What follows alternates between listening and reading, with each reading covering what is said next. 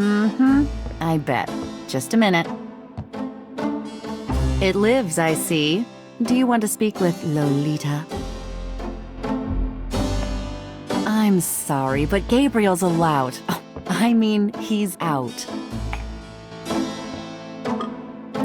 You know, you could do better. I know I don't know you, but you could do better. Bye-bye. Good morning.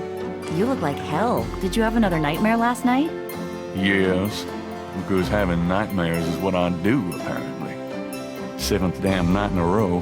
I told you, it's that voodoo book you're researching. That stuff can seriously screw with your karma. Unfortunately, I don't think my readers would go for a horror novel about fluffy bunny rabbits. So voodoo it is. You mean your reader? She lives in Wisconsin, doesn't she? Bite me. Hey, what goes on in your bed stays in your bed as far as I'm concerned. I have messages for you when you want them.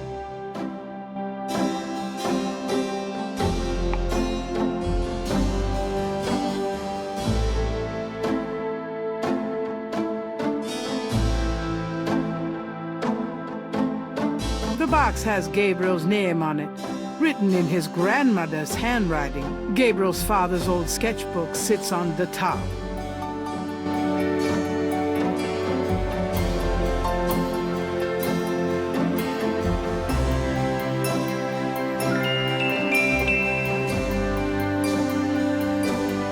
Gabriel looks fondly at his father's sketchbook and charcoal pencil. Images haunt the pages of Philip Knight's sketchbook, the way they must have haunted his mind. The images touch a deep chord in Gabriel. So familiar are they that he finds it hard to believe they aren't from his own subconscious.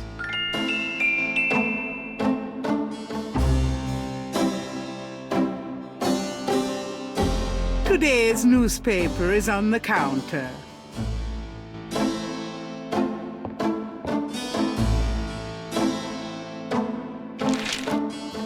Times dated June 18th, 1993. The Aquarius horoscope says, potential storms ahead. Proceed with caution and do not get involved with anything new at this time. Right.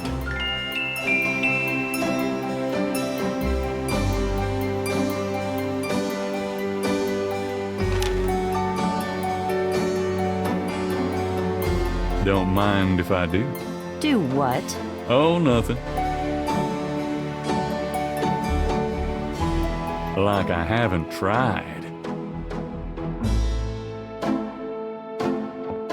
Got a minute, Grace? What's up? What do you know about voodoo? I didn't know much of anything about it until you started researching it for your book. Now I know that it's active in the city. There's that shop and museum. It can clearly be dangerous in the wrong hands. You should be careful investigating it. What do you know about voodoo? I've told you all I know. Sorry I can't be more help. Did you find any good voodoo resources for me? The best in the city are supposedly the Dixieland Drugstore and the Historical Museum of Voodoo. Both are right here in the French Quarter. How would I ever manage without you? You? Give me a break. The devil himself couldn't change you. Well, if the devil had great legs, perhaps. Like yours. And a riveting personality, I'm sure. If you need any more research done, just ask. It's not as though we're swamped with customers. What do you know about... Just what I read. What can you tell me about New Orleans? I've only been here 2 months, but I love it. It's so much more alive than any place I've been. It feels like anything's possible here. Do you have messages for me? Your friend Detective Mosley called. Talkative, isn't he? Especially with you. What did he want? He told me to tell you that his mother's maiden name is Humphrey, and that he left some photos for you at the station, at the front desk. It's about time. Let me guess. This has to do with the voodoo murders, right? Some kind of inside police information? Did you tell him you'd put him in your new book? Maybe. A writer has a certain obligation to his readers, you know. Gabriel, you know you'll never put him in your book. Your main character's a female orthodontist. You're gonna be reincarnated as a pit bull if you keep screwing with your karma. As long as it's a male pit bull with a really big... That's enough, thanks. Do you have messages for me? You got a call from someone named Wolfgang Ritter. He was calling from Germany. He told me it was urgent. Maybe you should give him a call. Call Germany? Like hell. If it's really important, he'll call back. Well, fine. Let's just hope he's not with the German lottery for pitiful American authors. Do you have messages for me? Your grandmother called. I keep meaning to get over there. What did she say? Did she sound good? She sounded great. We had a nice little chat about you. Grace? Don't worry, I didn't go into detail about your cardinal sins. Not that anything about you could surprise her. She adores you anyway. She's my girl. And she sent over that box on the table for you. What else can you tell me about Nolans? You're the native. Don't ask me. What do you know about... You won't get far questioning me about it, Sherlock. Tell me about yourself, Grace. What do you want to know? How come we haven't gone out yet? I'm still waiting around for that lobotomy. As soon as I get it, I'll let you know, okay? How do you like working at St. George's Books? Well, it's not exactly a huge intellectual challenge. Although the math in your record books could confuse Einstein. Still, I love old books. And it's a nice way to pay the bills while I explore the city for a summer. If you ever pay me, that is. What do you do after work? I either go to my oil painting class or my Tai Chi. You know that. You can go overboard with this improving yourself stuff. You don't want to alienate us mere mortals. Oh, I suppose I should just allow my mind and body to atrophy. Works for me. How old are you? Old enough to know about men like you. Just tell me anything at all. I just got my master's in history and classics. My folks wanted me to go on right away for my PhD, but 18 years of school was enough. I needed a break. Just tell me anything at all. I came to New Orleans because I'd read so much about it. I thought spending a few months here would clear my head. Just... I've been studying Tai Chi for 10 years. It's a very spiritual discipline. I'm sure discipline of any sort isn't something that would appeal to you, Gabriel. Nothing, I guess. Never mind. So, what's new, Grace? Your use of mathematics, for one thing. These books are unbelievable. What can I say? I refuse to be bound by rules. The strap marks on your bedpost speak otherwise. Done anything interesting lately? By your definition? No. I prefer it that way. Keep 'em busy? Not really. If you need any research done, let me know. Seen any good movies? I saw a great documentary last night on pyramid excavations. You mean small, dark places that haven't been touched in centuries? Sounds right up your alley. Well, it did help me gain a better understanding of your mind. Did I ever tell you that you're actually quite attractive? Be still, my heart. Had any customers lately? No, but I'm sure you have. You know, you really should get out more. But then who'd take care of St. George's? Me? Exactly.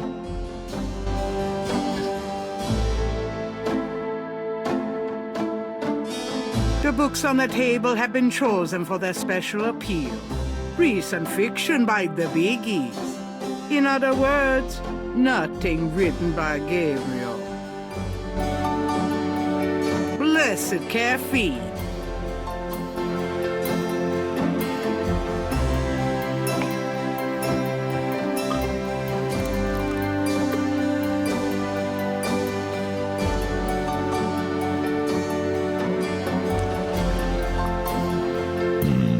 good coffee.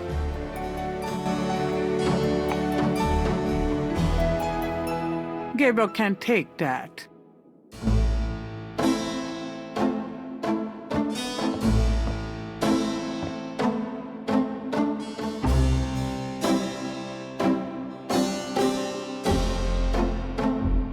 I practically own stock in these guys. Gracie's resume. She was way overqualified. And also the only person who applied. Those keychains were for a promo I tried once, before I realized it was hopeless.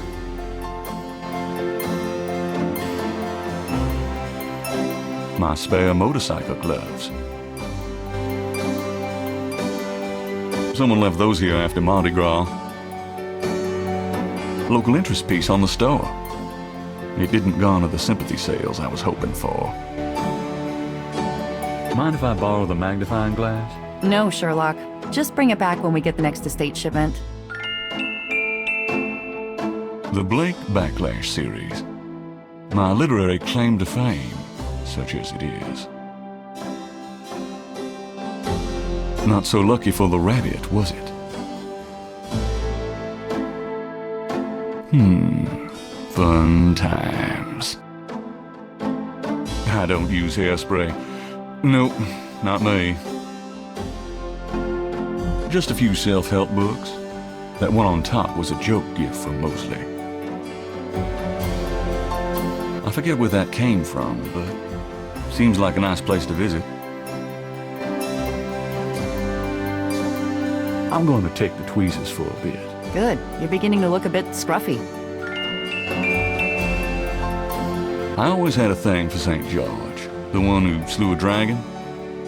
Yeah, it's probably bigger than this little guy, though. I always had a thing for... That's from Graham. She likes to think it means someone's watching over me. I'm not so sure about that, but I don't have the heart to get rid of it.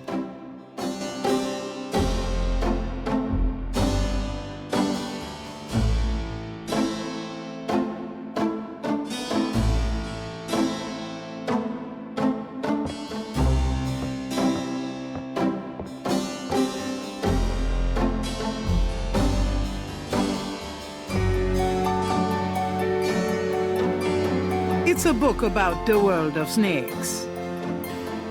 Hey, that's interesting. Snakes can sense their prey by vibration.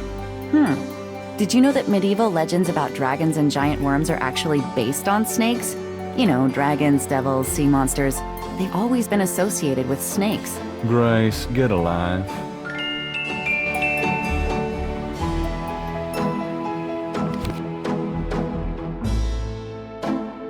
Gabriel leafs through a German-English dictionary. Dry means 3. Gabriel leafs... Risa means a journey. I wonder if I'll ever use this stuff. Gabriel... Dry means 3. Gabriel... Risa means... Gabriel... Mittag means midday, noon. Gabriel... Dry means... Gabriel... Mittag means... Gabriel... Drachen means dragons. I wonder if Mosley would know he was being insulted if I called him Drachen Breath. Gabriel... Drachen...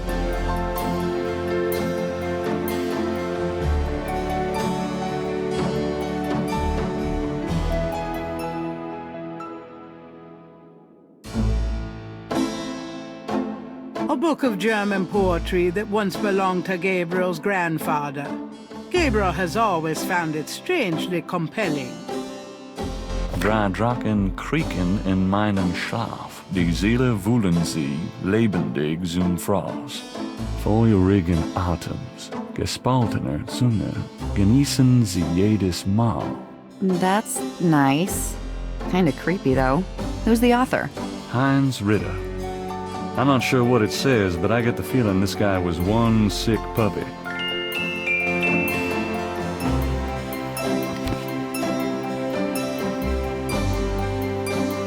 The The ladder provides access to the uppermost shelves of the bookcase.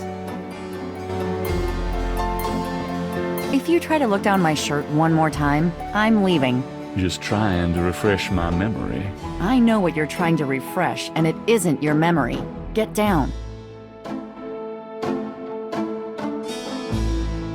Grace's coat is a simple but classic trench coat. Gabriel hates people with good taste. Leave my coat alone, Gabriel. Dramatic, isn't it? Gabriel didn't eat for 3 weeks after splurging on that coat. He has a thing for black leather.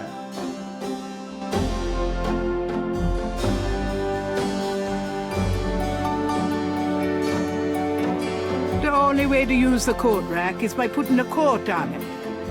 Well, there may be other ways, but it's a bit heavy to lug into the bedroom. Gabriel looks at the cash register, checking for cobwebs.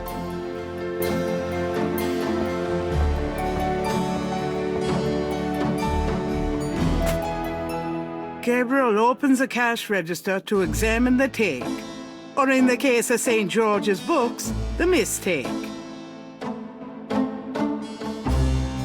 The cash register contains about $20 in small bills and change. Gabriel, that's all the change I have.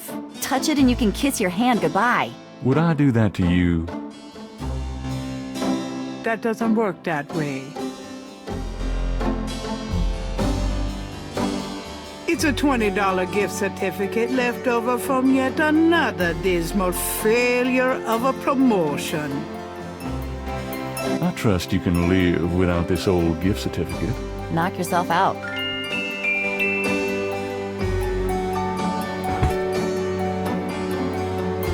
Three snakes in a skull. Gabriel's father painted it. What a wacky offbeat kind of guy Daddy was. Nope, no safe full of money back there.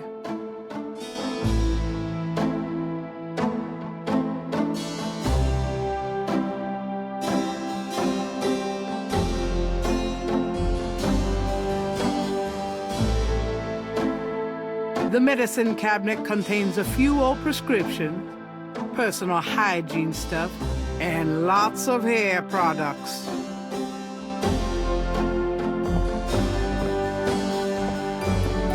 I'll take this hair gel.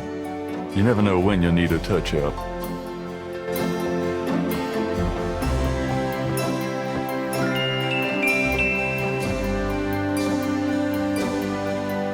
A little cold bubbly and brie cheese is about all Gabriel's fridge ever has in it.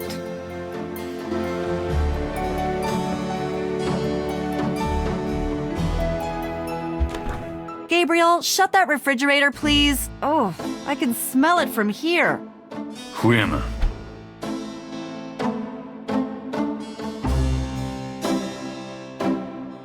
The closet is loaded with white t-shirts. There's one black button-down for those fancy occasions.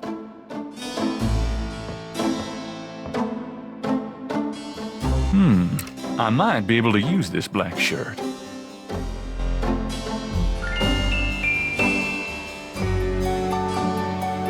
There's a flashlight on the dresser.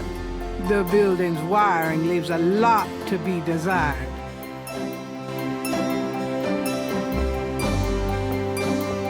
I might need a flashlight. A poster on the wall advertises Mardi Gras, the biggest party of the year in New Orleans. Let sleeping lions lie. I got that cheap at a garage sale. Always had a thing for lions.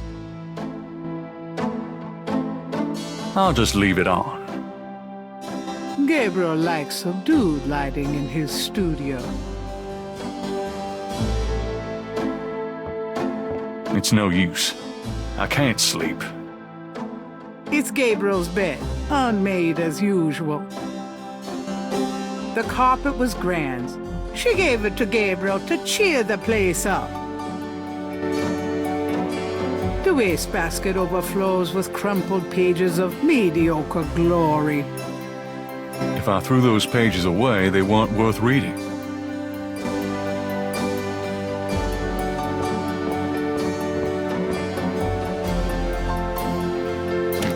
At Giant Discount Bookstore, we discount every title 50%. When you see our selection and prices, you'll never want to shop with those little guys again. You're listening to KLEB in Nolens, where we play the best music 24 hours a day. I want you to take hold of your prayer clothes. Better yet, take hold of your radio, and let's do a miracle. But first, I want to talk about doing what's right. Those of you who are out there listening to these radio waves of comfort, you know what I'm talking about. Every day, this program reaches out into the darkness and pulls lost souls from the grasp of the devil himself. Oh, but now I don't have to tell you that the Lord's work does not come cheap, my friend.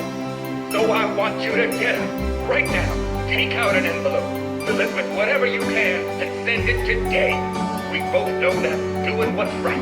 I ask you, my friend, have you done your share today? Or are you being carried by those dedicated souls who support this ministry with their generous gifts and offerings? Remember, my friends, faith that costs nothing does nothing. Simply send your gifts of faith to Reverend Bob, and your name will be blessed. Hallelujah! That's it for this week, friends. Enjoy the wonderful, wonderful music, and may God watch over you. The Trio Grandams will hold their annual Gardenia Festival and Tea this coming Tuesday at the Sons of Burgundy Hall. Admission is free. Do you have men problems? Someone put a hex on you? Call Sister Cross. Through the power of love and the Lord Jesus Christ, she can fix what's ailing you. You're listening to KLEB in Nolens, where we play the best music 24 hours a day. Several dozen books, including a few of Gabriel's novels, occupy the shelves above his desk. Gabriel doesn't feel like reading right now.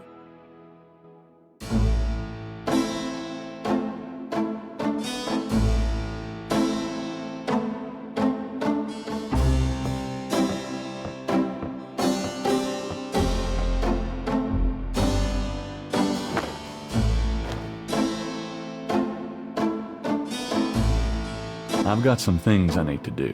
Good luck.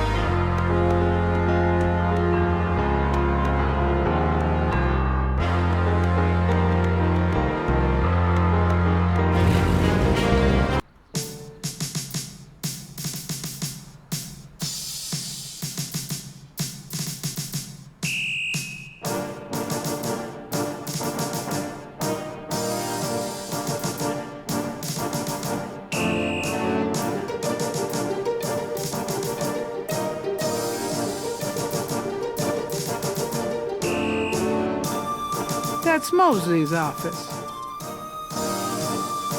That's Mosley's office.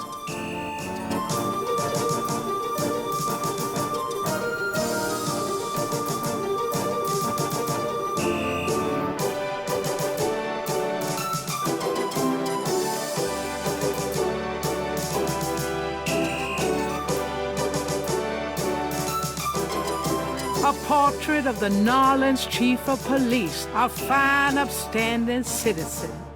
In other words, nothing like Gabriel. Interesting design for a trash can. Must have been on sale at Cops R Us. It's not going to look any better somewhere else.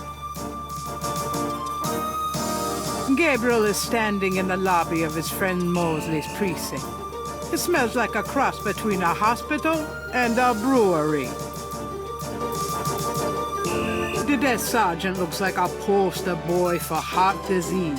30 extra pounds between his armpits and his belt, and a complexion the consistency of gray oatmeal. In other words, a typical product of good Southern cooking. He doesn't seem interested in that. Got a forklift?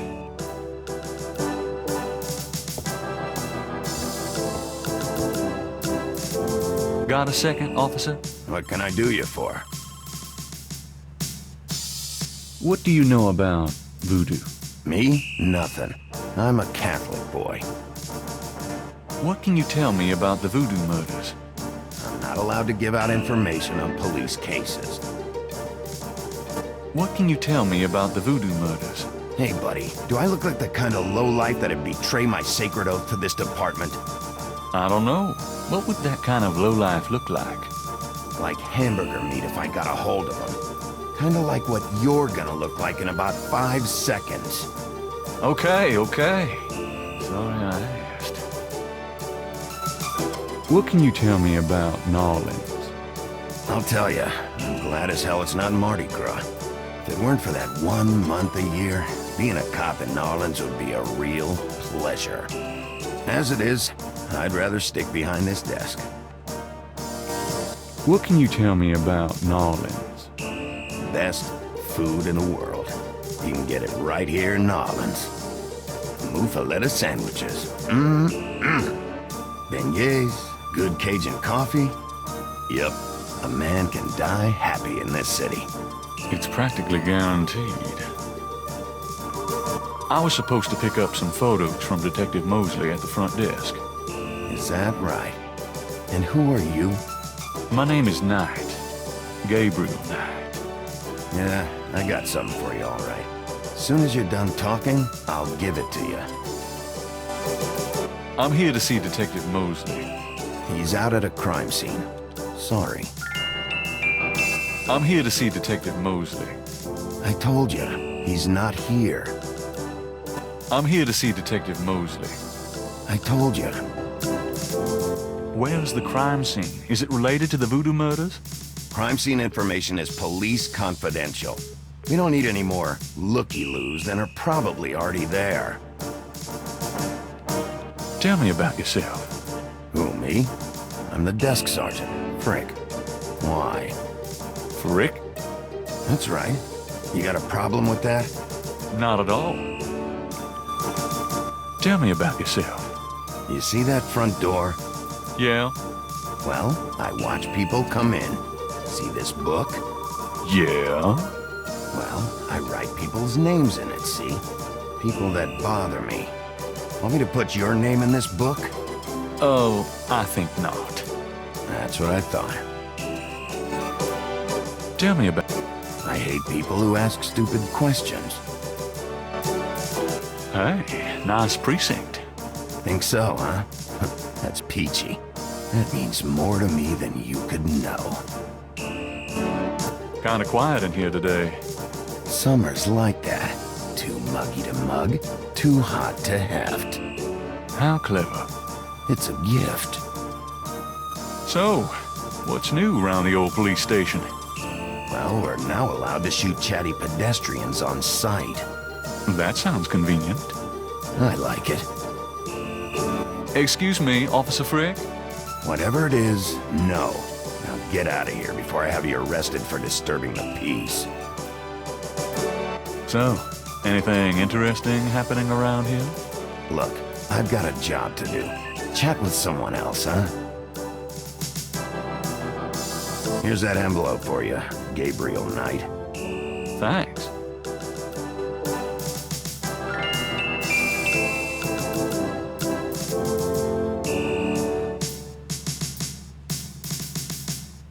Gabriel opens the manila envelope and finds 2 photographs.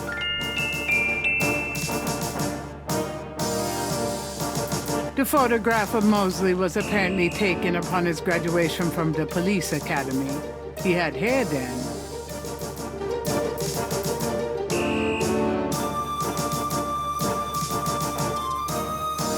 One of the photos from Mosley is an official Voodoo Murders crime scene shot, a graphic close-up of a victim.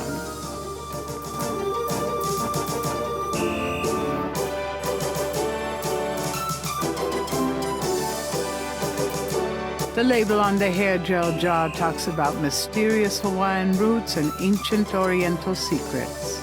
The copy is almost as believable as Gabriel's novels.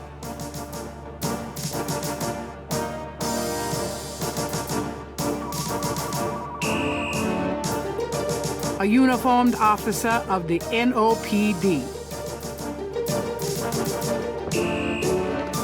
Hey. Hey, Officer, can I ask you some questions? desk sergeant's right over there.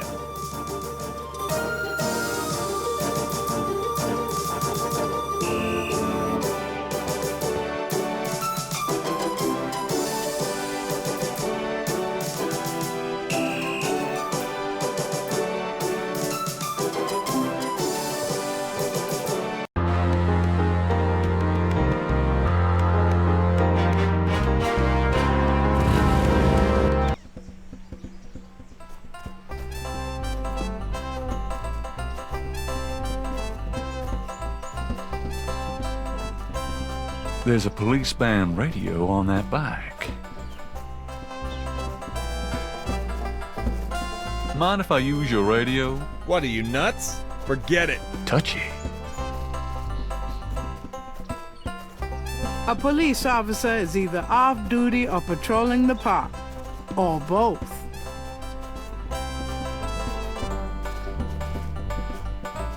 You white-faced geek, you want to eat my fist? Good day, officer. Yeah, you too. Keep moving. Could I ask you a few questions? Not now, buddy. I'm busy. I should have noticed that. Thanks. Yeah, right. He's not my type.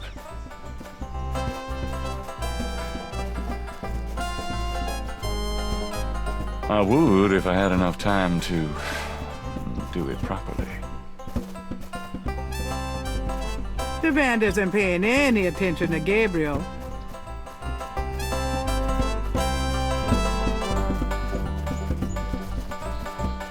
Hey there, nice beat. I dig it. The drummer does not respond.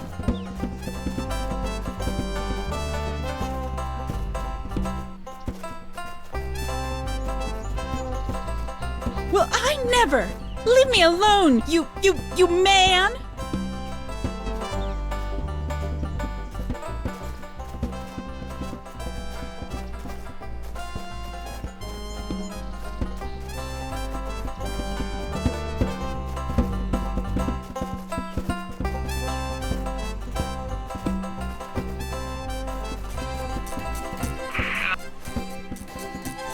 You white-faced geek, you want to eat my fist? He's not.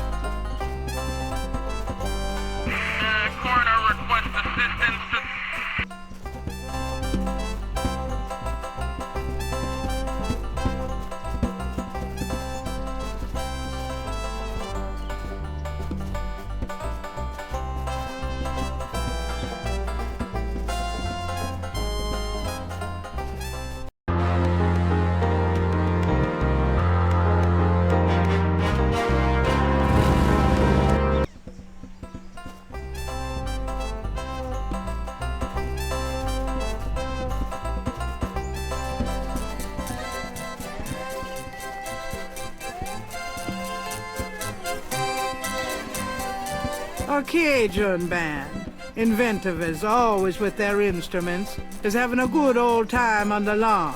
Funny how catchy that toe tapping can be.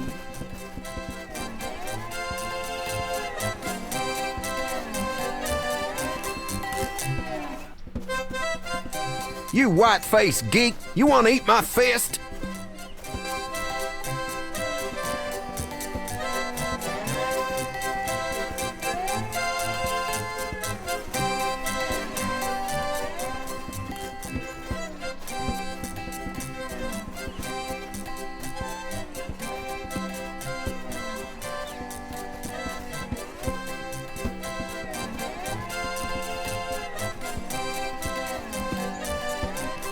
Since Gabriel can't read lips, he's disinclined to start a conversation.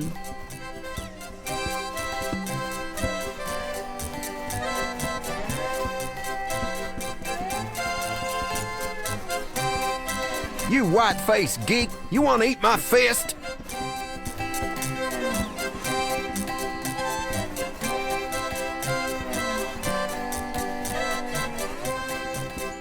It's one of those.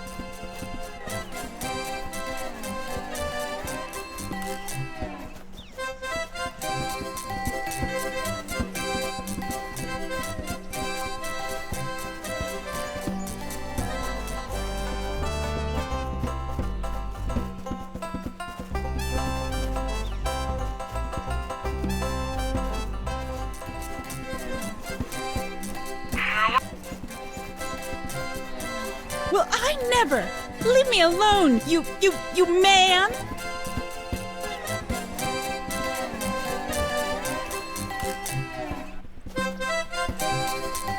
People seem.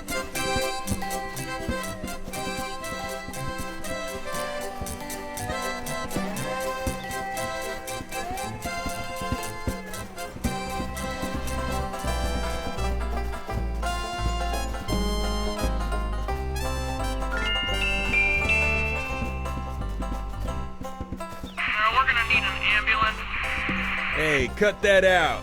I told you to stop that. All right, mister, you want some of this? Why, you little...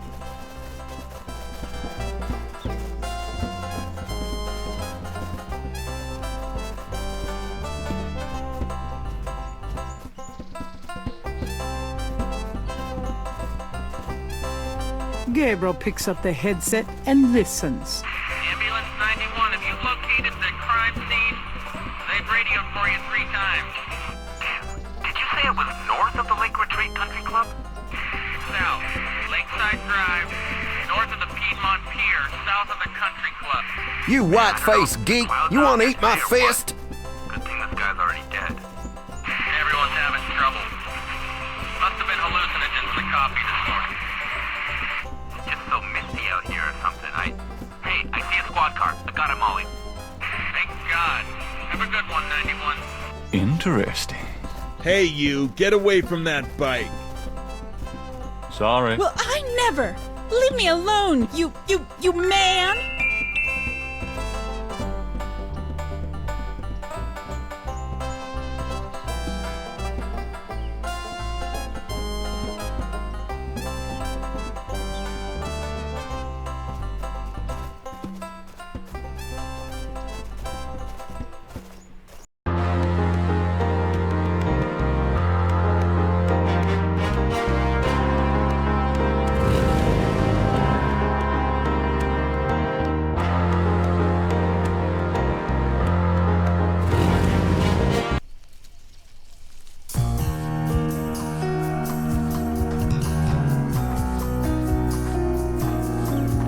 Hey, Mostly. Huh? Knight, you wiener, I told you not to call me that. Feeling jumpy? Who, me? Don't be stupid. How'd you find me? Oh, I was just driving by. Uh-huh. Well, I guess I can let you see it, for the book. But don't tell anyone, huh?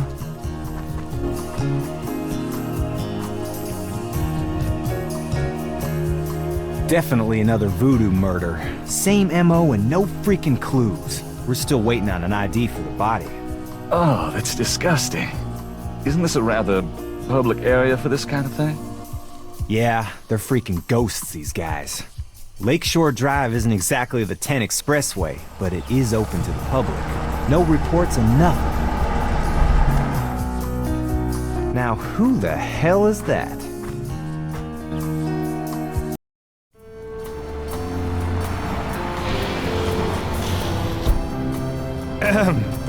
Good day, Miss Getty. What's going on, officer? Detective Mosley, ma'am. We got a little problem here, but nothing for you to be concerned about. I see. Thank you, detective. And good day, gentlemen. I'm in love. Forget it. That's Molly at Getty. She's about as far out of your reach as the moon. Probably on her way to meet some guy with a yacht right now. Near here? The lake's a popular place for country clubs. If she's out here a lot, maybe she saw something or heard something. Nah, nobody ever sees or hears nothing. I told you. Besides, you just don't go around bothering people like her. We've about wrapped it up, sir. Well, let's get the meat wagon moving then. Stick around and take notes for the book if you want. Watch out for the muck and the water moccasins, though. If you want to talk, I'll be at the station tomorrow. Thanks.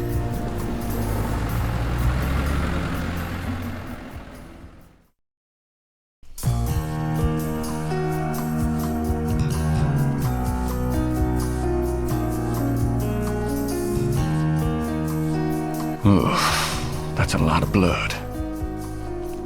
No, I've got no way to take that with me, and I don't want to.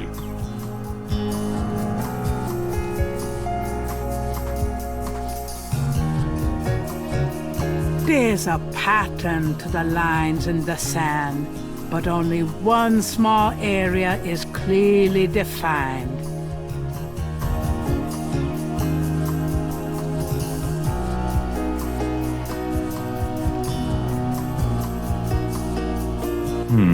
Let me try to copy this down.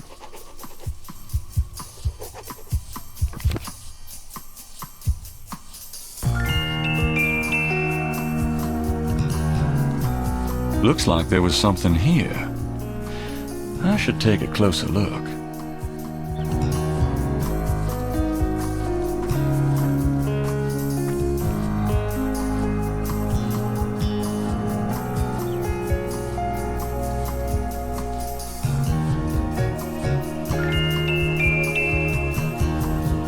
Something small and iridescent is barely visible in the sand.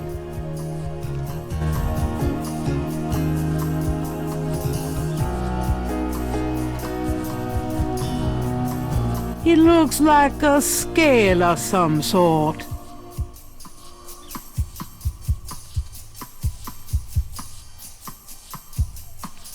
Gabriel carefully uses the tweezers to take the small, iridescent scale.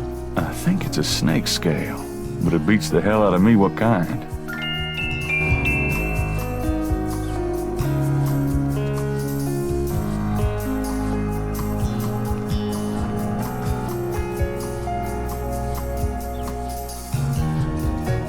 Gabriel is carrying a scale he found near the crime scene at Lake Pontchartrain.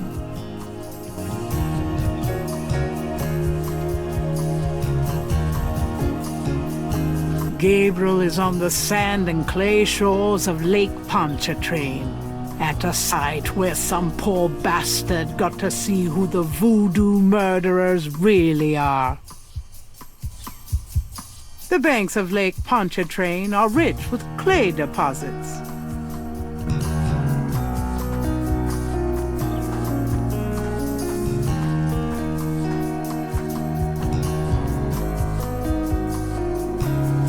I'll take some of this clay with me.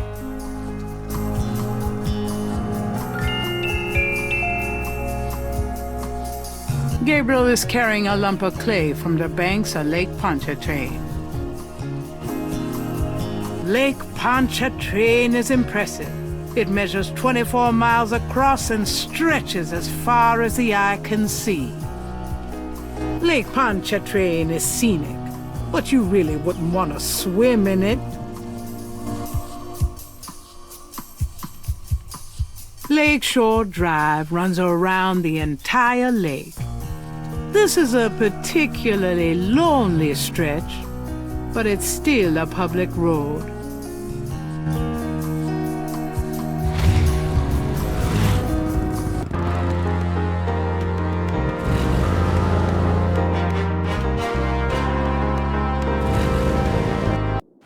Hey, Grace, here I am. Whew, boy, party time.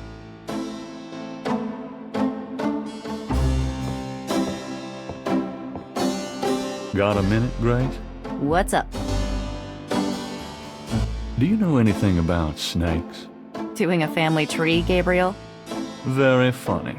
I mean real snakes, you know, scaly, cold-blooded. I would have thought you'd find them empathetic.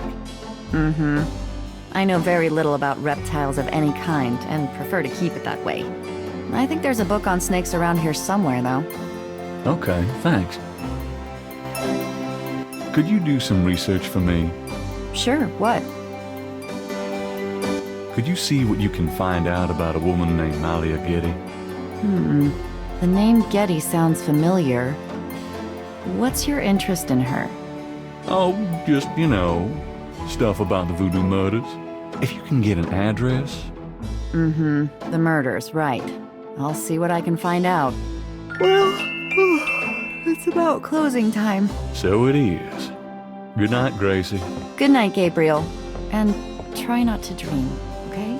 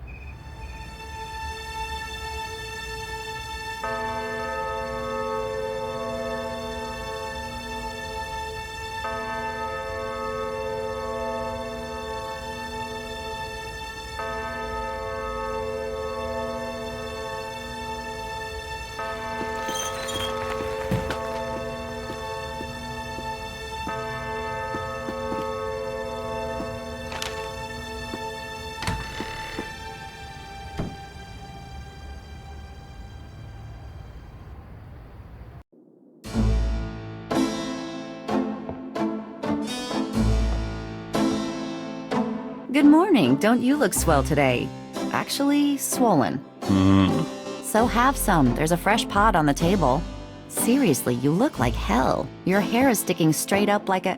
Oh, it always does that. Never mind. Ha ha. Did you dream about the fire and the hanged guy and that lion thing last night? Leopard, not lion. Did you get anything on Malia Getty? Well, I did get her address, but you're a little out of your league here, big fella.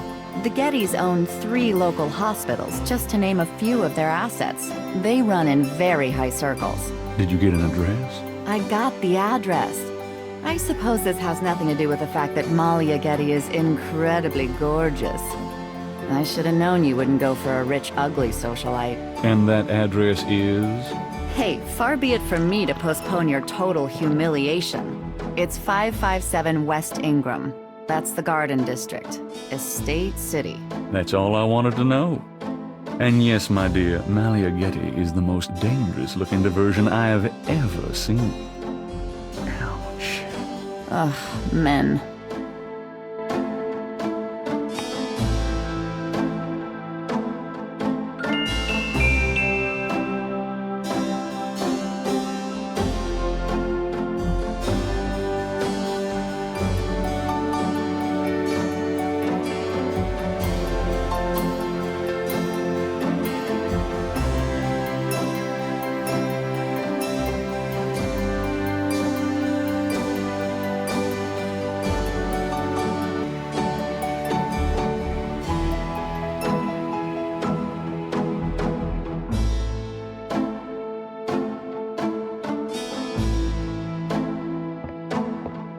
Got a minute, Grace? What's up?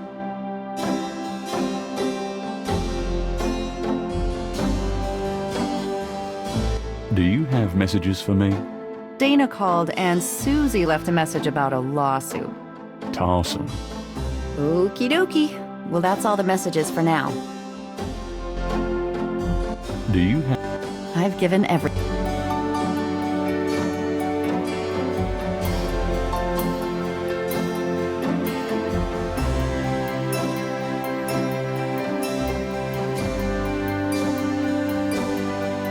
Gabriel would rather use the phone in his studio for privacy.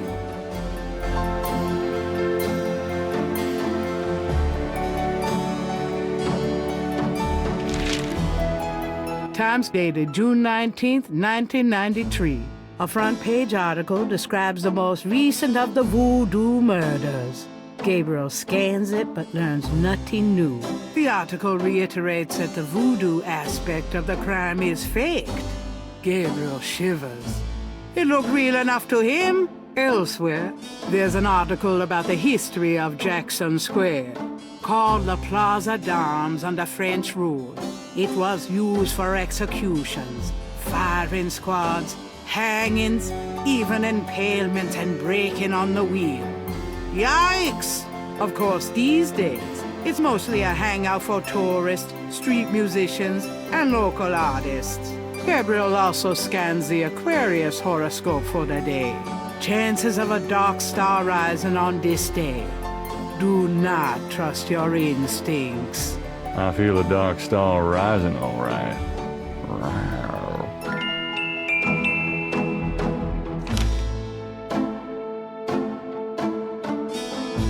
Cute gargoyle, eh? Life is too short to talk to ugly statues. You never know it by the women you date. The gargoyle has no function but sheer ugliness. Not unlike... Oh, never mind.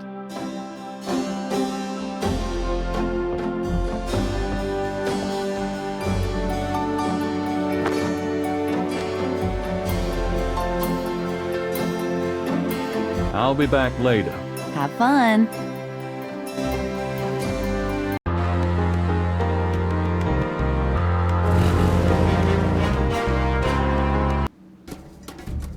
Welcome, my friend. Hello. I am the proprietor, Dr. John. If you have any questions, I would be happy to assist. Great. My name is Knight, and I'll probably take you up on that. A street drummer has settled outside the museum. Gabriel can't do anything with the drummer on the street. It's an electrical switch.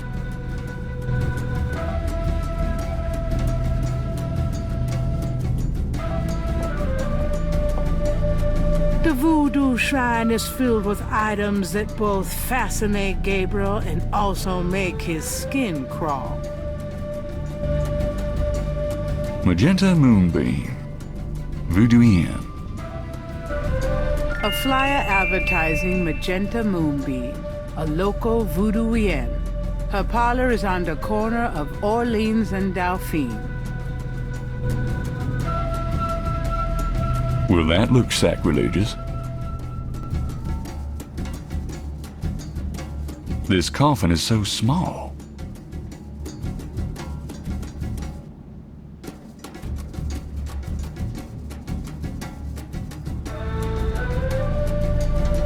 An official voodoo wishing stump. Rub it and make a wish, a card says. Funny, I say the same thing to women. I wish Molly Getty were mine forever. Really, I mean it. What was that? Oh, nothing. An authentic-looking pole marks the center of the room. Authentic what? Gabriel isn't sure. The pole is solidly connected to the floor. The back wall displays various voodoo items, such as offerings of fruits to the voodoo deities. Even if that were for sale, Gabriel couldn't afford it. A very large, very formidable-looking snake is secured in a plexiglass cage. The snake is too far away. The python is quite dangerous. I would stay back if I were you. Thanks for the advice. Dr. John is a huge man. If his manner weren't so pleasant, he'd be intimidating. Could I ask you a few questions? That is why I am here. What can you tell me about voodoo? Historical voodoo, or the voodoo currently practiced in the city. What do you know about the voodoo murders? The killings in the newspaper. I know they have nothing to do with true voodoo in New Orleans. What makes you think the voodoo murders aren't being done by local practitioners? Voodoo is a popular boogeyman, Mr. Knight, especially in New Orleans. Anyone can pretend to use it, just as anyone can pretend to be a black belt in karate. And for the same reason, to intimidate. I know voodoo in this city, Mr. Knight, and believe me, it is not about killing. Even the police have stated that the killings have nothing to do with local voodoo. What do you think of New Orleans? It is the only city in the United States, as far as I am concerned. Do you know anything about snakes? Ah, you have perhaps noticed the museum snake, Mr. Knight? They are beautiful creatures. Do you not agree? And the tourists seem to associate them with voodoo.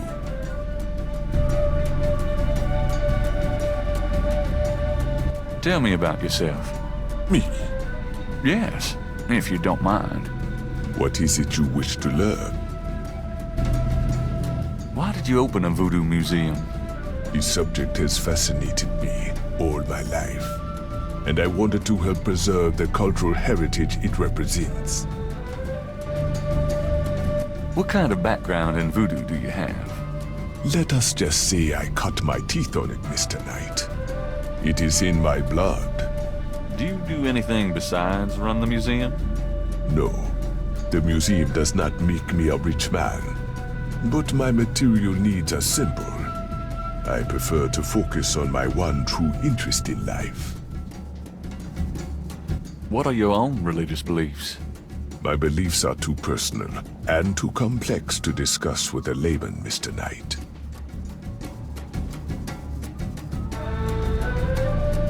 Just tell me anything. I am originally from the West Indies myself, you know. Really? What brought you to New Orleans? I was drawn here for personal reasons.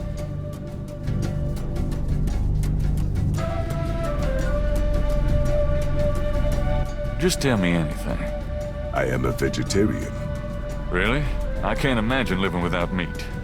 That must be the hunter in you, Mr. Knight.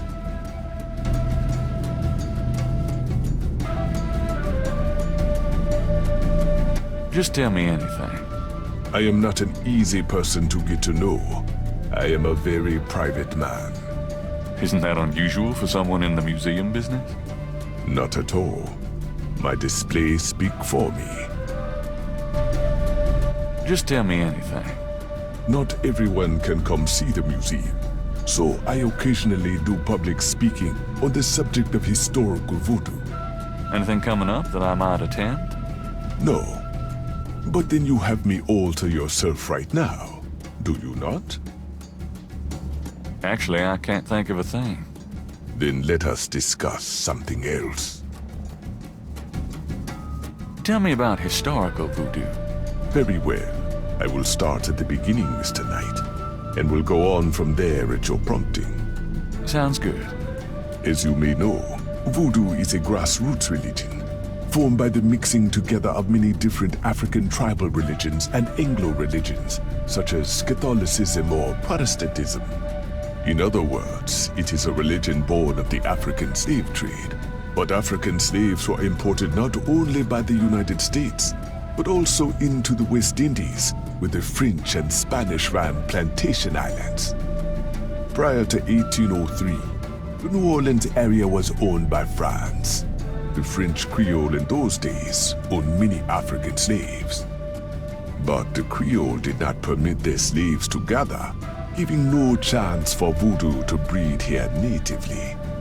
The Creole also knew enough about the corrupted pagan practices of the West Indies slaves to ban the importings of slaves from that region.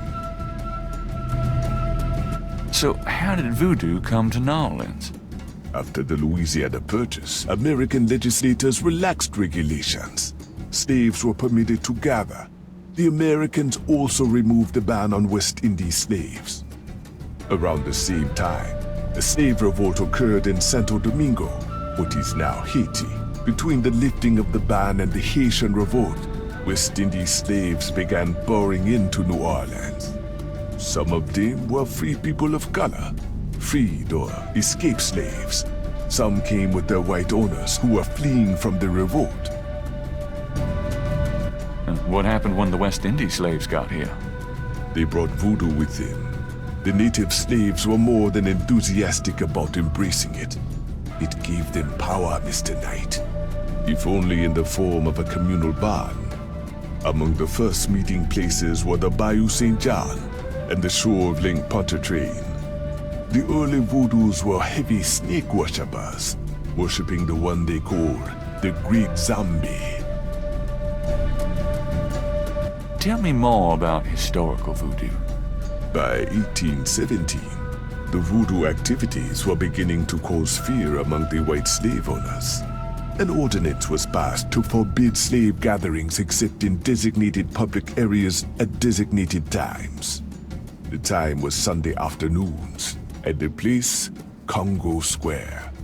The slaves and free people of color gathered to dance simulations of their voodoo dances, right in sight of Creole society.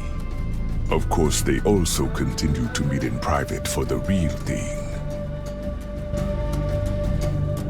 Tell me more about historical voodoo. There were a variety of kings and queens at first, voodoo priests and priestesses. But from about 1830, a single power emerged. This was a voodoo queen named Marie Laveau. Marie Laveau ruled voodoo in New Orleans for many years. Tell me about current voodoo. Many people think of voodoo in terms of magic spells or gree-gree. That kind of practice is actually called hoodoo and is only a part of true voodoo.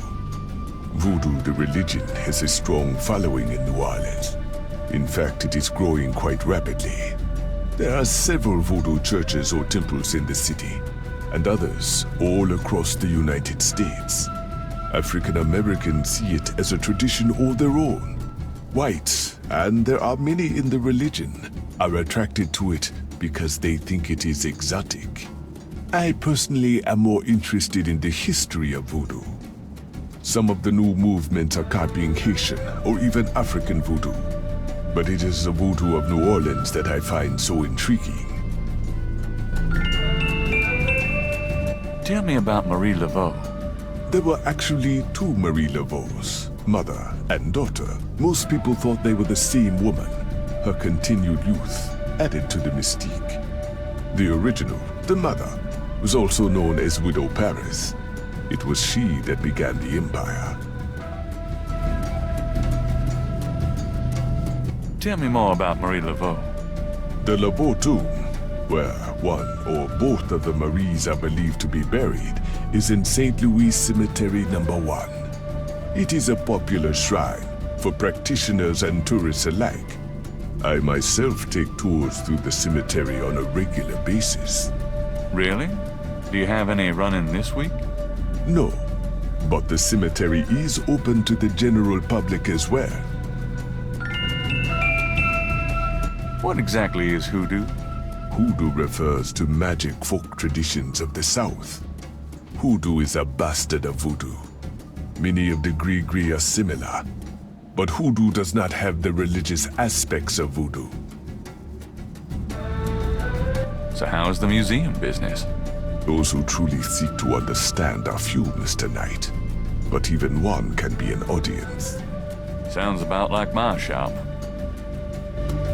So where do you pick up all this stuff? Oh, here and there. We accept donations of any pertinent items.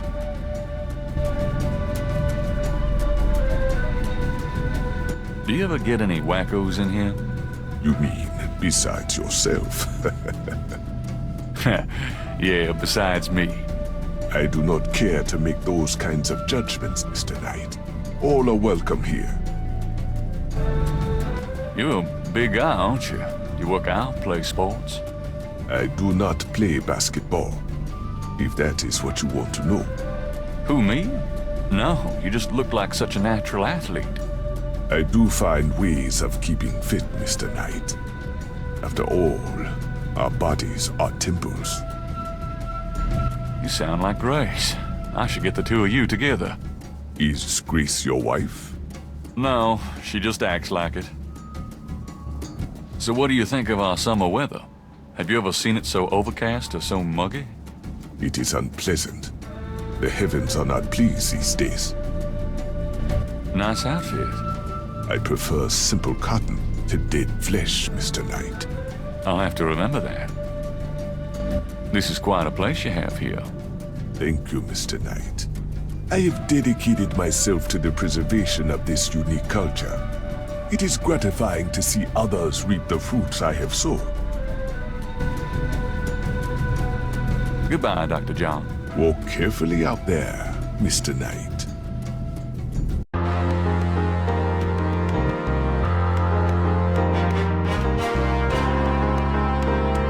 A sign on the front door of Magenta's home reads, Attuning with the Spirit Realm, back on June 22nd.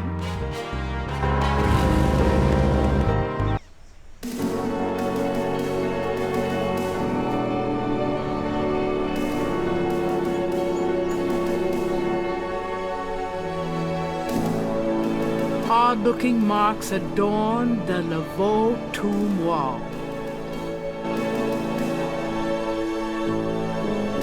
This is the tomb of Marie Laveau, Voodoo Queen of Narlands.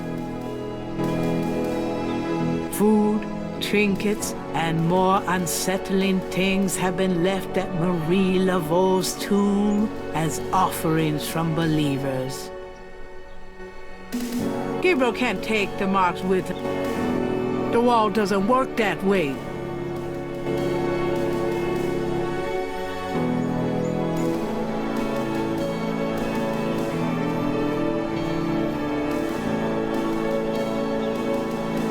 I want a copy of these strange marks. The marks are reddish in color and remind Gabriel of crosses. They look like they've been here a few days at least.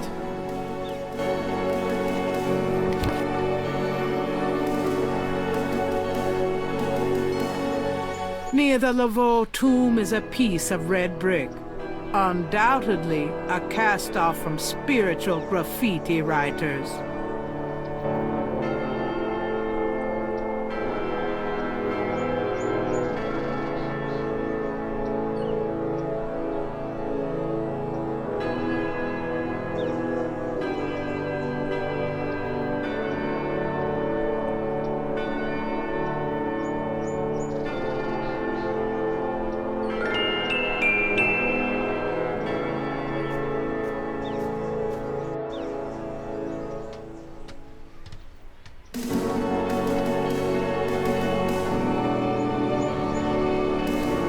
An angel draped dramatically over a stone plinth marks the entrance to a large tomb. There's a small marble plate near the tomb doors.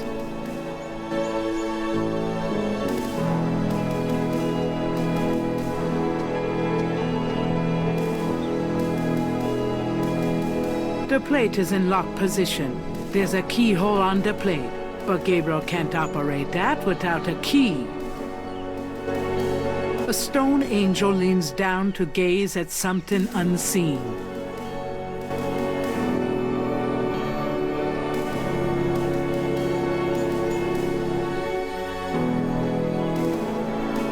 don't need to go visit the family tomb today.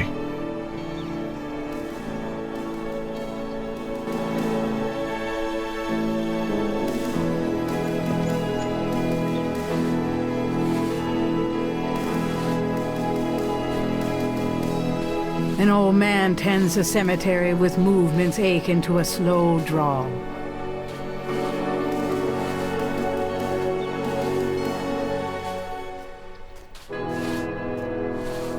Mind if I pick your brain a minute? Go ahead. These folks ain't in no hurry. What can you tell me about voodoo? They say it was part of an old religion from Africa, brought here by slaves.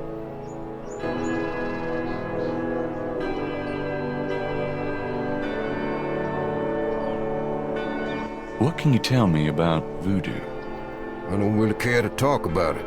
I don't do it none myself. What do you know about the voodoo murders?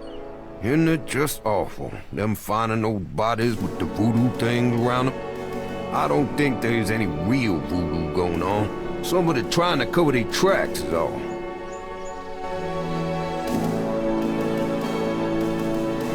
What can you tell me about Gnarlings? Seem like everyone wants to visit Narlands at least once in their lives. And they love the cemetery tours. I see tourists in here every day of the year. Do you know anything about snakes? Snakes? I see snakes around here all the time. Most of them aren't poisonous, of course. I don't mind snakes myself, but lots of folks are afraid of them. Do you know anything about Marie Laveau? Sure. She was the voodoo queen of Narlands, a powerful voodooian and a powerful sorceress. Believers still come to her tomb, you know. They write secret marks on the walls, leave offerings. Then there's the tourists. They come out of curiosity. As a matter of fact, that big Dr. John fella from that voodoo museum, he's here at least once a day. But Marie Laveau's tomb isn't the only one the believers visit and make markings and leave offerings at. Tell me about yourself. My name is Toussaint Gervais. I'm the watchman here at St. Louis No. 1. What exactly do you do here? Oh, I keep the place tidy, of course. But a big part of my job, too, is looking out for the grievers, you know. People come to pay their respects, and they need looking out for. Sometimes they so grief-bound, they don't know what they doing. Tell me about yourself. That's about all there is to say. Tell me something about St. Louis Cemetery No. 1. You know why the dead are buried in tombs and not in the ground, don't you? The water table's too high. Them coffins will float right out of their graves. Ha! Them dead will go floating right down into the Coda. Of course, if it were Mardi Gras, nobody'd even notice. It's a historical place. People buried in here from the Civil War. Back further, too. Take a look around. You'll see. You said there were other mock tombs? Yep. I've seen bull hearts left on tombs and a nest of vulture feathers, plates of peas and corn green. Animal parts, human parts even, it look like. Male parts, if you get my meaning. And this is one of the great family crypts, mind you. Odd how them types just pick a spot and stick to it. You been working here a long time? Longer than you've been alive, son. I may perhaps be here longer than you'll be alive, for that matter. Kind of a quiet job you got, isn't it? Most of the time, yeah. They act up some at the full moon, though. You must enjoy the company of dead folks. Unlike the living, they ain't never given no reason to dislike them none. How's business today? About like every day. It's what you call a seller's market.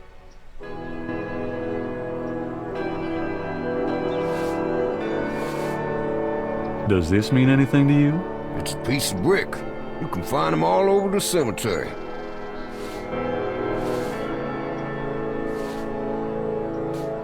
Does this mean anything to you? Nope.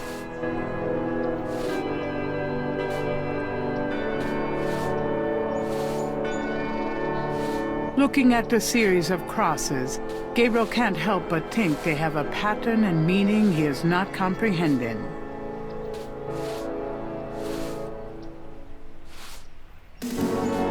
Does this mean anything to you? Sure, I see them marks all the time on the tombs. Don't know what they mean, though.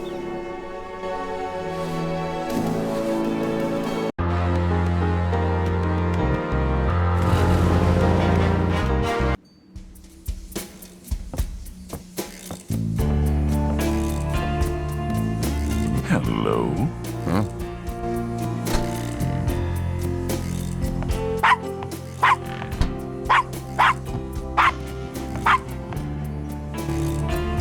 Bonjour, Monsieur Walker.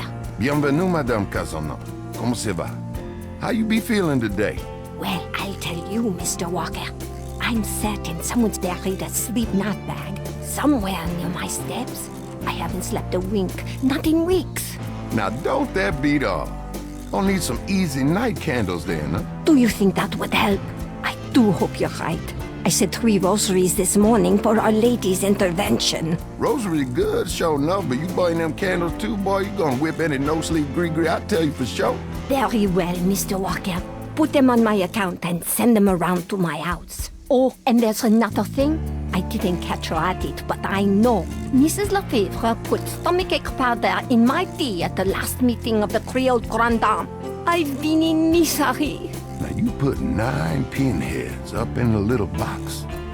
Add a pinch of graveyard dust, put it up under her front post step. That'll turn the trick back on Miss Lefebvre, and she'd be the one with the bellyache.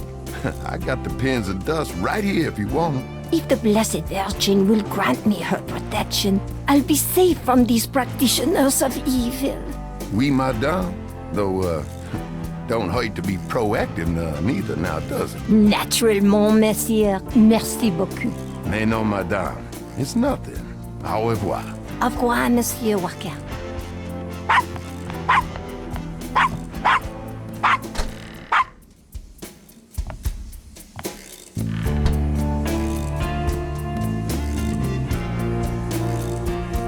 The sign says, Special St. John's Eve Lagnia. Free bottle of lover come back to me oil, or master gambling oil with every purchase over $50. Lagniappe. My French is lousy, but everyone in New Orleans knows what that means. A little something extra.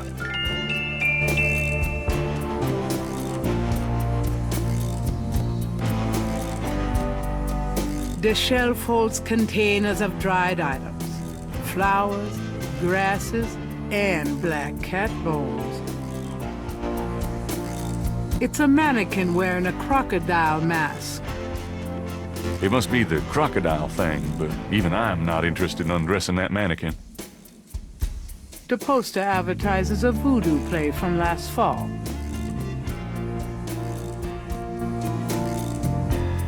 To get what's in the case, Gabriel would need money.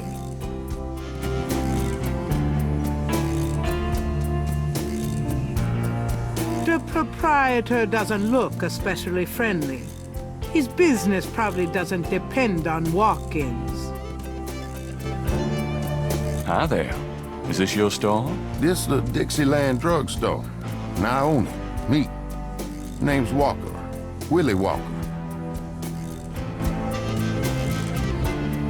Can you tell me what you know about voodoo?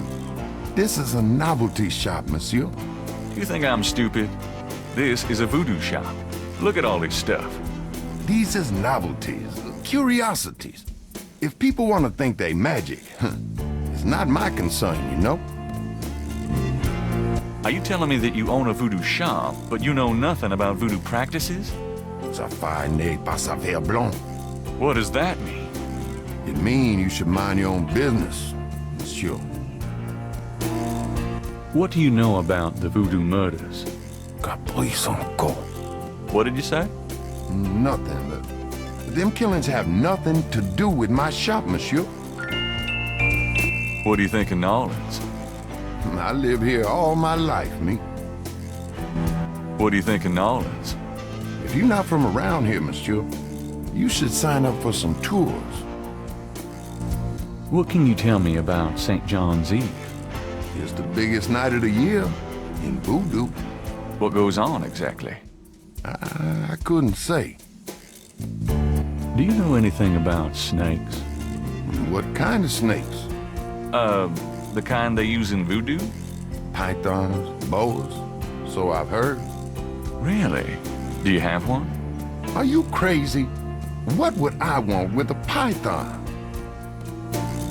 What did you mean when you said Caprice encore? I didn't say that. You did. I heard you say it. You heard wrong, monsieur. I said no such thing. What do you know about Marie Laveau? Marie?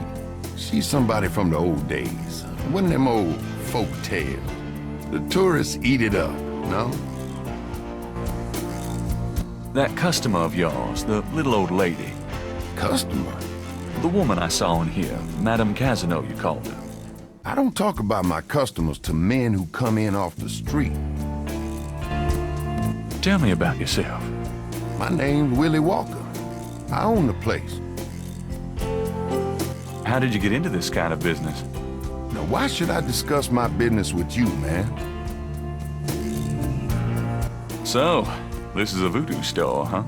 Voodoo? No, man. This is a curio shop.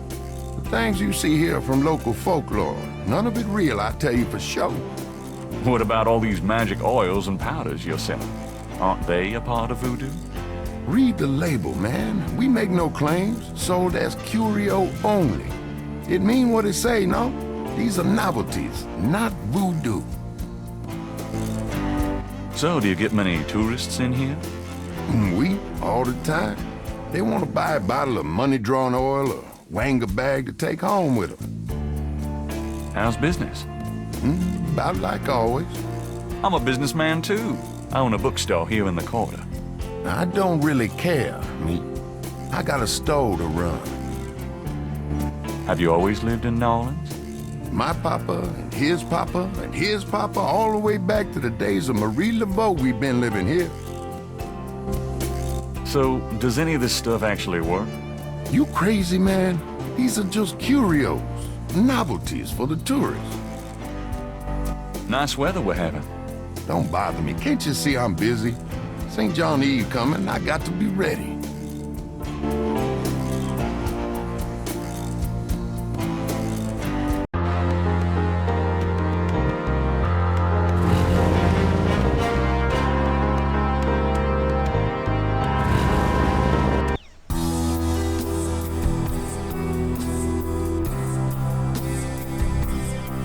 Potted roses marked the entrance to the house.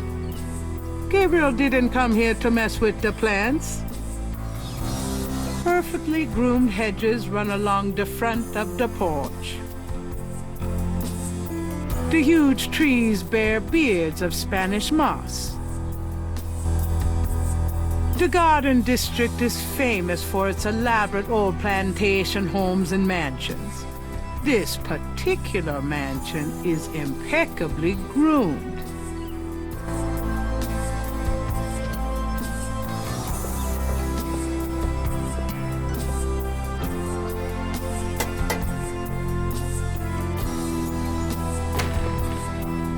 May I help you? The man looks intellectual, polished, and impervious. He gazes at Gabriel with a superior eye.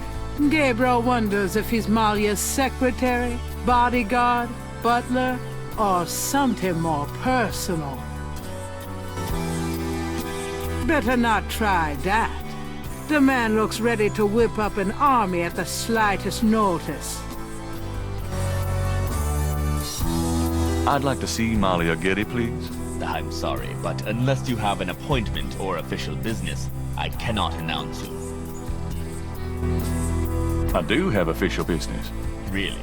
Please tell me the nature of your business.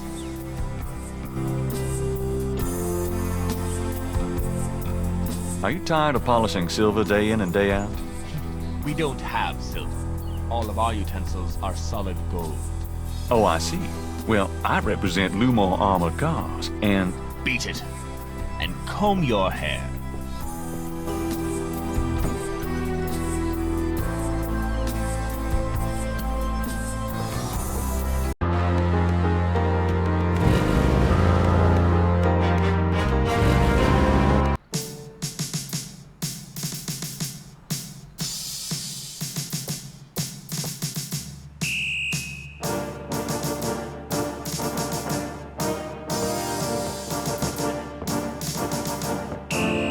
Got a second, officer?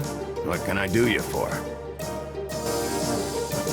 What can you tell me about snakes? What does this look like? A zoo? Never mind, don't answer that. No, I don't know nothing about no snakes. What do you know about St. John's Eve? A bunch of crazies out there on St. John's Eve, that's what. We're busy all night. Really? What kind of crazies? Oh, your usual howl at the mooners, I guess. They don't look no weirder than them that come in during Mardi Gras. Never can tell, though. Do you know what Caprice and Call means? No. Sounds foreign or something. What do you know about Marie Laveau? Marie who? Is she the one that hangs out on Conti and Nash? No. Never mind. I'm here to see Detective Mosley. He's in his office. Go on back.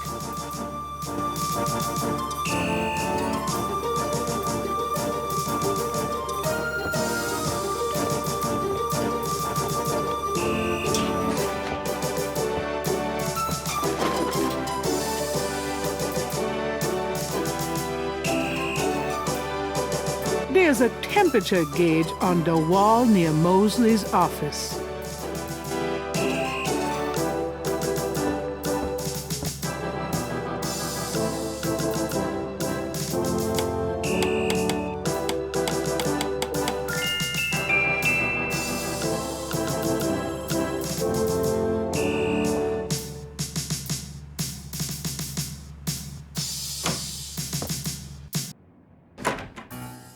Hey.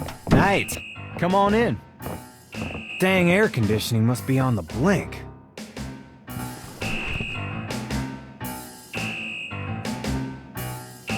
Mosley's desk has more growing on it than his head.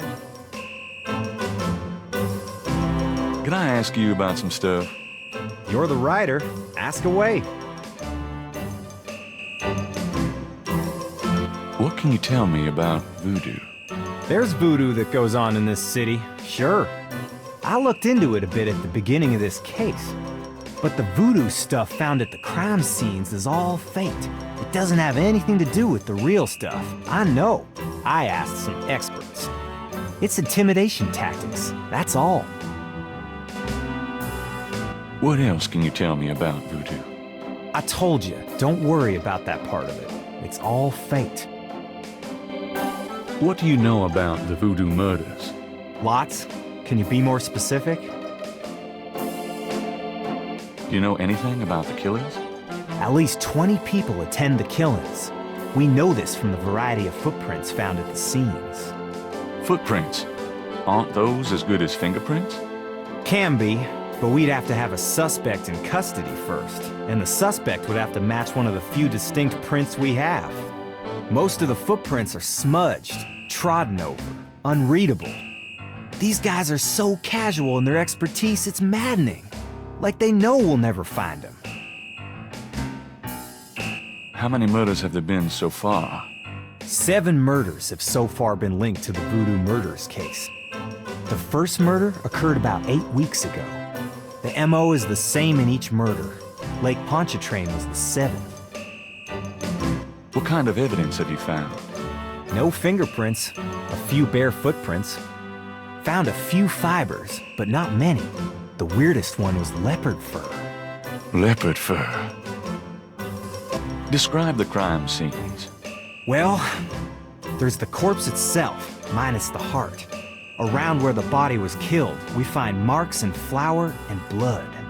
There are traces of wax from candles, red and black. Ordinary wax candles, so the lab reports. Also blood and feathers of chickens, and goat's blood. And plenty of the victim's own, of course.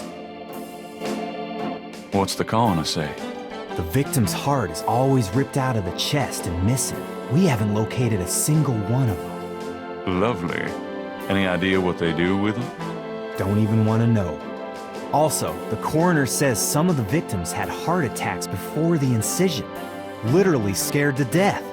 The knife wounds are consistent with a long, narrow, wavy-edged knife. Probably a ritualistic dagger. Any witnesses? Nope. There's never been a single witness. No one's even heard a disturbance. It's damned weird. Like they just don't want people to see, and so nobody sees nothing. Know anything about the victims? The victims are all out-of-towners. We still don't know why. Oh, nothing. Never mind. Sure, no problem. Okay, anything else? Do you know anything about Marie Laveau?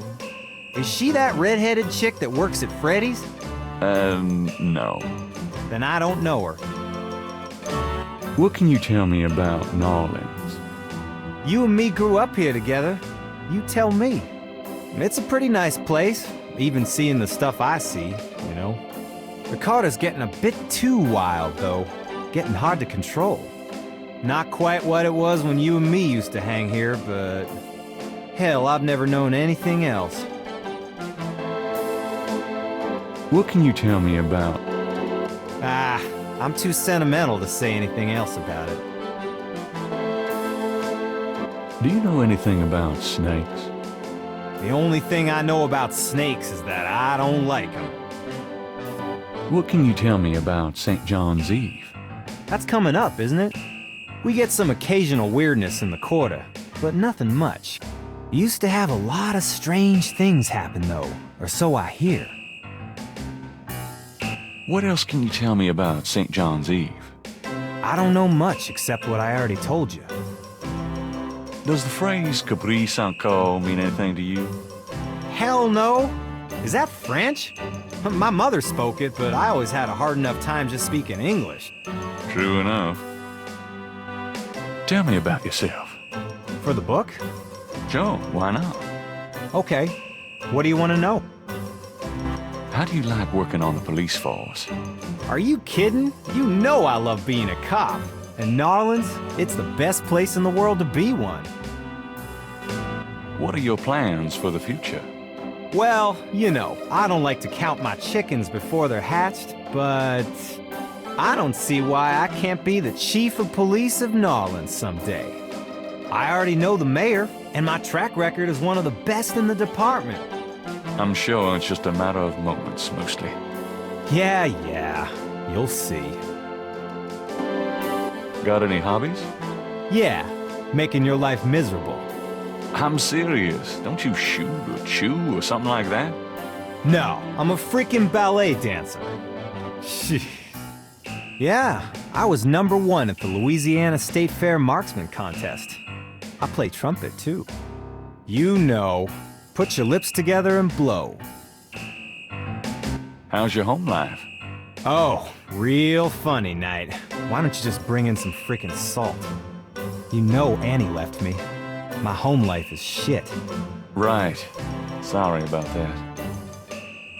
Just tell me anything at all. Remember how we used to play monkey in the middle? Man, we used to piss off our senior year teacher. What was her name? Oh, Miss McKelly. You'd act like you were gonna toss her an eraser or something, and then you'd throw it to me over her head. And we used to do it at your grand's, too, like with the remote when she wanted to watch her soaps. Yep, and it was a great way to pick up women in the library. Those were the days. Just tell me anything at all. You know, my doctor told me I got a little family of ulcers starting. I wish this case would end so I could get some rest for a change. Just tell me anything at all. Oh, my back hurts. Just tell... For the book, I wanted to be an astronaut when I was young, or a fireman. Fascinating. Just tell... I'm 6'2". You are not. Oh, come on. I'm close enough. Just write me up that way.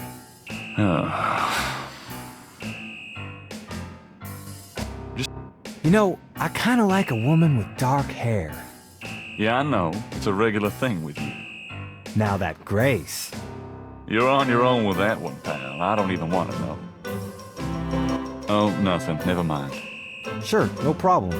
Okay. How about getting me some coffee? Coffee? You want coffee? Should that surprise you? Nah, you've always been a caffeine addict. It's just that what we got here hardly qualifies. So I'm desperate. It's your stomach. I'll get you some when we're done talking. That long?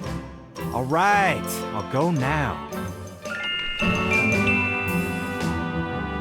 Don't touch anything while I'm gone.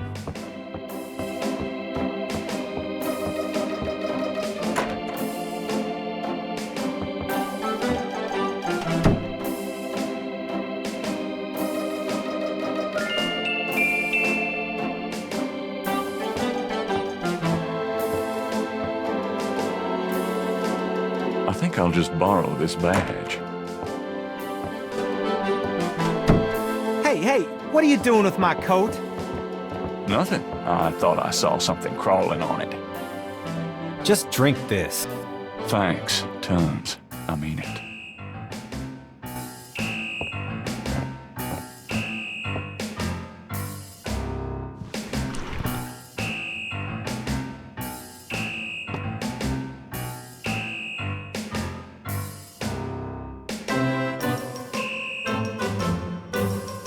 Okay. I got those photographs you left for me. Really? Great. What'd you think? Astonishingly lifelike. Yeah, that's what I thought. You got any more ideas for photos for the book? A cop author photo might be nice. You and me? Together? Why not? Of course you'll have to try to tone down your masculinity. Well, okay. I'll call the police photographer. Franks, come in here a minute, would you? And bring your camera. I hate to put my coat on. It's so damn hot in here. But a picture's a picture. What did you need, Detective Mosley? We need a picture, please.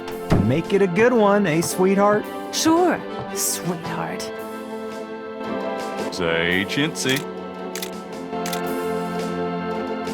Was there anything else, Knight?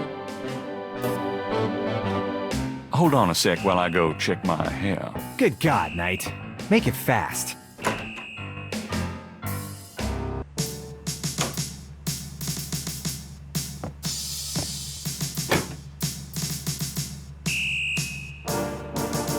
There's nothing of interest in the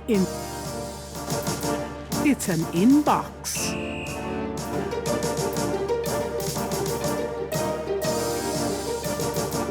Would you just get in here? Hurry up, would you? Okay, ready.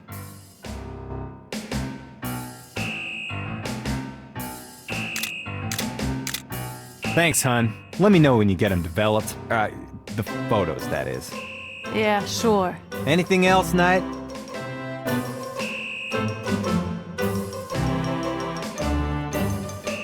Nope, that's about it. Great. Thanks, Franks. Hey, I made a rhyme. You're astonishing, mostly. Don't call me that in front of the lady, wise guy. Thank God I can take this thing off again.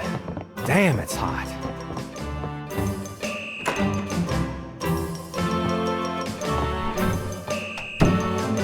Okay. Do you know anything about the patterns around the bodies? Yeah, weird, huh? All 7 victims had those marks around them. We've got all the marks on file, but we haven't figured out what, if anything, they mean. So, how's it hanging, bud? Lousy. I hate crime scenes. People are sick fucks, you know that, Knight? I'm starting to get that impression. You been feeling okay lately? You look like hell. Me? You know, I can't sleep at night, what with thinking about the case and thinking about Annie. I can relate. Played any b-ball lately? Does it look like it? I'm so out of shape I'd probably have a coronary just looking at a ball. Yeah, I'm out of it too. We should play sometime, get back into shape. Man, I'd love to, Knight. I'll let you know if things ever settle down. Anything else new? Just work. Sorry I don't have more time to chat, bud. Can I see the other 6 patterns? Sure. People like that kind of stuff, don't they? Might make the book seem more mysterious. Go talk to Officer Franks. Tell her I said you could see the file.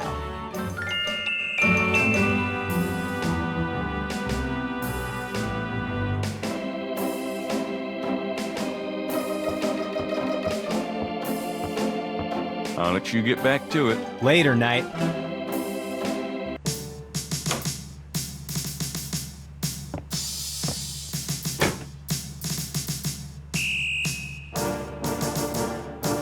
She's not bad, She probably wouldn't cooperate. but I wouldn't mind trying.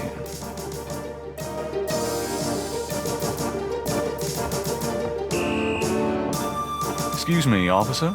Yes? So, what's it like being a policewoman? The glamour never ceases. Could you get me some coffee? Are you speaking to me? Why, yes. Wow, déjà leave it to Beaver. I'm the police photographer, sir. You might be able to find someone around here dumb enough to get coffee for you, but it won't be me. Oh, thanks anyway. I can give you precise instructions for the handling of hot liquids if you need them. No thanks. You know, that uniform looks great on you. Uh-huh. Is that a compliment, or are you asking to borrow my dress? It's a compliment. Well, you just never know around here. Thanks, but I'm married. Can you get a file for me? What file would that be? The Voodoo Murders file. Detective Mosley said I could see it. Really? Well, if you said so.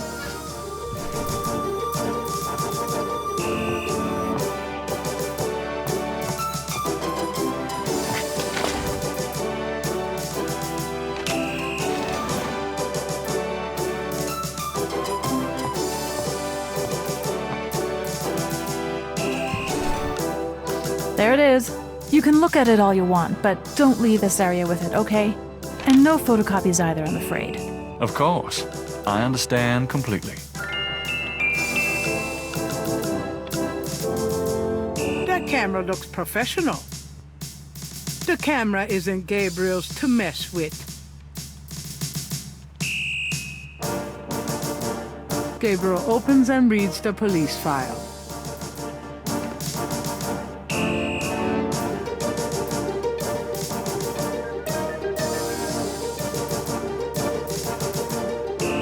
I'm done. Yeah, thanks.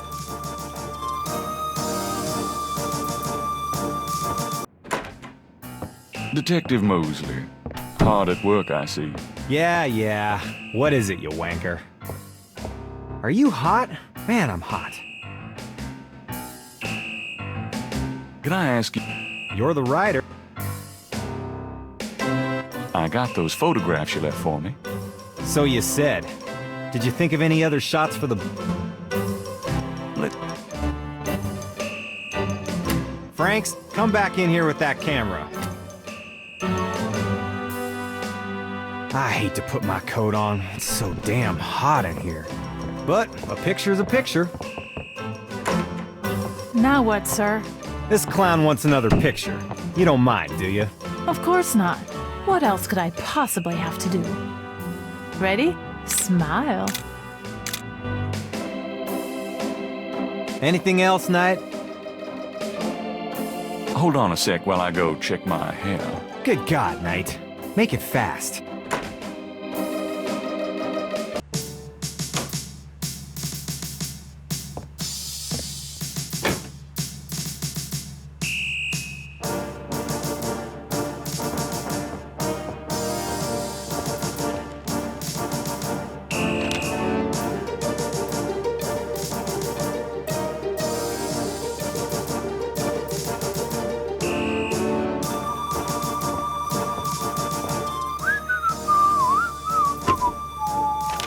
Just wanna check this machine here.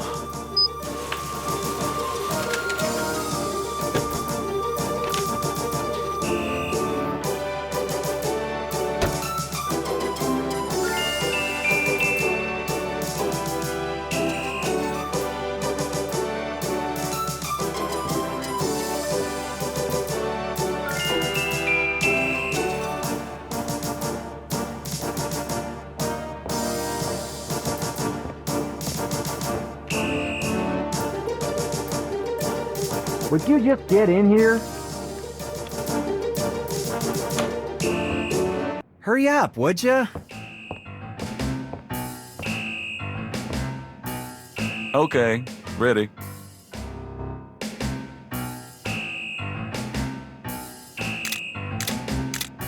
Thanks, hon. Let me know when you get them developed. The photos, that is. Yeah, sure. Anything else, Knight? How about one of me and Officer Franks? Gee, I don't know. Franks? Just kidding, Franks. You want to get me fired for sexual harassment, Knight? Well... Yeah, ha. Now, is there anything else, or can I let this lady go back to her desk? Nope, that's about it. Good. See ya, Franks. Uh-huh. Thank God I can take this thing off again.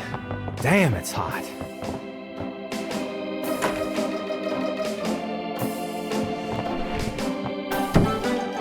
Okay. Trying for a real estate job with that coat? No? Are you trying out for a janitorial job with that hair? Have you ever called the hair club for men?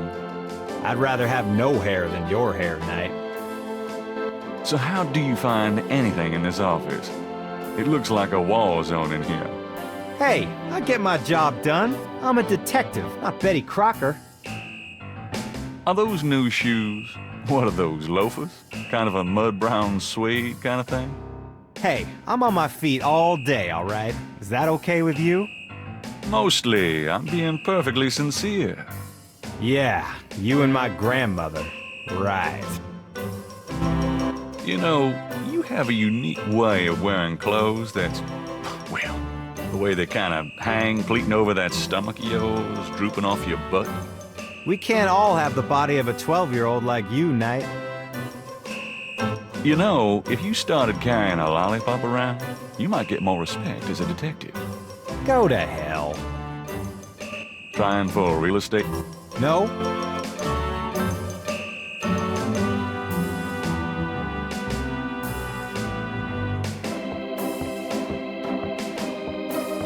Well, I'll be seeing you. Have a good one.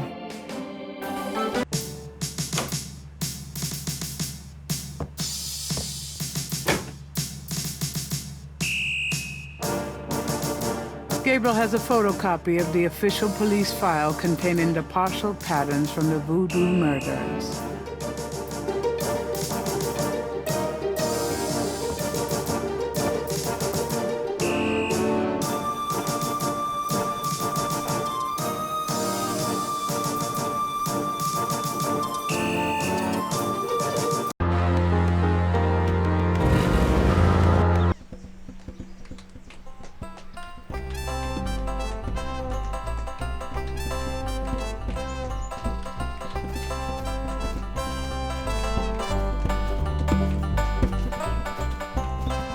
Oh, hey!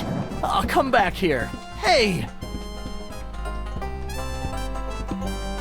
Oh, unbelievable. Rotten luck.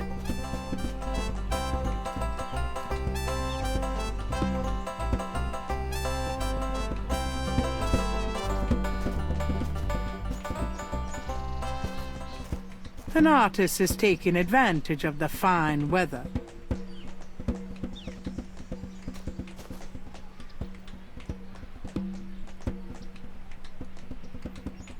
Those drawing tools are amazing. Yeah, they're great for laying lines, angles, circles, you know, anything geometric. It's pretty meticulous, but I prefer it to freehand. Can you draw anything with those tools? They're great for ordered, complex forms and patterns, but they won't help me do Monet. How's it going? Life sucks. I just lost 2 days worth of work. What are you working on now? Just starting another drawing of the cathedral.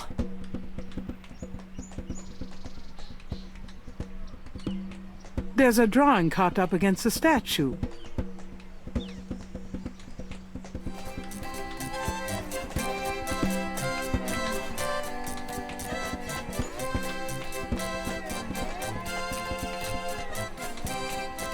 Gabriel can't reach the drawing from where he is.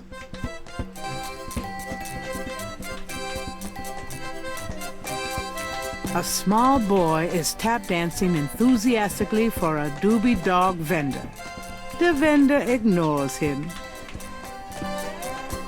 That would be, at the very least, illegal.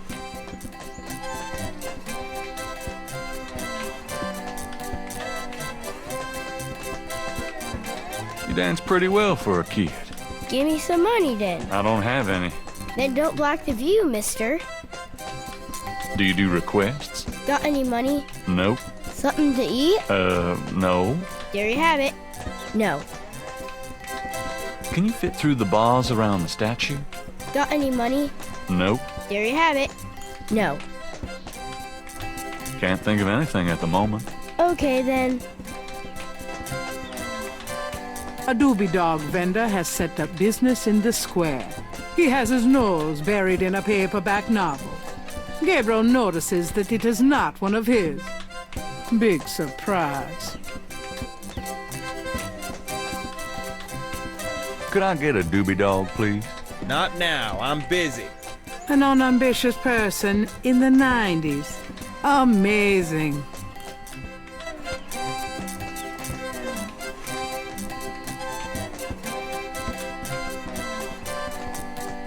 I have this gift certificate. I'm busy. It's good for $20 at St. George's Books. Finest bookstore in New Orleans. Really? I'll have to check it out sometime. You could take this gift certificate with you. If you'll give me a doobie dog.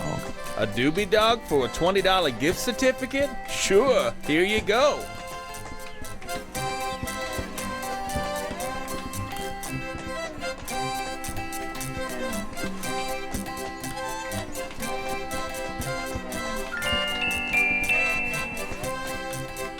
The doobie dog is plump and juicy.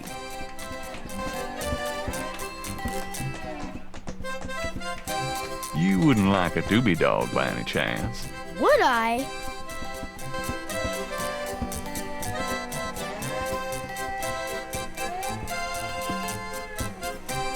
Thanks, mister. You got any special requests? Let me know.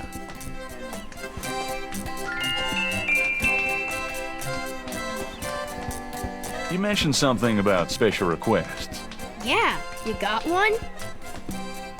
Can you fit through the bars around the statue? Can I? Just watch me. Good. There's something in there I can't quite reach.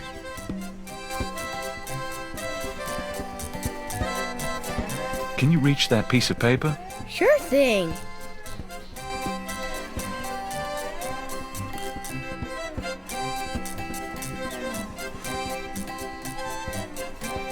Here you go.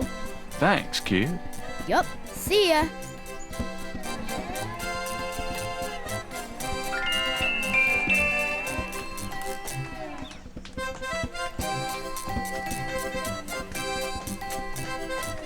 It's a technical drawing of St. Louis Cathedral.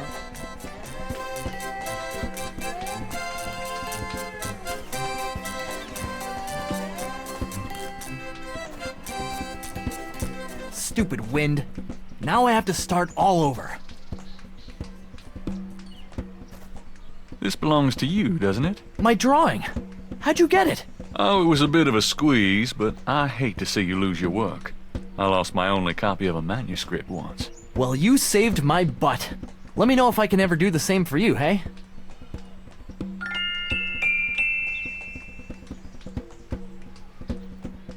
Nice drawing of the cathedral. Hey, thanks. It's really precise. Well, I'm an architectural student, actually. It's good practice. Do you mind if I watch you? Be my guest.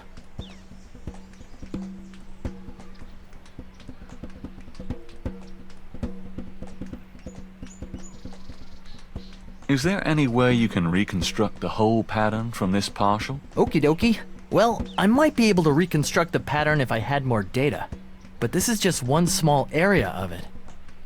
What is this from, anyway? You'd never believe me. I'll see what I can do.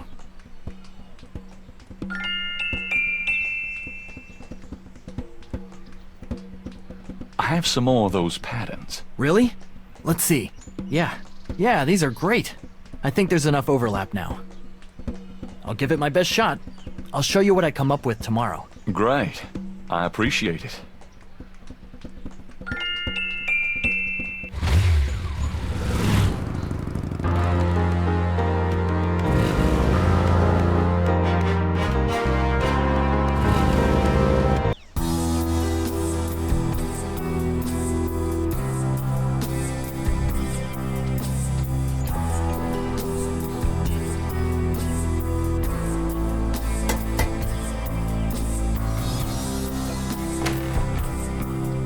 I help you?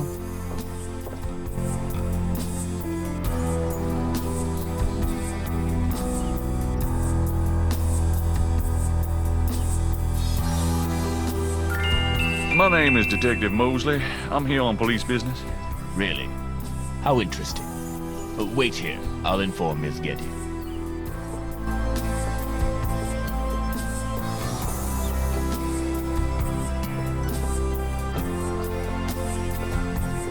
Miss Getty will see you.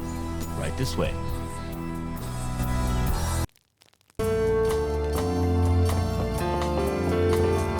Miss Getty will be down shortly. Thank you.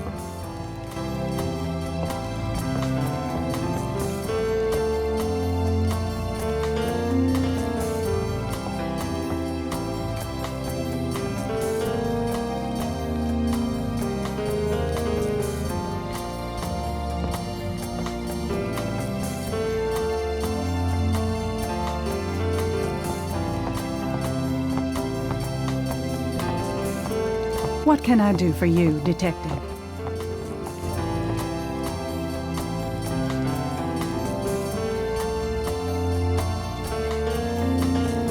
Beautiful women.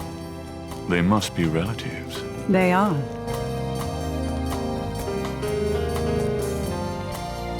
Beautiful women. They are. Modern art. More or less. It's a Picasso. Nice statue. I like it. Thank you.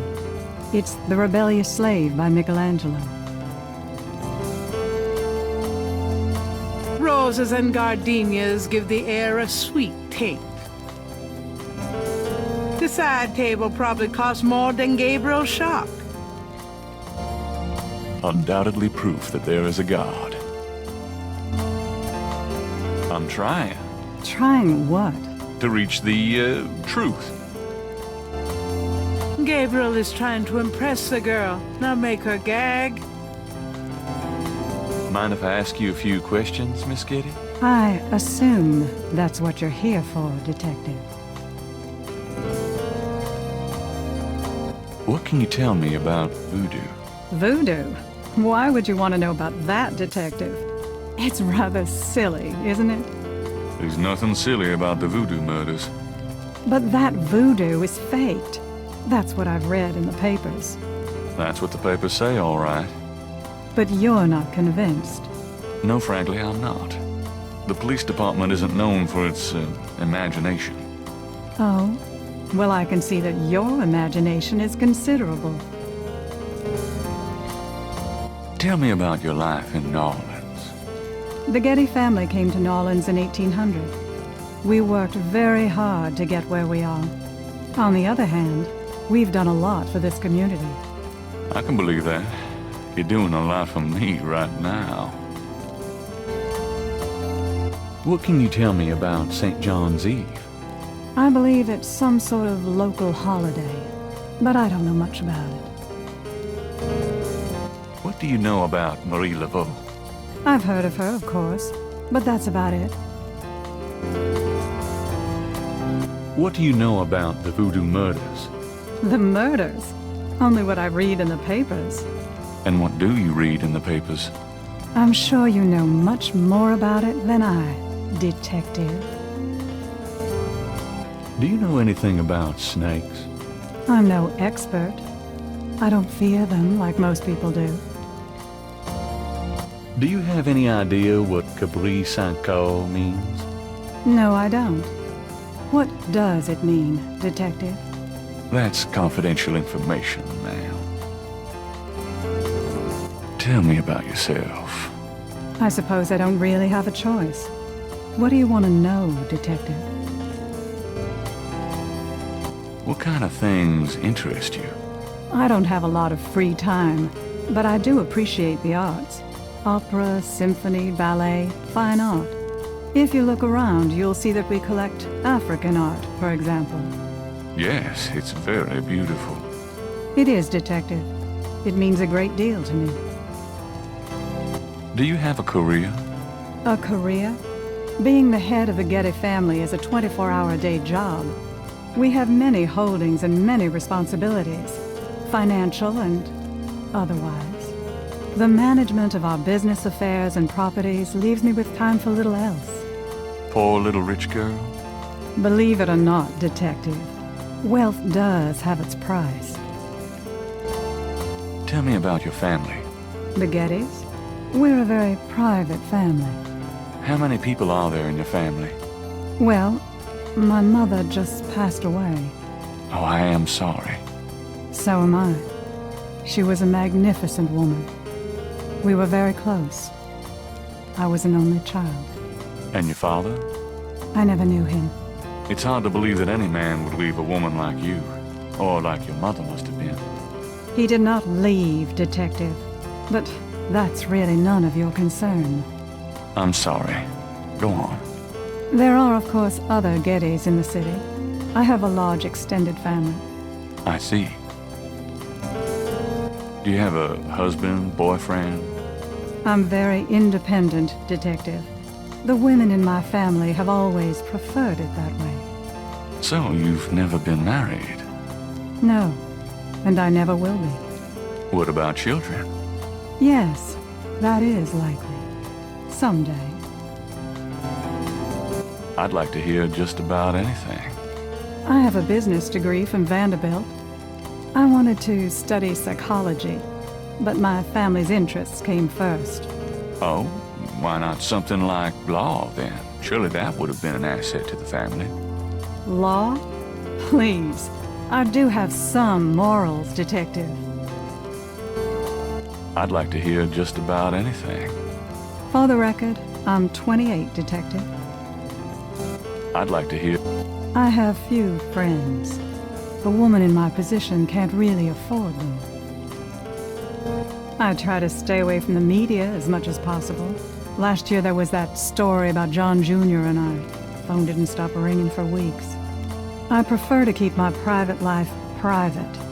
I would appreciate it if you keep my name away from any public association with the police, Detective. Of course. I wouldn't know where to begin. As you wish, Detective. Can you tell me anything about what happened out at the lake? I wish I could. But I've never seen or heard anything unusual at the lake. And I do spend quite a bit of time out there. This is quite a place. Thank you. It's been in the family a long time.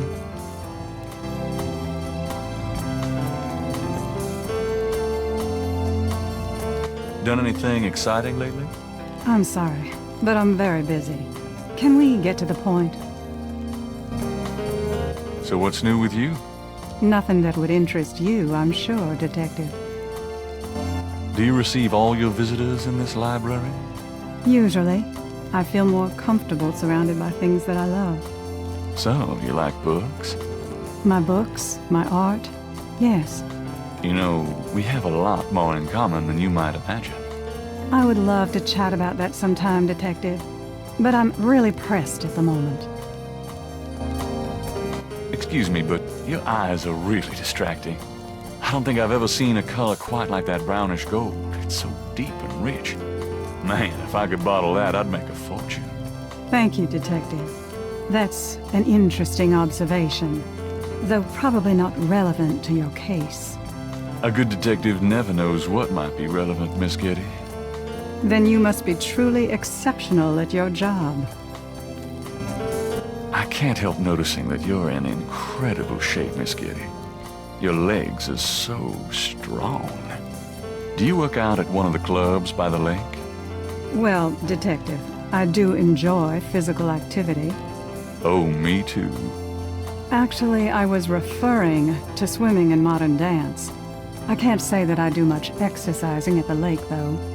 Ah, well, it was worth asking. I think this has gone on long enough. You're not really a detective, are you? Who, me? Well, I am on this case, Miss Getty. I saw you at the lake yesterday. I thought you must be with the police since you were there, but you don't act like a police officer. Besides, I'm rather certain that the other man said his name was Mosley. All right, you caught me. I'm not with the police. My name is Gabriel Knight. I'm a writer working with Detective Mosley on a book. Well, Mr. Knight, now that we've established who you are, perhaps you can tell me the real reason you're here.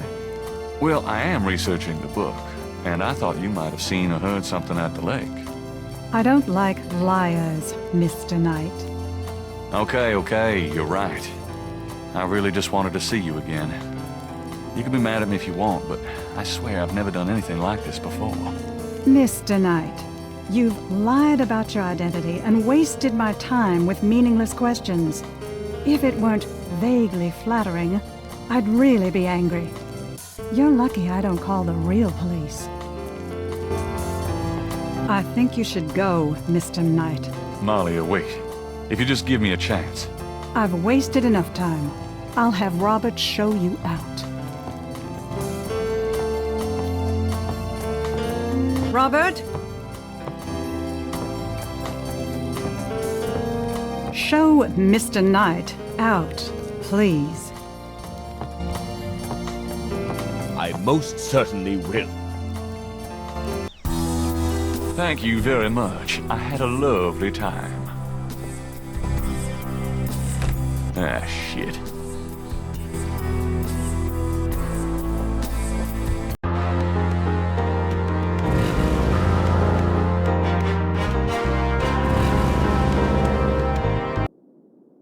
Hello, beautiful. It's me. The excitement of seeing you is killing me.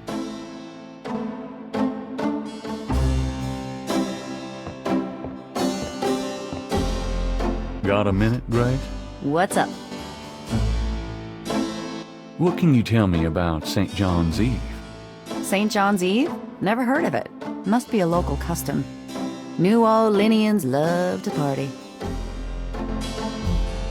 Do you have any idea what Capri Saint-Caux means? No. Sounds French, though. You know anything about Marie Laveau? Wasn't she a big voodoo queen before the Civil War? That's right. Well, you've just heard everything I know about her. Could you do some research for me? Sure, what? I need you to look up a Madame Casino. Madame Casino? Is she related to the murders the same way your friend Malia Getty was? Grace, Casino's at least 70. As if that makes a difference to you. Okay, I'll see what I can find.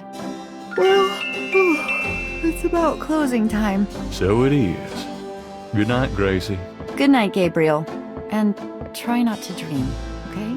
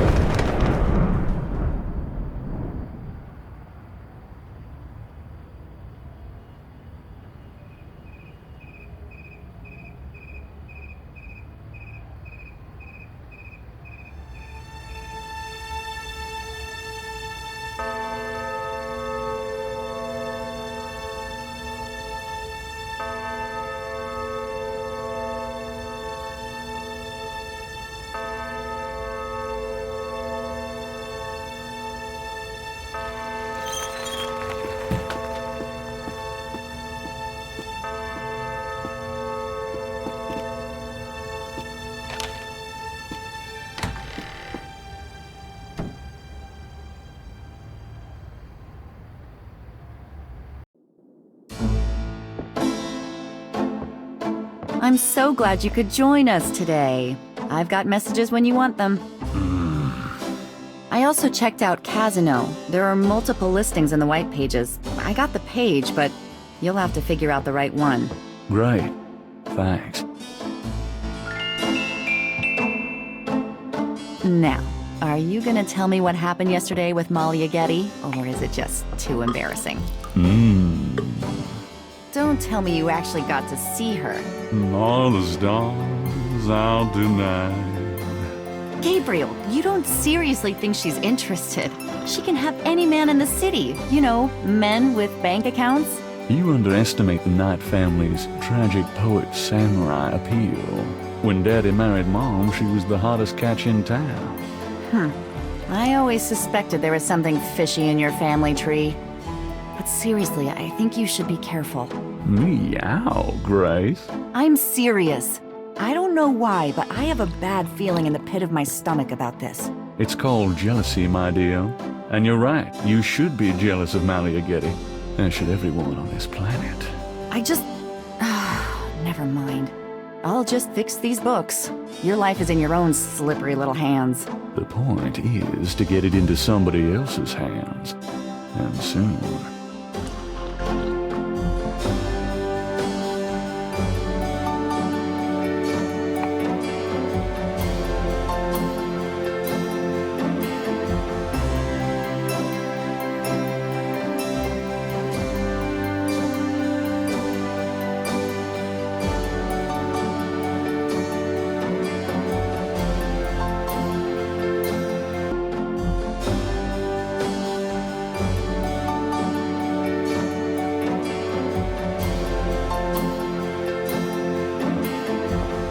Got a minute, Grace?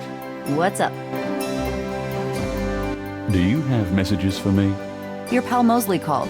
He left a message that they are interrogating a suspect this morning, and you might want to be there. Sounds fun. I bet.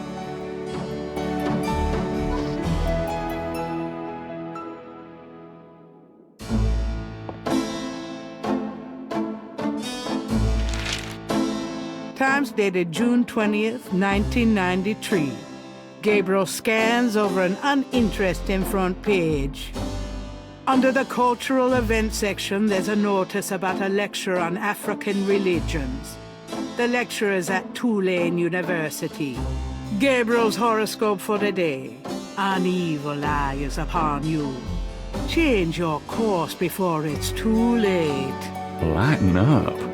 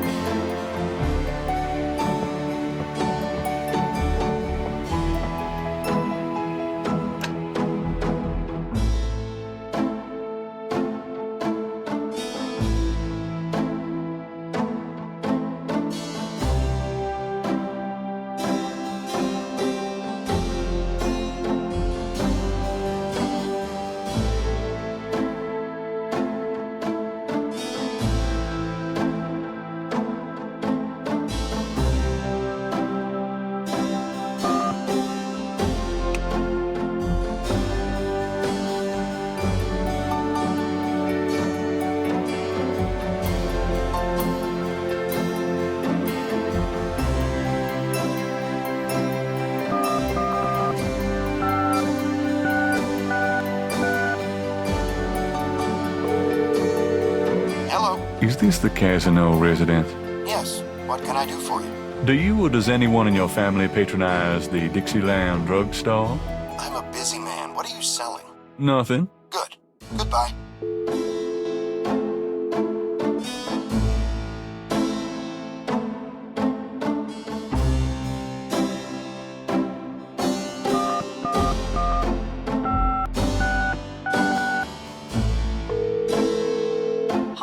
Casino residence. Hi. I was wondering if you could help me. Yeah? A woman in the Dixieland drugstore dropped her purse today, and the name Casino was inside it. Dixieland drugstore? Never heard of it. Sorry.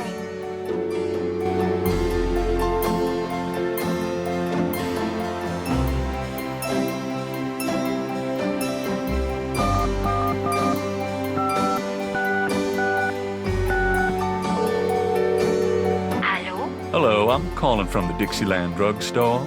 We have an order for you. Castro, be quiet. Who is this? I'm a friend of the owner. I'm sure I don't know what you're talking about.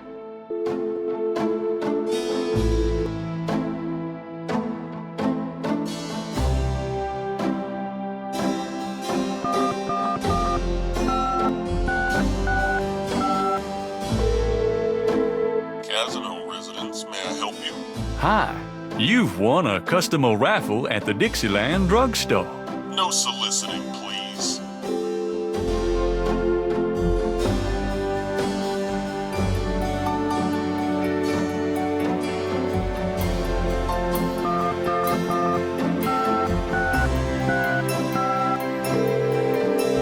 Cajun Critters Animal Clinic. This is Melissa.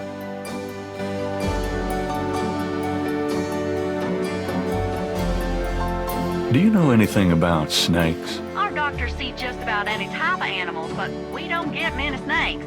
Okay, thanks. Know anything about animal sacrifice? What are you, some kind of sicko?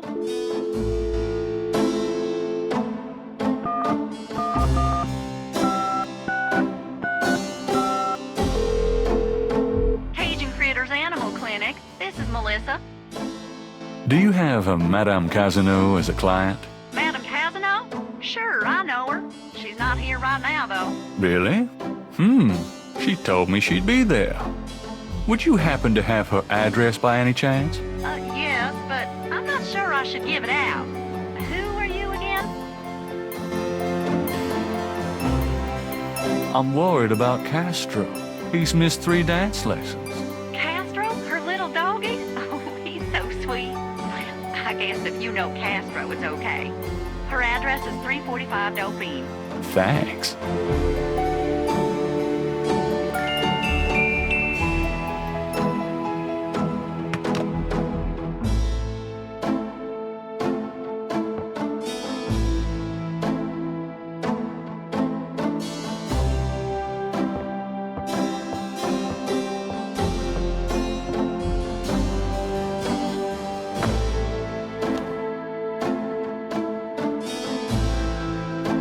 I've got some things I need to do. Good luck.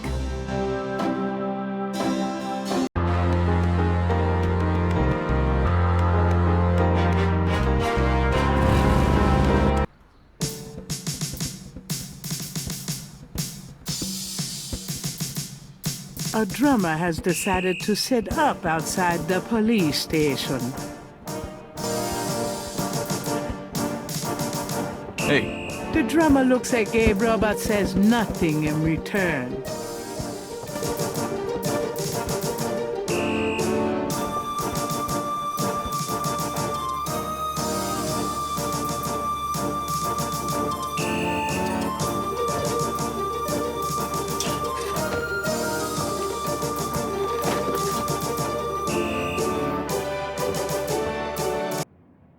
You!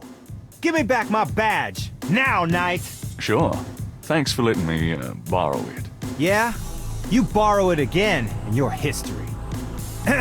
Now, about today. Glad you made it.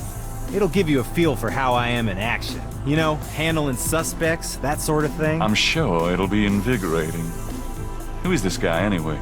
Calls himself Crash. He's been an informant for us before, mostly helping us bust small-time pimps and dealers trying to break into the territory.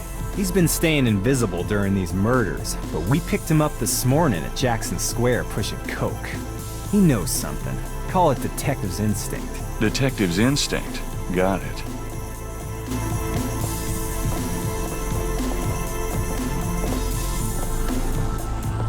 All right, Crash. I want to hear about these murders. Have you been present at the so-called voodoo rituals? I don't know nothing. All right, I told you. Come on now. You can tell me. Do you know anyone who's been to these rituals? Look, I can't say nothing. You gotta let me go. Relax. No one knows you're here. The men who picked you up were in plain clothes. Plain clothes? Like you could fool them. They know I'm here. They've got ears all over the city. They know everything. Who are they, Crash? Are they the ones doing the murders? Let me go. If you're so worried about being detained, start talking. You tell me what I want to hear, and maybe I can get you into the witness protection program. But you gotta earn it. Witness protection? Are you crazy? Oh, don't make me laugh. Oh, Jesus, just let me out of here. Oh, come on. Who's behind these murders, Crash? Why are the victims all members of the underworld? Oh, by now they know I'm here. It's different when I'm supposed to come here. Oh, if I can send a message. Yeah, tell them I didn't say nothing. Christ, he's freaking useless. Just take him back to detaining, would you, Tony?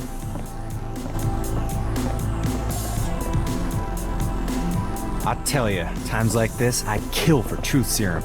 Damn civil rights. Can I quote you on that? Huh? Hell no. Damn, we can only keep him for 24 hours. Tomorrow morning, I'm gonna have to let him go. Sorry it wasn't more exciting. For the book, I mean. Hey, maybe you could punch it up some. You know, what do they call that? Fiction. That's it. It certainly is. I'll see what I can do. Can I ask you about some stuff? You're the writer. Ask away. What's the status on the Voodoo Murders case? Sure as hell ain't going well. There sure are a lot of brakes being applied in different areas of the investigation. We're getting some real info on the victims now, and they're not exactly upstanding citizens. I was hoping to get more out of Crash, but he's scared shitless. We'll have to let him go tomorrow morning. What's the status on... You're as filled in as me.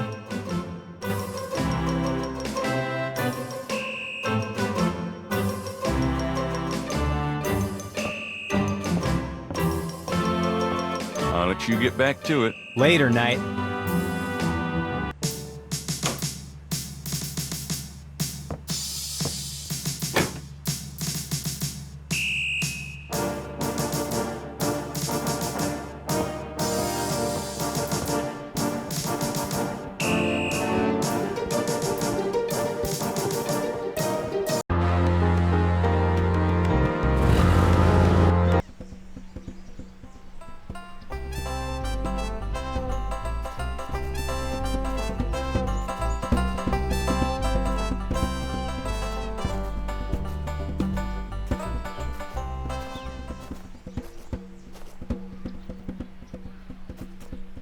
How's it going today?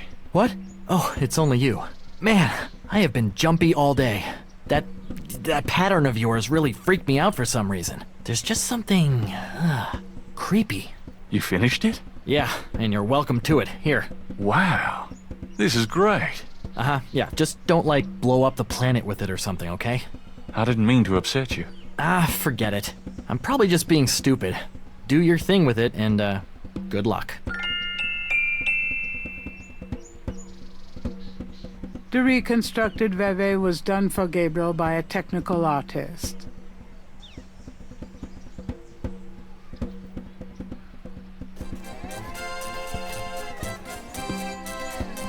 Madame Lorelei, the fortune teller, is garbed in a belly dancer's outfit and wears a boa around her neck. A real boa.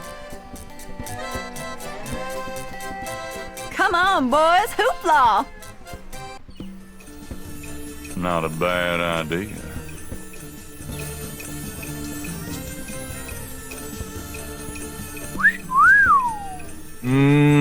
Baby, I love the way you move. Madame Lorelei winks knowingly at Gabriel and twitches her hips.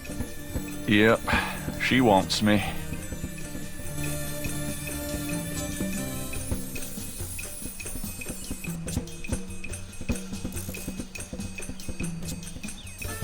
Thanks, boys.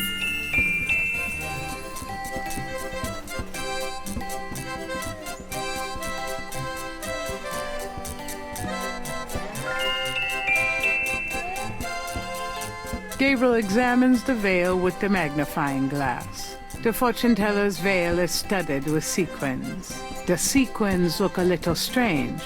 Why, it's a snake scale. Gabriel carefully uses the tweezers to remove the snake scale from the veil.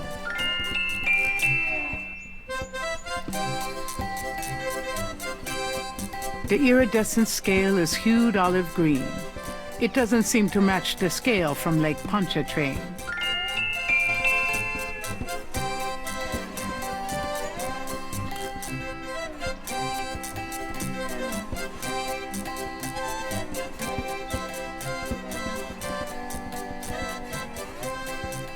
I think this veil belongs to you.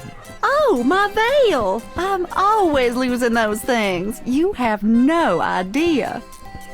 Well, darling, you're such a sweetie to return a lady's delicates, and so handsome as well. Well, And since you have such a clear interest in fortune-telling, let me see your hands. They look so strong. Perhaps they will make both our fortunes clear, no? I wish something would. Strong, yes, and yet so delicate and flexible. You don't know the half of it. Oh, good. I see a mysterious woman in your immediate future. Madame Lorelei winks at Gabriel knowingly. She is a dangerous one, dark and beautiful. Oh, I see the road of your life forking, and very soon. The blood drains from Madame Lorelei's face in an instant. Sweat beads on her upper lip. Are you okay?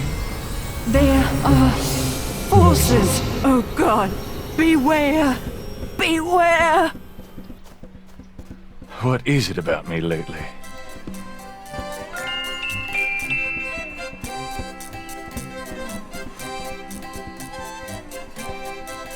The iridescent scale is hued olive green. It doesn't seem to match the scale from Lake Pontchartrain.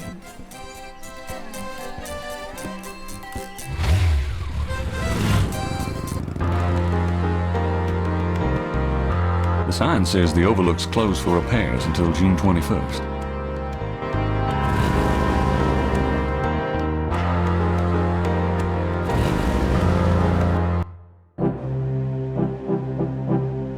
It looks like the lecture is just starting. Voodoo is the tribal religion of Africa, but the name Voodoo is actually a banner heading, under which resides an entire body of distinct tribal belief systems. The word voodoo may sound familiar to you. What is known in the States as voodoo is actually an amalgamation of African religious systems, voodoo, and European religions, primarily Catholicism. All of these subcults of African voodoo have certain things in common. The most important is the worship of a pantheon of spirits, instead of the single deity that the Christian and Muslim systems have. Some of these spirits are elementals. Some relate to specific tasks or places. Some represent important tribal leaders who have died. This spirit worship is what makes voodoo so easily adaptable. With all these spirits, it's no problem to add a few more. Say, for example, the Virgin Mary. At the height of tribal Africa, warfare was common. One tribe would conquer another, and the Loa, important in the conqueror's tribal system, would be adopted readily into the conquered tribe's Loa pantheon. In this way, many of the voodoo cults spread and mingled throughout tribal Africa, enriching the belief system and causing innumerable offshoots. The basis for the voodoo religion seems to be as old as man himself. It has much in common with many early pagan practices. Animal totems, sympathetic magic, elemental spirits in the trees, the heavens, the bodies of the sick. Africa is believed by many to be the cradle of the human race. Some of the voodoo Loa may be as old as the Garden of Eden itself. We still can't explain some of the real power of these primal religions. And note, I said primal, not primitive. There are African Bokors who baffle our scientists with their supernatural powers. Now, let's discuss the elements of voodoo. Fascinating guy. In voodoo, the spirits are called the Loa. During a voodoo ceremony, celebrants are possessed by the Loa. This is called being ridden. The human worshipper is seen as a horse, and the Loa as the divine horseman. A person being ridden by a Loa takes on the characteristics of that spirit and becomes, in effect, merely a vessel for the more powerful entity. Some of the older original Africa Loa include Dambala, the great serpent god, Ezuli, the mistress of love, Papanibo, or Gede, the lord of death, Awe, the spirit of water, Legba, spirit of the crossroads, and the cruelest and most dangerous, Ogun Badagri, the lord of destruction. I gotta get more sleep at night. Tribe-specific Loa can have as much or more power as the more widely worshipped Loa. For instance, a particular tribe might revere highly the Loa of an ancestor who was a legendary hunter or politician. Voodoo temples are called Houndfors. Their priests, Houngan or Bokors, their priestesses, Mama Loa. In a Voodoo Houndfor, there's a ritual circle marked by a center pole called a Poto Meton. During ritual conclaves, initiates dance under the supervision of a Bokor and a Mama Loa, or head priestess. The use of totems or animal masks and markings was not uncommon in the original African ceremonies. Now, though, all but the oldest sects have abandoned this practice. Ritual objects used during the conclaves included the ritual gourd, or asan, the ritual knife, or kubasa. That knife gives me the chills. The ritual whip, or fouetcache, and the ritual coffin, or seke madule. These items are often optional, called for by the Mama Loa for specific magical rituals. The Mama Loa is the most powerful figure in any Voodoo sect. Voodoo is a truly matriarchal system. Even the Bokor knows his power is limited. The Mama Loa is the supreme woman.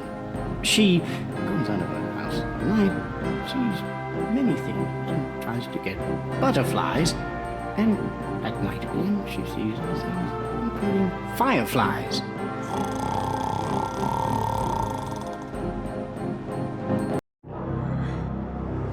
Firelight. Gabriel? What? Can't see. Gabriel, get in. Can't. It's too small for me. You must get in, Gabriel. It's not mine. Too small. Hide, Gabriel. Hide. No! Let me out! Help! Young man, the lecture is over. Oh my God. Sorry.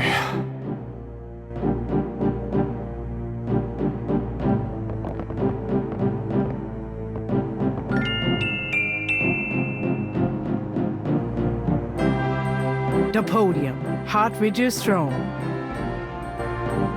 Dr. Hartridge is sharp-eyed and even sharper-tongued. When he condescends to look at Gabriel at all, it is with a dismissive glare. Are you a student? No. My name is Knight. Gabriel Knight. Well, you've already interrupted and slept through my lecture, Mr. Knight. I hope you have something worthwhile to do here. If you figure it out, let me know. What can you tell me about voodoo? You already sat through my lecture on the subject, Mr. Knight. Perhaps next time you could stay awake and learn something. What do you know about the voodoo murders? I've read about them in the papers. I must admit to some interest. But according to the newspapers, the voodoo aspect is faked, so I haven't really pursued it. You know how Americans, especially Hollywood, treat voodoo. I'm sure there are many so-called practitioners out there that have no idea what they're doing or the power they're playing with. What can you tell me about New Orleans? I find it interesting to see the occasional fragment of voodoo practices in the everyday culture of New Orleans. What else can you tell me about New Orleans? The Catholic Church has always dominated in New Orleans, and its imagery, in turn, has dominated New Orleans voodoo. What else can you tell me about New Orleans? If there's more you wish to know, perhaps you should read my books. Do you know anything about snakes? I'm not a zoologist, Mr. Knight, but I know all I care to about reptiles.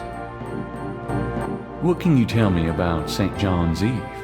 It's June 23rd, the feast day of St. John the Baptist. But June 23rd has been a sacred day since the earliest times. Ancient sun worshippers used to roll a flaming wheel down a hill to celebrate the sun's descent on that day. A burning wheel? Huh. Do you know what Capri Sancour means? Capri Sancour? Yes, I do. It's a Haitian term, I believe. It's French, and literally translates as goat without horns. As in a female goat? No, as in a human sacrifice. Sacrifices in voodoo are usually of the animal variety. Chickens, bulls, goats. If the gods demand a goat without horns, it means a human being. Do you know anything about Marie Laveau? While I find the colloquial bastardizations of voodoo somewhat interesting, from a sheerly intellectual point of view, there's not a lot of relation between people like Laveau and true voodoo practices. Do you know anything about animal masks? As I said in my lecture, which I assume you actually listened to, is that animal masks, totems, are used extensively in most African voodoo religions. Do you know anything about veves?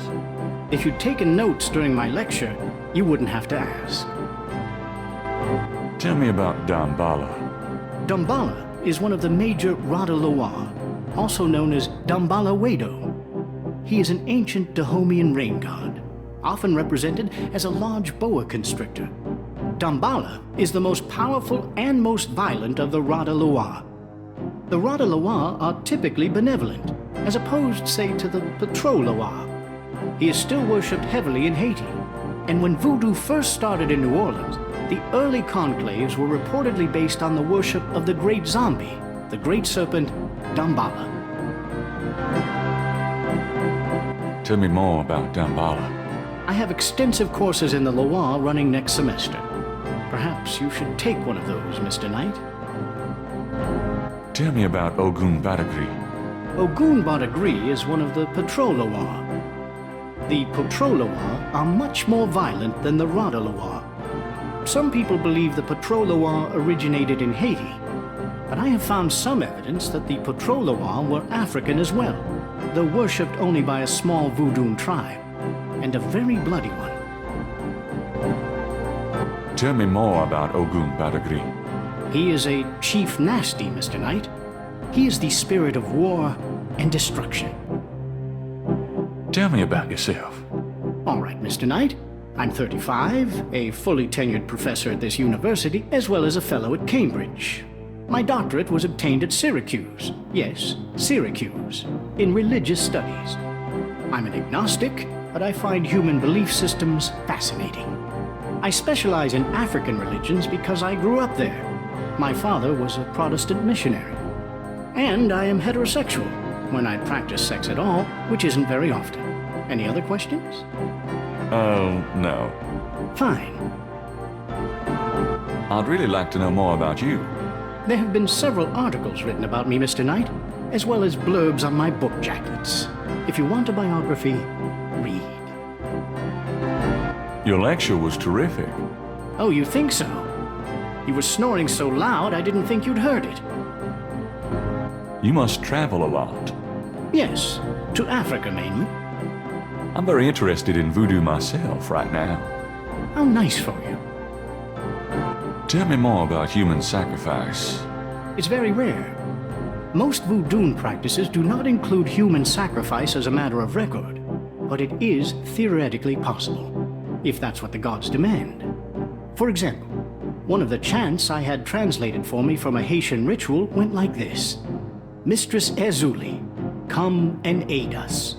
If a cock is demanded, we will give it. If a bull will suffice, behold it. But if a goat without horns is required for sacrifice, oh, where will we find one? Ezuli is the gentlest of Loire, so they call on her for mercy. But I've seen grown and powerful Houngan tremble before a possession by one of the more violent Loire, such as Papa Nebo. Clearly, they are afraid that something of the sort will be ordered, or that Loire will simply take it for themselves.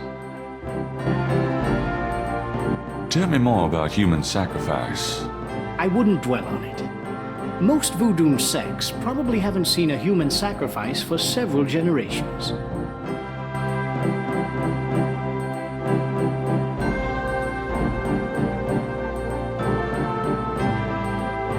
Can you tell me anything about this? Wow. Interesting. Very interesting. Mind if I copy this? Be my guest. Great. I'll be right back.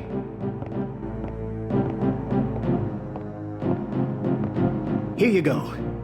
You know, this is a fascinating veve. You must tell me all about its origin. Actually, I was hoping you'd tell me. Can you figure out anything about it from the symbols? Well, some. That's why I wanted a copy. I want to research the design myself. Have you heard of the voodoo murders? No. You're kidding. Really? Then the voodoo is authentic. The newspapers are wrong. Boy, are they wrong. You think this veve is authentic? Authentic? Mr. Knight, that's like asking if the Mona Lisa is a painting. Tell you what, I'll look into these symbols myself and see what I can learn about the sect that made this. I'll give you a call when I have more information. You are associated with the police, aren't you? Absolutely. But I'm undercover. You can contact me at St. George's Bookshop in the quarter. All right. Now, I'd like to get started on this, if you don't mind.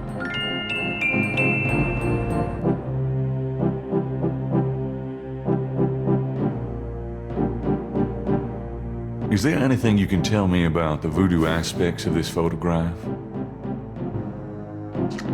This is a serious voodoo ritual. Nasty stuff. In what way? Let's see. I can't make out much detail from this photograph, except for the corpse, of course, but the wound, the face, and what little I can see of the ritual paraphernalia, it reminds me of certain black voodoo practices. Very rare. I've never witnessed them myself, you understand. Really? Interesting. Thanks.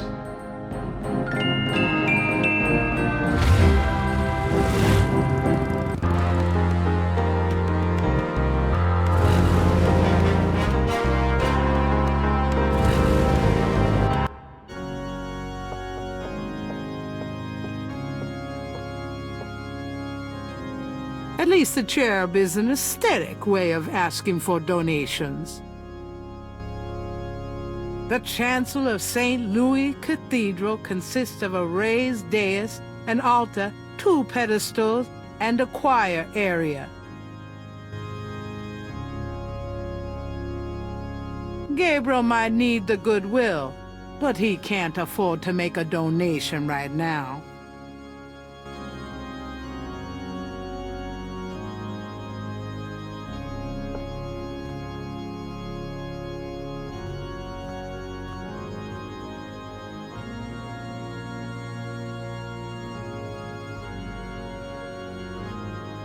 There's a knothole about the size of a quarter in the wood paneling on that wall. The knothole doesn't seem to operate that way. The knothole is part of the paneling.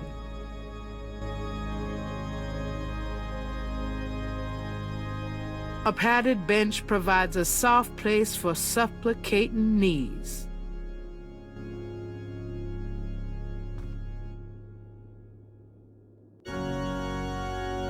May I help you, my child? I'd like to make a confession. All right, if it'll make you feel better. I've had impure thoughts about a woman I met. Impure thoughts? You mean thoughts of sexual relations? You could say that, but worse than what you mean. Worse? You mean extreme sexual relations? Well, not involving animals or anything. Oh, well. Perhaps we should just leave it at that. Pray for forgiveness and say 10 rosaries. Is there anything else? I've done some pretty rotten things to my friend Mosley. Rotten? What do you mean? Practical jokes, insults, among other things. I see. Are you sorry? Well... Pray for forgiveness and say 3 rosaries. Is there anything else? I haven't paid my assistant for 3 months. Have you had the money? Nope. Sounds like a matter for the courts, son, not the church. Is there anything else? Some people say I'm a selfish person, Father. We can always strive to improve ourselves. Patterns can be broken. Yes. Thank you, Father. Is there anything else? I think I just need to give an overall apology to the universe. I see. Apology noted. Thanks, Father. Is there anything else? I've had a lot of women, Father. A lot? More than 10? Yes, Father. More than 20? Yes, Father. More than 40? Yes, Father. Son, I don't think this is a matter for a priest. I think you need a good therapist. If we're counting therapists, then I'm up to at least, let's see here, count the 1 and, this might take a while. My son, I'm afraid my lunch break is coming on about now. Pray for forgiveness and say 20 rosaries. On second thought, when you finish the math, say that many rosaries. Gabriel hears him leave the confessional. I should probably add 1 more rosary for that while I'm at it. I've been a bad boy.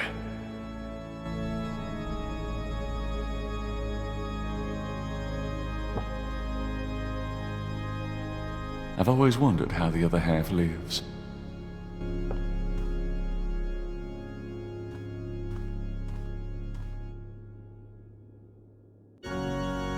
There's a box under the shelf of the priest's confessional. Inside the box, Gabriel finds a priest's collar and some oil used for blessing. Inside the box, that oil is for holy purposes, not the sort of thing Gabriel would want to use it for. You never know when a priest's collar will come in handy.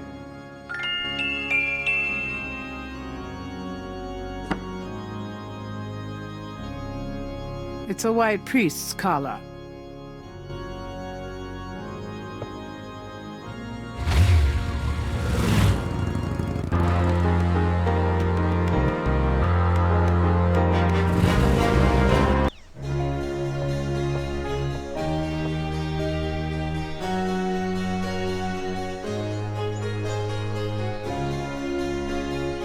Gabriel stands at the door of an old quarter residence.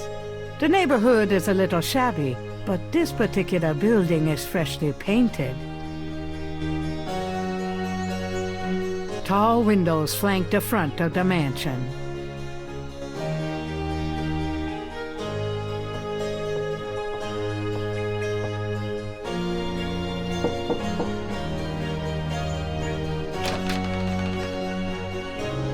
Yes? Who is it?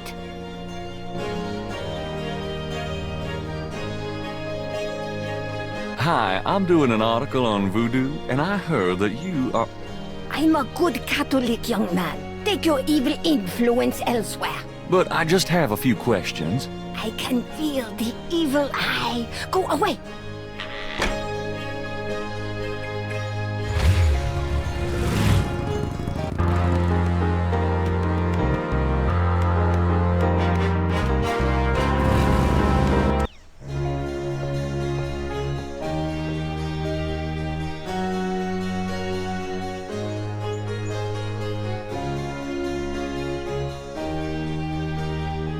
Gabriel is carrying a black shirt and priest's collar, which, surprise, surprise, does not belong to him.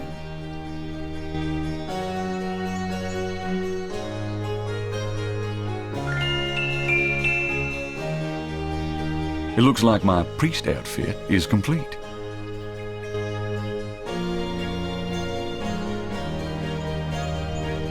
All right, but this is private.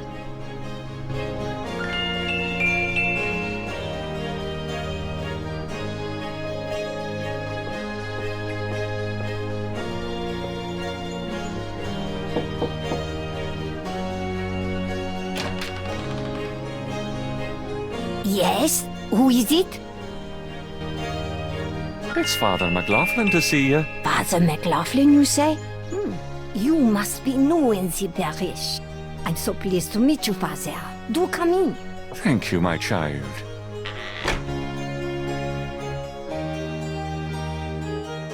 Please be seated, Father. Thank you.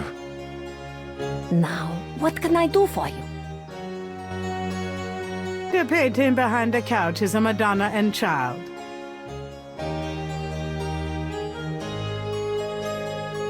Madam's parlor is full of carefully dusted and polished relics of her past. The tea service has been polished recently. Madam uses it with her Creole sisters, perhaps. If Madam wants to serve tea, she'll do the pouring. Madam finds comfort in these iconic images, it seems. The plant looks healthy, despite Gabriel's vague impression that Castro makes great use of it. It's a large antique cabinet. It's probably worth something. Castro, cute as a flea on a piece of fruit. Nice doggy. Good Castro.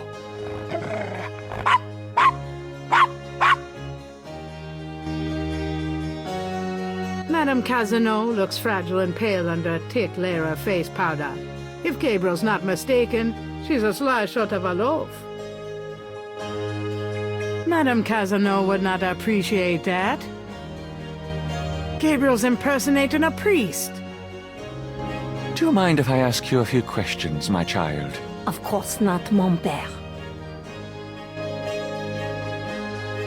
What can you tell me about voodoo? People think I'm just a foolish old woman, but I know the things they do. My family's been in New Orleans since 1750, so I know more than most. Voodoo people are all over the city, in the shops, everywhere. They'll curse you like that, and most people don't even notice. Spit on your bread at the bakery. Take strands of your hair at the store when you try on clothes. Oh, you have to be so careful. But I know their ways, so I can protect myself. I know how to use the magic too, and I can counteract their evil spells. Tell me more about voodoo in New Orleans. It's just plain evil. It's dangerous to even discuss it. What do you know about the voodoo murders? Voodoo murders? Ha! They are nothing new to me, Father. They happen all the time. I hardly go out anymore. It's too dangerous in the streets. They can get you anywhere, you know, even here in this room. But I try not to let them know about me. That's the best way. What else do you know about the voodoo murders? Shh! They'll hear you. What can you tell me about New Orleans? The only true New Orleans are of French origin, you know. My family were among the original settlers of New Orleans.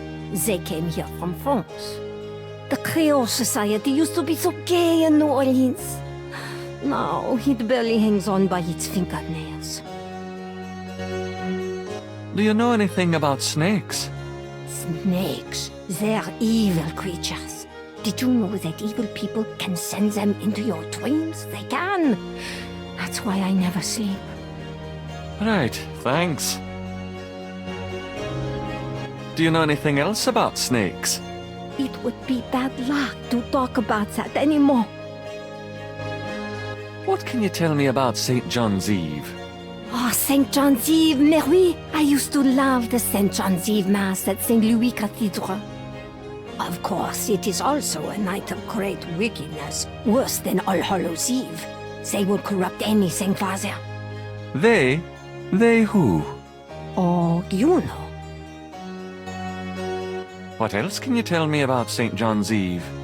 I don't think I should say any more about that. Do you have any idea what Caprice encore means? Maybe. I know. I bet you do not know, Father, n'est-ce pas?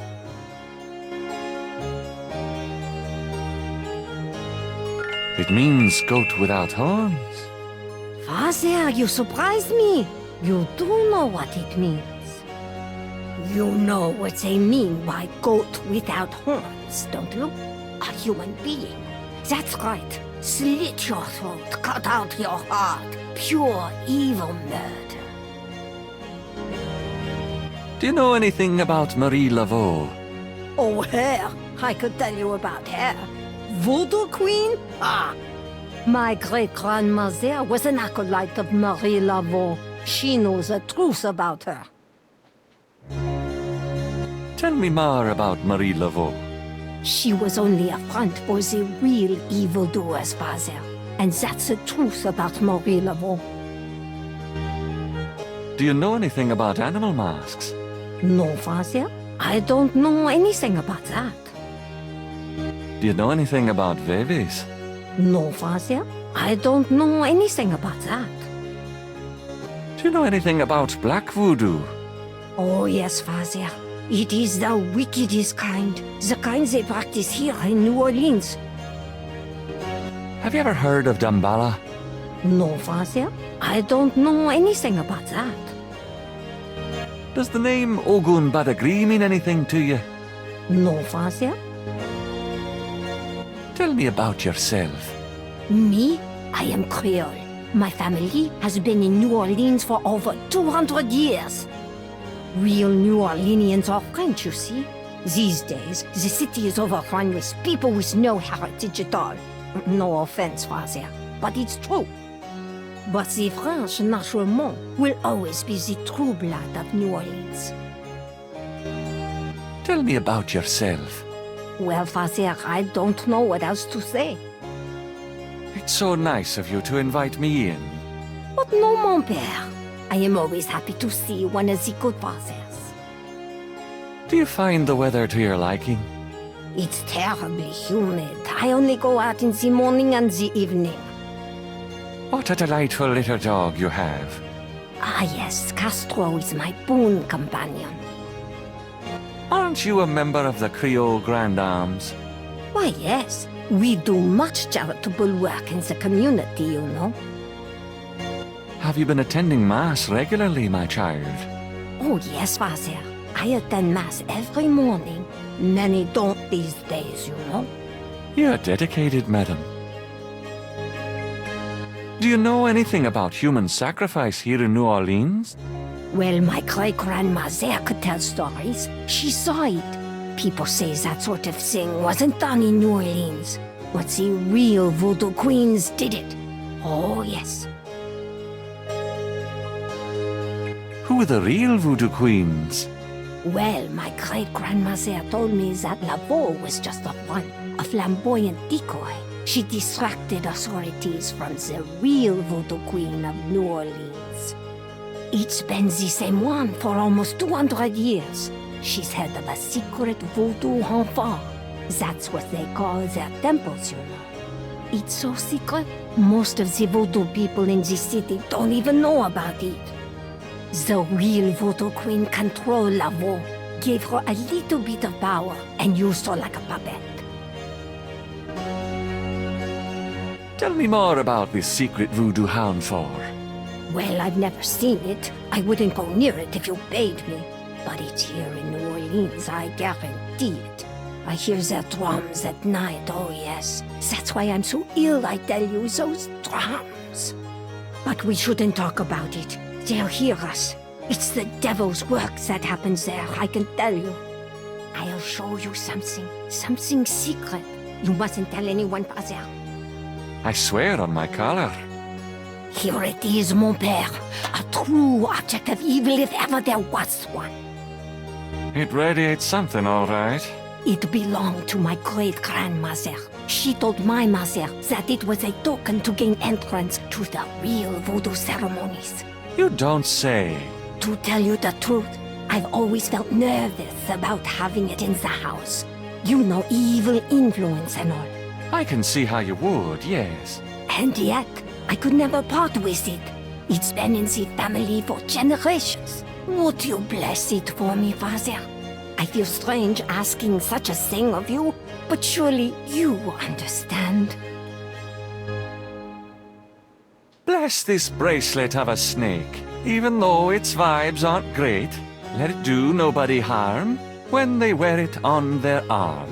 Voodoo spirits, go away. Don't come back another day. And now let us pray.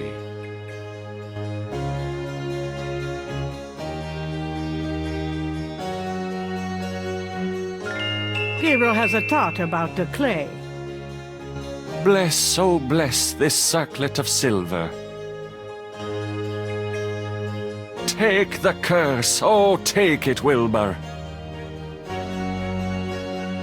A lovely blessing, mon père. Yes, I think it made a lasting impression. Here you go. I feel so much better now.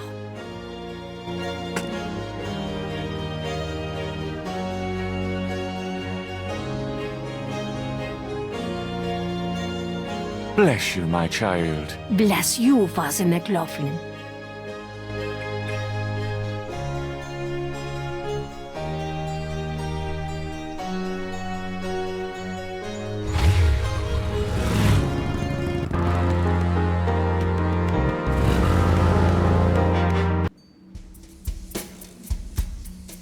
Hi.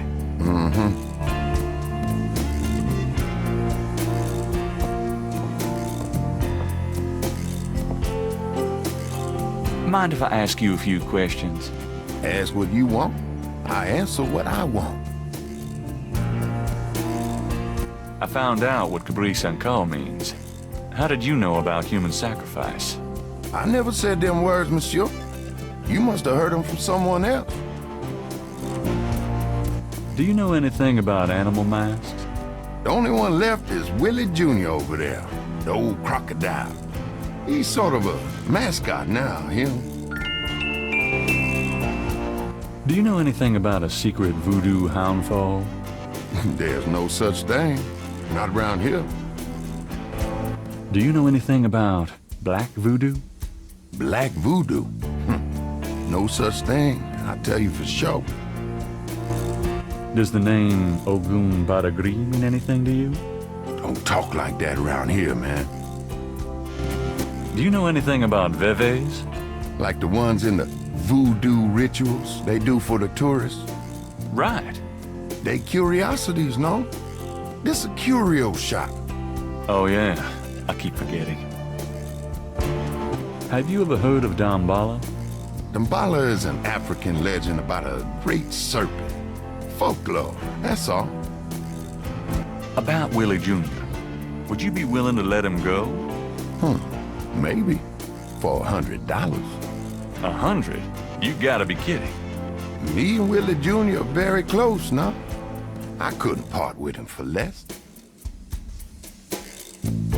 Would you take 50 for Willie Jr.? Don't insult me, monsieur. The price is $120. What? You said you'd sell it for 100 before. You misheard, monsieur. The price was always 120. Would you take 50 for Willie Jr.? Don't insult. What?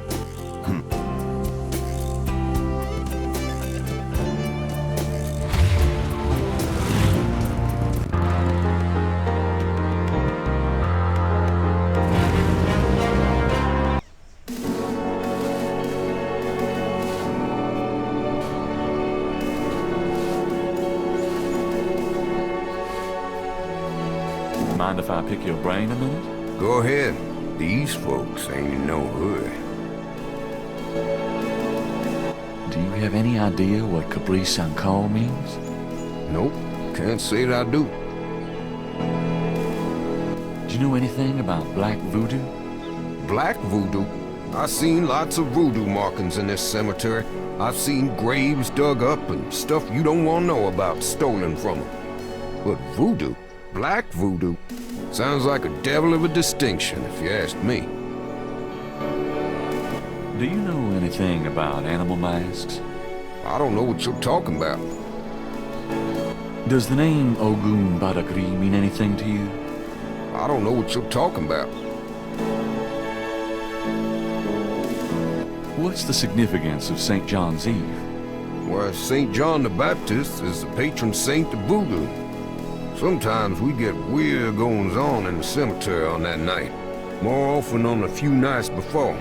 People taking grave dirt, bones, and who knows what. That's pretty disgusting. Yep. Don't know what they do in them, but it can be pretty. Do you know anything about a secret voodoo hound fall? I don't know nothing about that. Have you ever heard of Damballa? I don't know what you're talking about.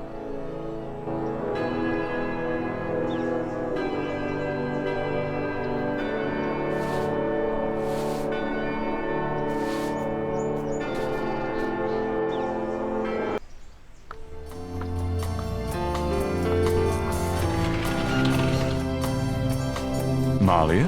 Mr. Knight, what are you doing here? My family's tomb is here. Mine too. Unnoticed. Subtle. Well, Mr. Knight, if there's nothing else... Don't go. I need to talk to you. Whatever for? I can't stop thinking about you. I've been in your thoughts too. I can see it in your eyes. Mr. Knight, you don't know anything about me. I'm not in a position to get involved. I've said that 1,000,000 times myself, but this is different. I think we both know we can't fight it. Oh, I can't believe I'm saying this. I have so many obligations. My family is very traditional. You wouldn't understand. Hey, I love tradition. I've seen Fiddler on the Roof 100 times. This isn't a musical, Mr. Knight. We live in different worlds. Look, I know you got more money than God. Do you think I care? Do you think that's why I'm saying this? No, I don't. Why don't you come see my world? I've got a little bookshop, St. George's on Bourbon. I know. See, I knew it. You're crazy about me too. Come by tonight, please. My world isn't so bad. I'm sorry, but there's no place for someone like you in my life. Not now, not ever. Damn it.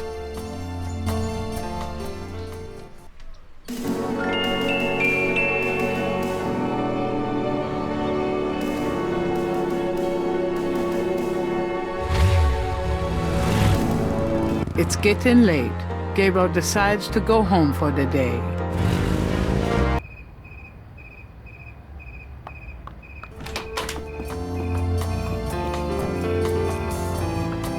Excuse me. I'm going inside.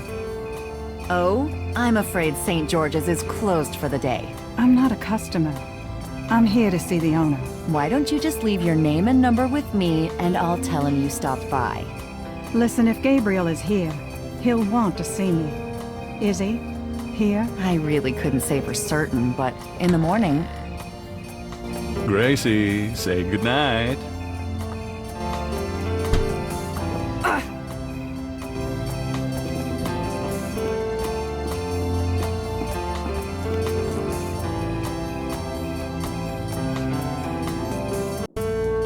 You came. I didn't think you would. I didn't think I would either. Your eyes. I could show you around a little. It's not much, but... Please don't. I couldn't focus on much of anything right now. Yeah, I know. God, what is it about you? Just shut up and kiss me.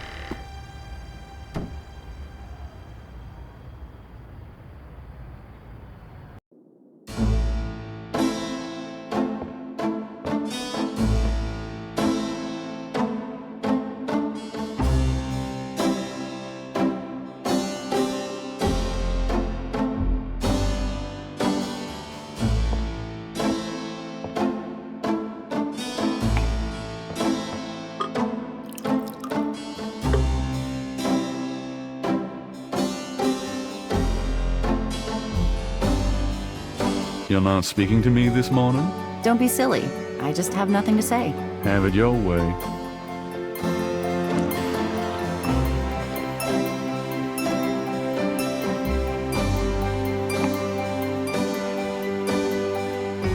Have you noticed this guy outside the shop? Yeah, he gives me the creeps. I wish he'd go away. Gabriel watches the man watching the shop.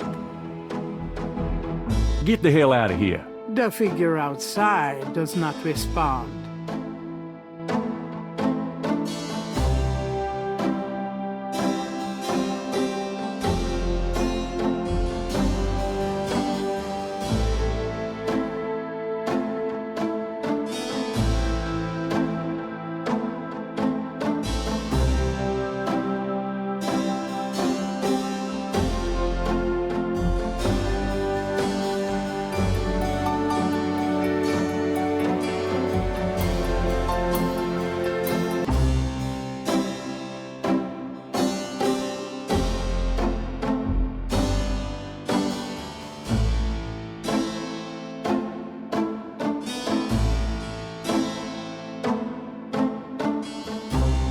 Got a minute, Grace? What's up? Does the name Ogun Badagri mean anything to you? Ooh, no. Makes my skin crawl, though. Have you ever heard of Dambala? No, sorry. Do you know anything about Veves? Not a clue. Sorry. Ritual patterns used in voodoo. Fascinating. I can't help you out, though. Do you know anything about animal masks? I'd rather not hear about your sex life, Knight. Do you know anything about a secret voodoo houndfall? In New Orleans? I think so. No, I don't, but it sounds dangerous. You're not gonna try to find this voodoo group yourself, are you? Would I do that? Do you know anything about black voodoo? Black voodoo? Ugh, now what are you getting yourself into? Nothing you need to know about, do you? I know there are dark forms of any major religion. Where there's a yin, there's a yang. Speaking of yin and yang... But no, I don't know anything really about voodoo, dark or otherwise, sorry.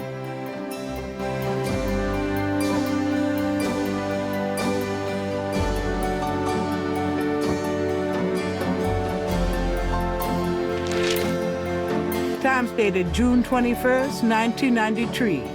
Gabriel's eye is immediately drawn to an article about the voodoo murders. He scans it quickly. I don't believe this.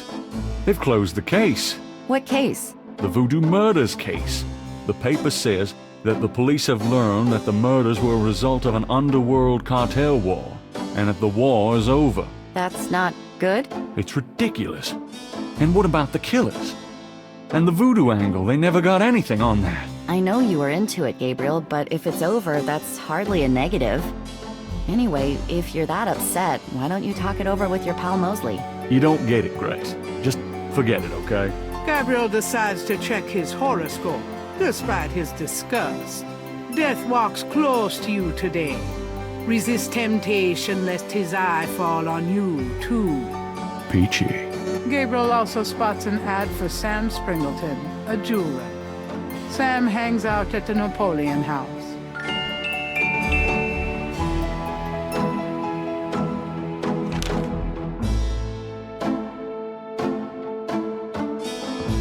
Got a minute, Grace? What's up? Are you sure you don't know anything about black voodoo? You are desperate. I told you I can't help you. Do you have messages for me? Your grandmother called. She said to remind you to stop by and go through your father's things. Okay. Do you have messages for me? That man from Germany called again, Wolfgang Ritter. Now he's claiming to be a relative of yours. Interesting. Can I get that phone number for Wolfgang Ritter? Sure, I'll give it to you when we're done talking. Could you do some research for me? Sure, what? I have a pattern I need you to research.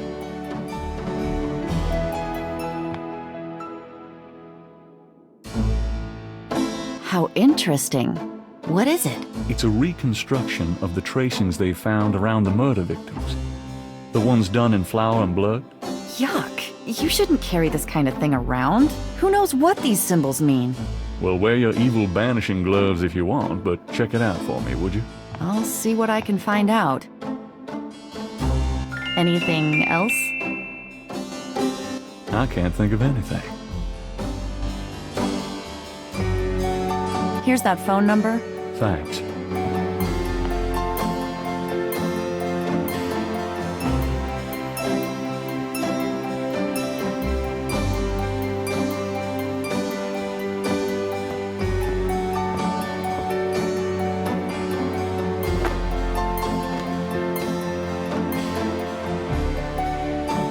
I've got some things I need to do. Good luck.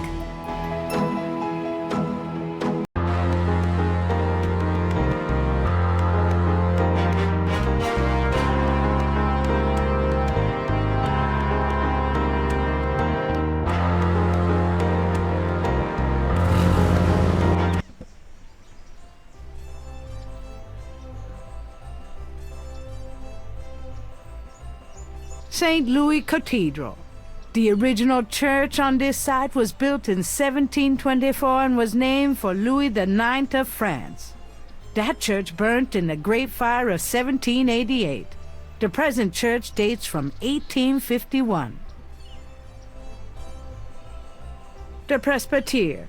This building was begun by the Spaniards in 1795 after a fire in Jackson Square. It was intended for monks, but now houses historical exhibits. The Pontalba buildings are historical landmarks, built in 1849 and 1850 as residential apartments. 4 pairs of binoculars are rigorously mounted on the cement floor. Those binoculars aren't going anywhere without a jackhammer.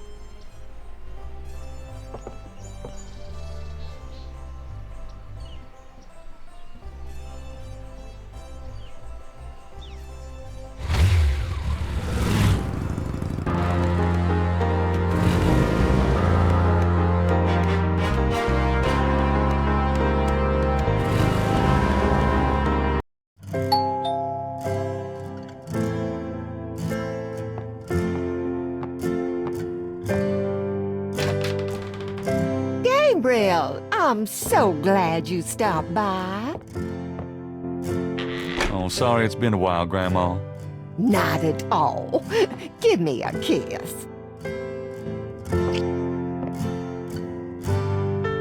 Now come on, sit down. Tell me how you're doing.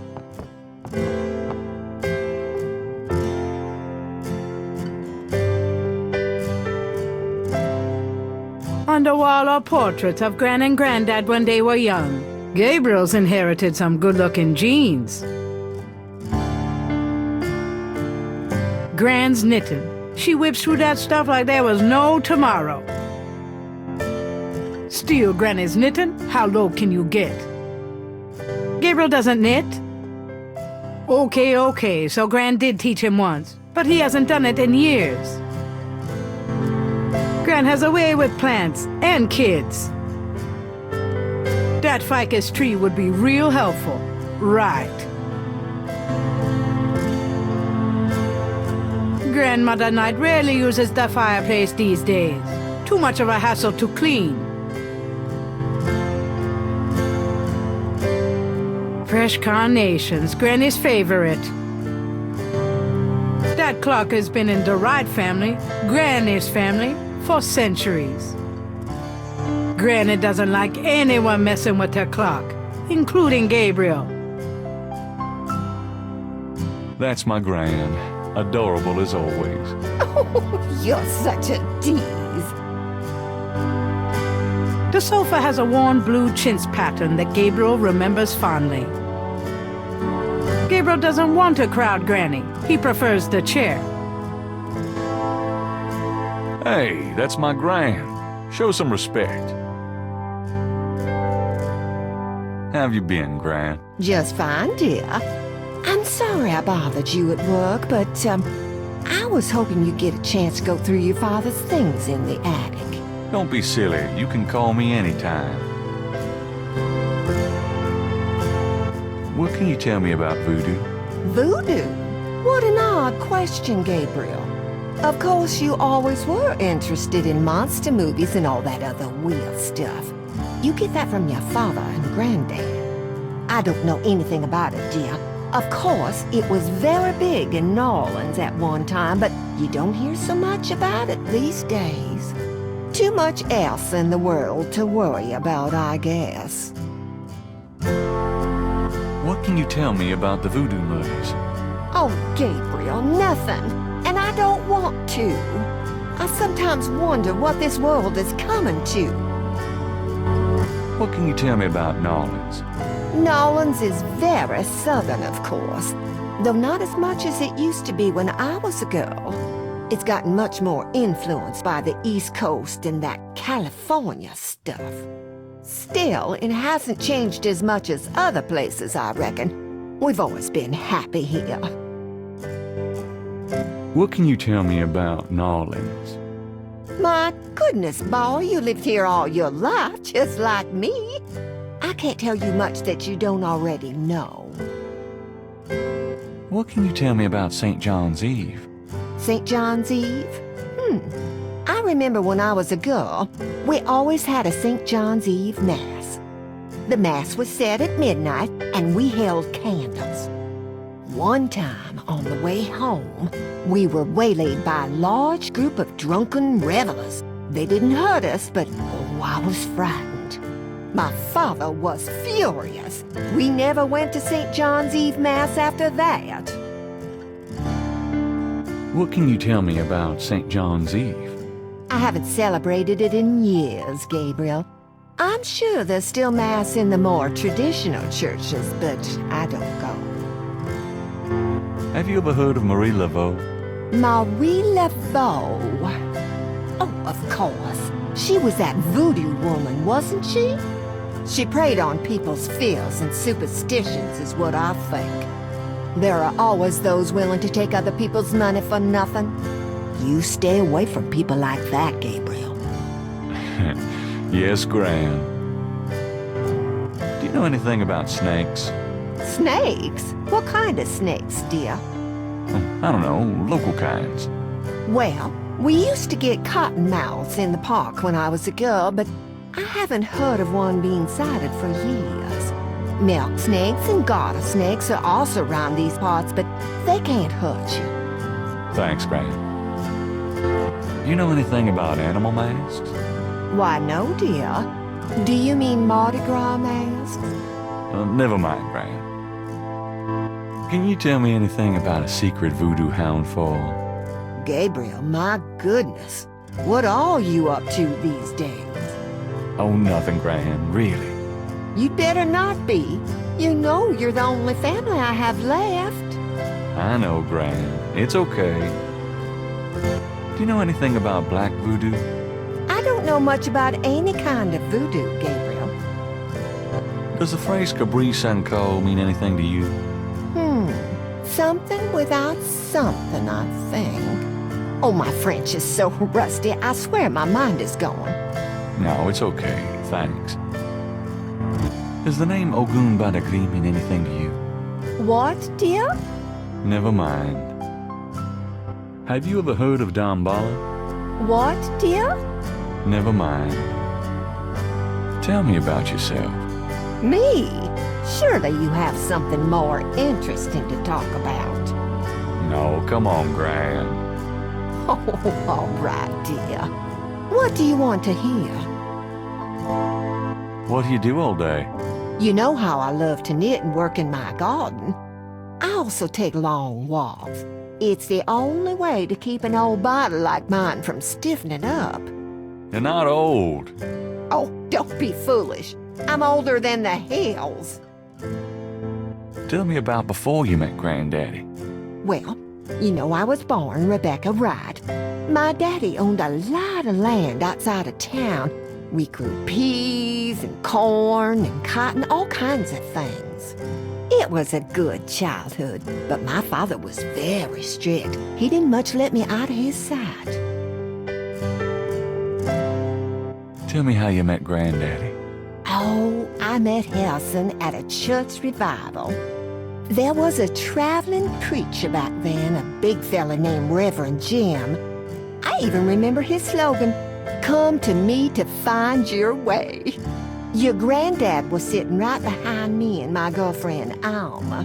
And at one point, old Reverend Jim was flinging his hair around with his fine brimstone annex. And a piece of it, one of those small add-on doos for men, went flying off. I swear, Harrison and I were the only ones that noticed. We both started laughing to beat the band. Everyone looked at us like we were a couple of loonies. Oh, it was then I knew that he was for me. How you feeling these days? Fit as a fiddle, and don't you worry your head about it. Just tell me anything at all. I had your father when I was 22. The doctors told me I couldn't have any more after him, so I'm afraid I spoiled him rotten. Just tell me anything at all. I hate to admit it, but I was a jealous little thing when your granddaddy and I were younger. I loved him so ferociously, and he did attract the eyes of the ladies whether he wanted to or not. Just tell me anything at all. I get lonely sometimes, but I have lots of girlfriends in the neighborhood. I call one of them if I'm feeling blue. Just tell me anything at all. I wish you'd settle down and give me a great-grandchild. Oh, Gran. Just tell me anything at all. I never loved any man but your grandfather. And I never will. Oh, nothing. Never mind. All right, dear. You know, you get prettier every time I see you. Oh, you. Have you baked any of your incredible molasses pies lately? No, dear. But you let me know when you want some and I'll whip up a half a dozen. You've lost weight. Are you courting a new man? Oh, Gabriel. Don't be silly. You know there'll never be anyone but your granddad for me. Your hair looks very pretty today, Gran. Well, thank you, dear. So does... Well, you've always had such nice, thick hair, Gabriel. You know, I always tell people that my Gran is the prettiest grand old belle in the city. Oh, dear. You shouldn't talk so. What's new, Gran? I've been working on baby sweaters for the church bazaar. Keeps me busy. Done anything interesting lately? I raised you. Lately, Gran. Oh, you know me, Gabriel. I always got my nose poked in something. It must run in the family. You're looking well, Gran. Oh, thanks, dear. Is there anything you need? Me? No, I'm just fine, Gabriel. I have more than enough of everything. Nice weather. Oh, Gabriel, please. It's been just awful. Muggiest summer of my life. Are you okay, Gran? I'm right as rain, boy. Tell me about our family. Who would you like to hear about? Your granddad, your father, or your mother? Tell me something about Granddad. Your granddad immigrated to America when he was 21. He worked his way through school, met and married me, and we had your father, Philip. Tell me something about Granddad. Your granddad supported me and your father with bookkeeping. Oh, I'll tell you what, though, he hated every minute of it. Didn't really like bookkeeping one bit. Maybe that was why he had the worst luck with jobs. Oh, the nights he'd come home afraid to tell me he lost another. And I'd tell him it didn't matter to me, but he felt ashamed, Gabriel. Tell me something about Granddad. Harrison was only 36 when he died. Your father was 8 years old at the time. Your granddad was hit by a streetcar in the business district. It took me nearly a year to believe he was really gone. I'm sorry, Gran. Oh, I know you are, dear. Tell me something. Did you know that your granddad was a poet? He was. He wrote the most beautiful poetry for me when we were courting. I always thought he should have done something with that gift, but he was such a practical man. Didn't believe in chasing after dreams. Tell me about my father. Your father was my only child. How we adored him. Tell me about my father. Philip suffered from terrible nightmares, just like your granddad did. Oh, they were two peas in a pod. Tell me about my father. When Philip met your mother, oh, it was love at first sight. They were married 2 weeks later. Never looked at a girl seriously until then, and he looked at plenty. You have your father's way with women, Gabriel. And your granddad's. Tell me about my father. I wanted to just lay down and die when he and your mother were killed in that car crash when you were only 8. It was the thought of taking care of you that kept me going, Gabriel. The police say your father swerved off the road after being frightened by something. Perhaps a deer in the road, or wildcat. Tell me about my father. Your granddad wanted Philip to have a normal life. He was obsessed by that thought. He pushed Philip to go to law school, but Philip was driven to art. He painted almost in a daze. He would get so inside himself when he worked. Tell me. He always hated that it was Margaret's money that supported the three of you when his painting couldn't. I kept telling him, try something more cheerful, like a landscape or two, but he couldn't do it. His work was just too dark and disturbing for the public, you know. Tell me about my mother. Your mother was Margaret Templeton when your father met her. She came from a very wealthy Creole family in New Orleans. She was beautiful and reckless. She was madly in love with your father, of course, but I also think she liked to find her family. Since you're so interested in family history these days, why don't you go by St. Louis Cemetery No. 1 and visit the family tomb? It would be such a sweet gesture. It's just past the Ross tomb, right? Oh, maybe I will. Tell me about my mother.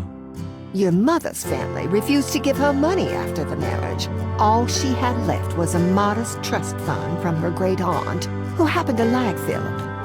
The remainder of your mother's trust fund became yours when she died. That's what you used to open your bookshop. Tell me. The Templetons are all gone now. Every last one of them. Oh, they never wanted anything to do with us, of course. What a waste. Oh, nothing. Never mind. All right, dear. I'm gonna go up to the attic, Gran. Be careful of the dust.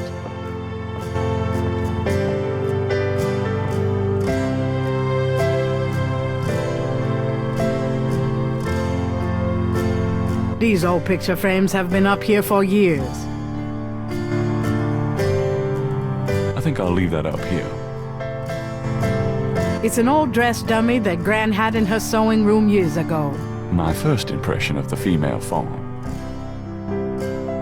I think I'll leave that up here. Do I really look that desperate? It's a lady's hat from the 1920s. And from Gran's Virginia Woolf period. I think I'll leave that up here.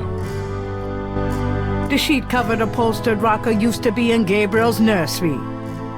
I think I'll leave that. It's an old, dusty bicycle tire. A skylight lets welcome sunlight into the attic. An elaborate mechanical clock, probably of German origin. is among the discarded treasures of the attic.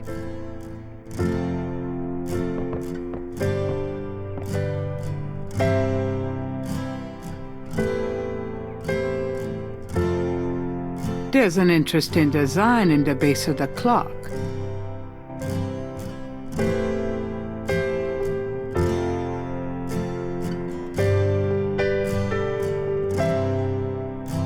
The face of the clock is hand-painted. A ring of 6 symbols surrounds the face of the clock. A sword, a sun, an angel, a noose, an eclipse, and a dragon.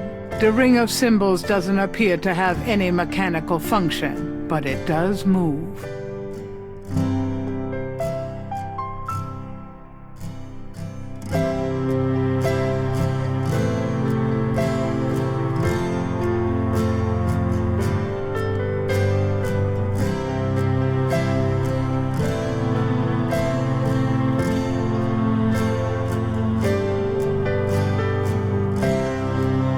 A keyhole sits empty on the side of the clock.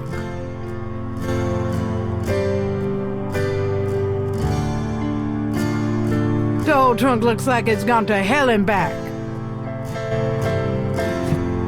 There's a lot of Granddad's old stuff in here. Might be something interesting.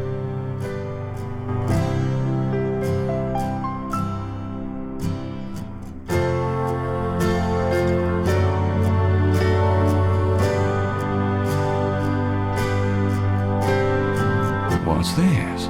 It's some sort of key.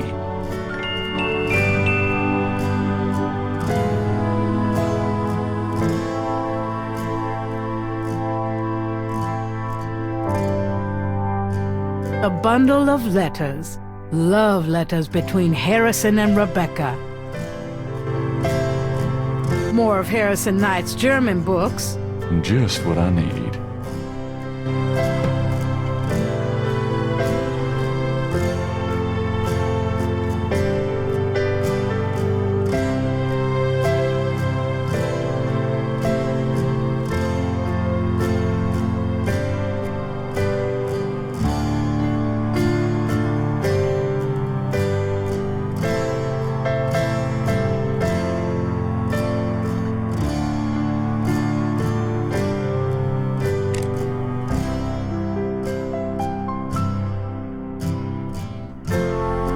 Nothing happens.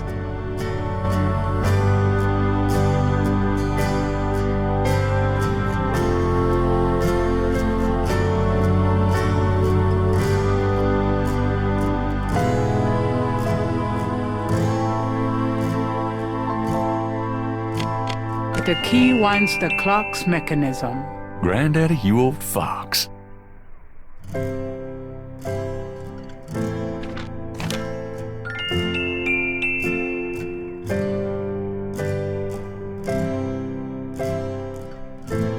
The back of the photo has the following written on it. Schloss Ritter, 1925.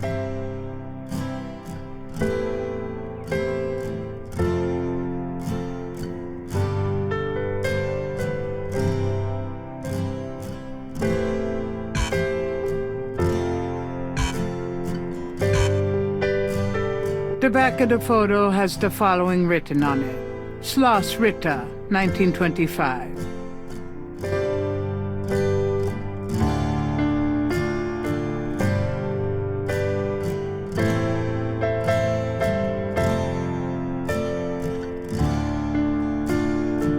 The letter is written in German, but Gabriel determines what he can about it.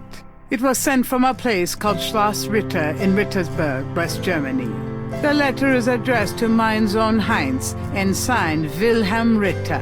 One of the reoccurring words strewn throughout the letter is the word Schattenjäger. The only other thing that Gabriel can decipher about the letter is a sense of urgency in the handwriting and in the heavy use of a quill tip, bold strokes, and underlining.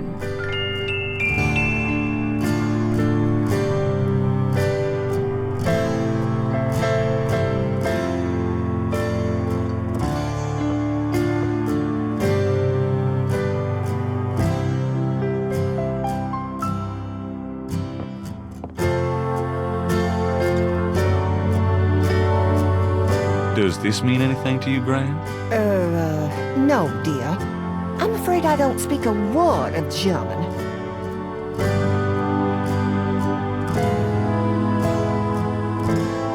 Does this mean anything to you, Gran? That one in the middle is your grandfather. Those other two, I don't know. Can we talk, Gran? Of course, my boy. How can I help? Have you ever heard of a Schottenjäger? Schottenjäger?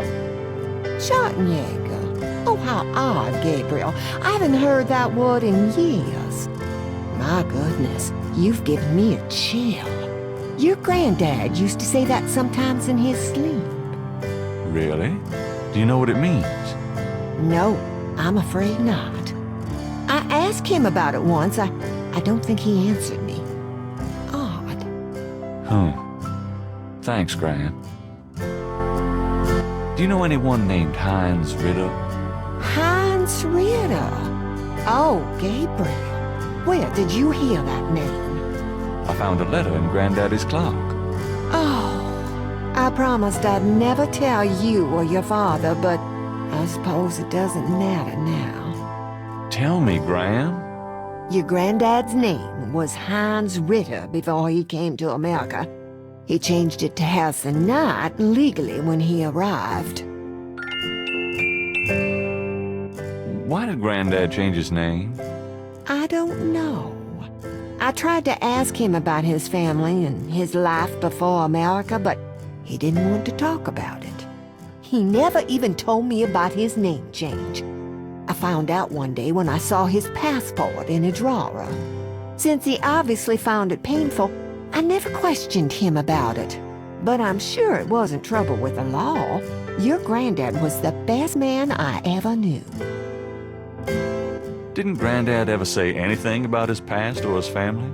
Only that his family was crazy and that he never wanted to see them again. He believed in some family curse.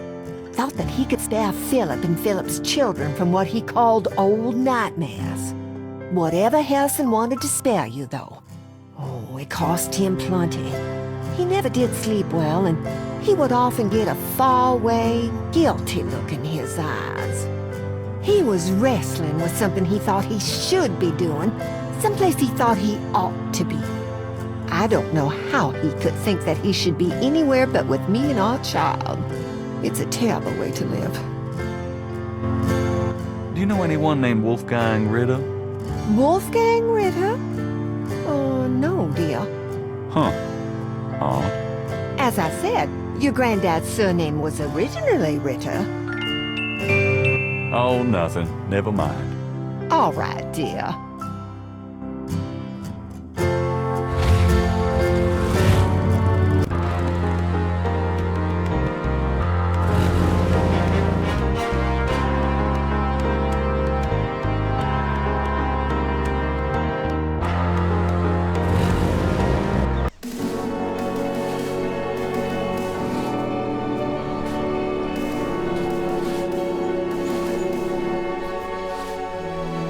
Could I have a minute of your time? What you need, boy? Have you ever heard of a Schottenjäger? Nope, can't say that I have.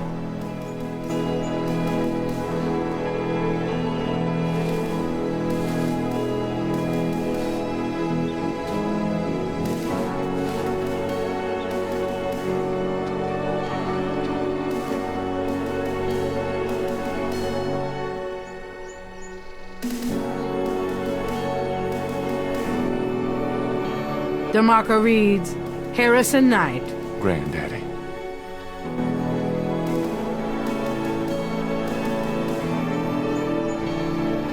How's it going, Granddaddy? How's it going, DeMarco reads, Philip Knight. Daddy. Hey, Daddy. DeMarco reads, Margaret Templeton Knight. My mother. Miss you, Mom. Oh, shoot. Huh. Looks like someone left something in that vase.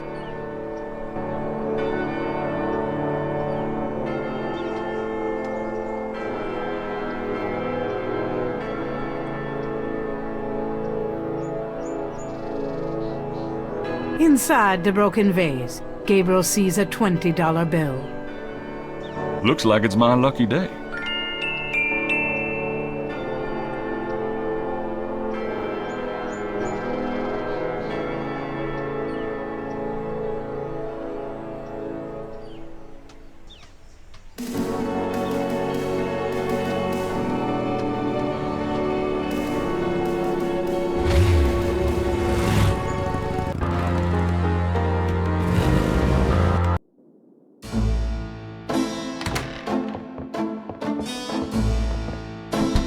Hey, kids! Bruno, how nice. Gee, a customer. Of yours? Hardly. How's the flower business? Well, better than the used book business, I see. Rare books. That explains why I so rarely see anyone in here. Are you gonna sell me that wonderful painting of yours today?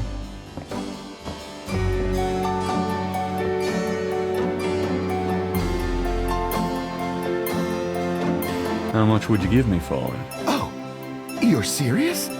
You'll let me have it? Gabriel, don't you dare sell your father's painting. Yeah, I'll let you have it all right. How much for the painting? Well, I could give you 100. That's all I can let go at the moment, you know. My affairs are so tied up. Gabriel, $100 for your father's painting? Stay out of this, Grace.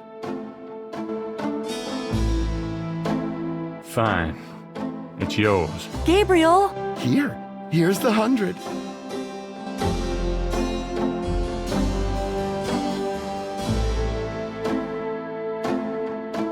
You better take good care of this, Bruno. This is not just another of your hip art pieces, you know. Really?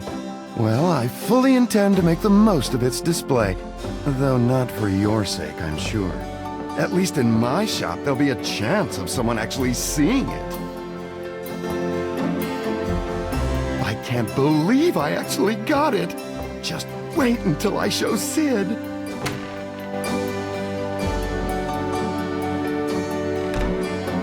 I don't believe you. It's just a painting, Grace. There are things I have to do. He's still there. I'd wish he'd move or something. He hasn't moved an inch since he showed up. Get the hell out of here. The figure outside does not respond.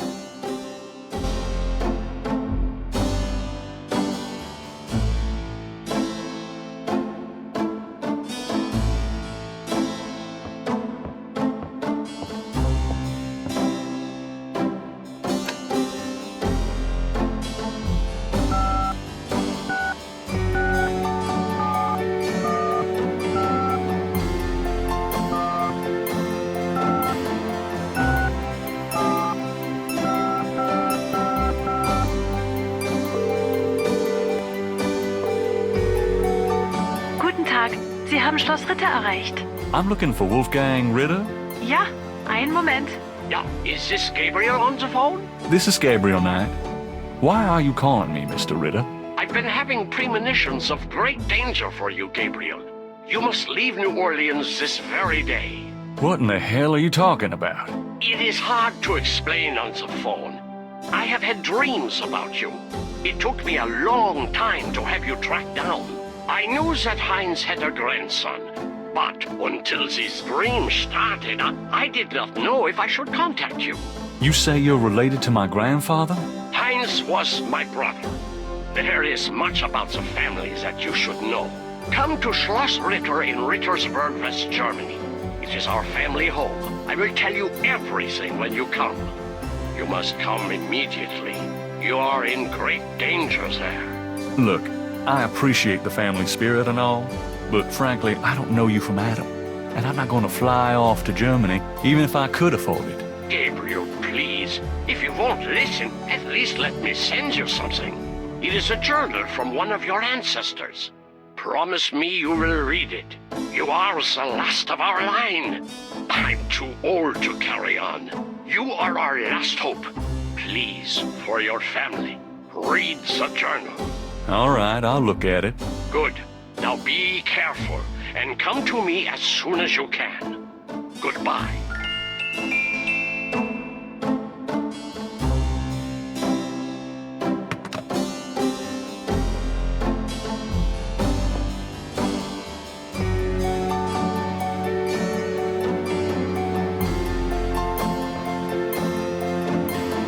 Got a minute, Grace? What's up? Have you ever heard of a Schottenjäger? No. Is that a voodoo word? I don't think so. It's German. No, sorry. I don't speak German.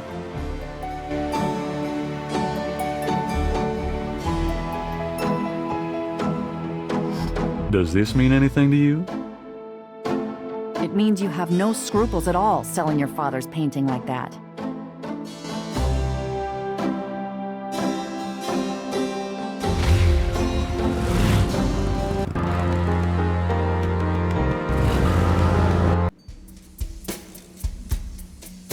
Aye.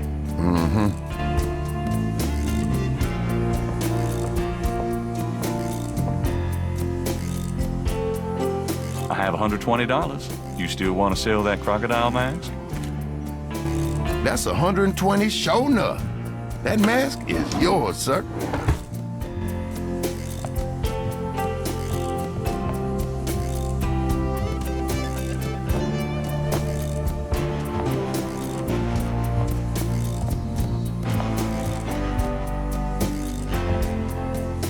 Here you go. Careful it don't bite you now. Yeah, thanks. Now don't you go forgetting your lagniappe. A free bottle of Master Gambling Oil. The sign said I could get Lady Luck Oil instead. Well, I was thinking a man as young as you wouldn't be needing that kind of remedying.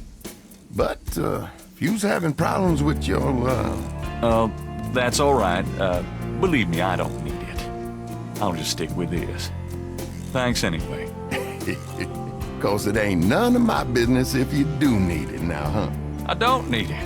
Oh, of course you don't.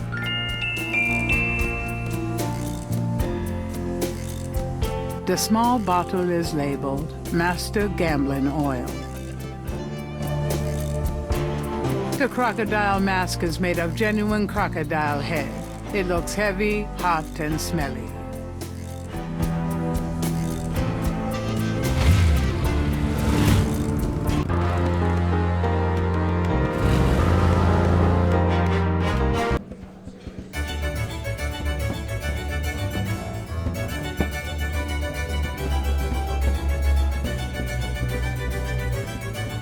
A street drummer has found a spot outside the Napoleon house. Gabriel can't do anything with the drummer on the street.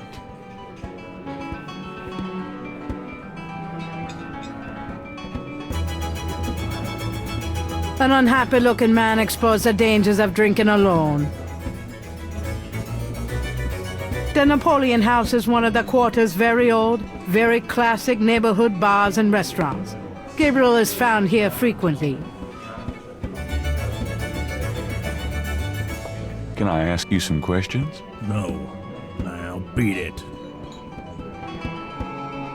Can I ask you? No.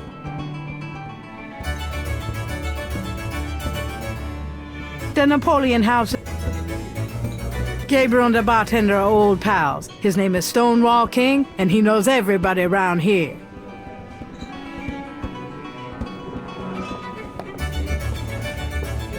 Could I ask you a few questions? Sure. I'm not too busy at the moment.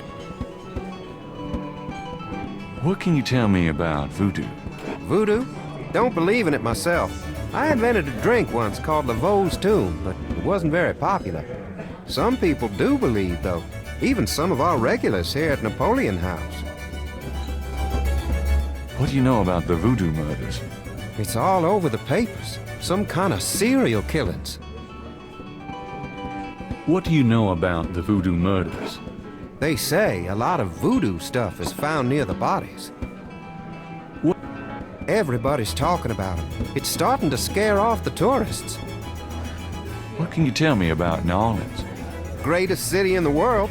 I never want to live anywhere else. What can you... This city must get about 1 million tourists a year, especially around Mardi Gras. What?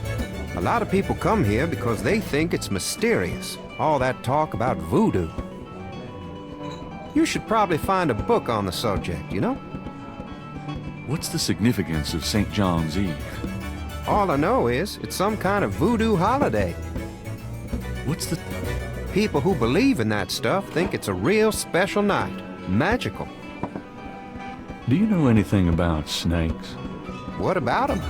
No, just anything. You ask the weirdest questions. I don't know anything about snakes. Have you ever heard of Marie Laveau? Sure. She's kind of the patron saint of voodoo in New Orleans. Don't know too much about her, but the tourists sure get off on all that stuff. Have you ever heard of Marie Laveau? There's a voodoo museum in town. They'd know more about it than I do. Do you know anything about animal masks? Come Mardi Gras, you see all kinds of masks in here. Do you know anything about black voodoo? Black voodoo? No, I prefer not to think about that kind of stuff, personally. Crime, perversion, weirdos, just makes me depressed. Does the name Ogun Badagria mean anything to you? Never heard of it. Have you ever heard of Damballa? Never heard of it. Can you tell me anything about a secret voodoo hound fall? Are you kidding? Around here? Hope they aren't serving drinks. Well, if they are, I don't think anyone in his right mind would want one. Does the phrase Capri Sanko mean anything to you? Never heard of it. Have you ever heard of a Schottenjäger?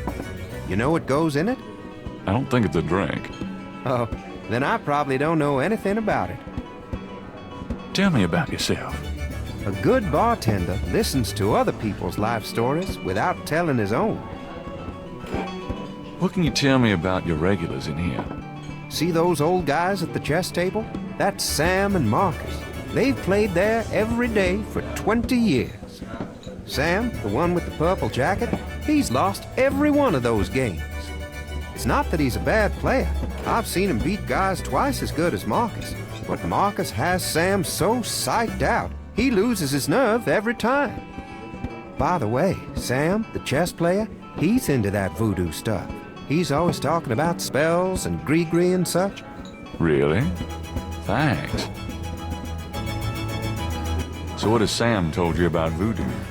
Well, about 50 years ago, Sam was too shy to talk to this pretty girl he was in love with. He went to a voodooienne and had her make him a love charm. It was a little pouch that he had to bury under the girl's front porch. Well, he buried the pouch, and the next day he went up and talked to the girl. And sure enough, she didn't reject him. Now she's his wife, poor guy. Hi, how's it going?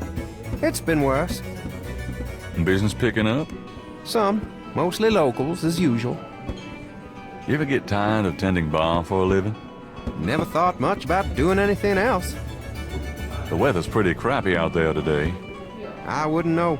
I never get out of here before dark. This looks like a lively crowd. Lively crowds are trouble.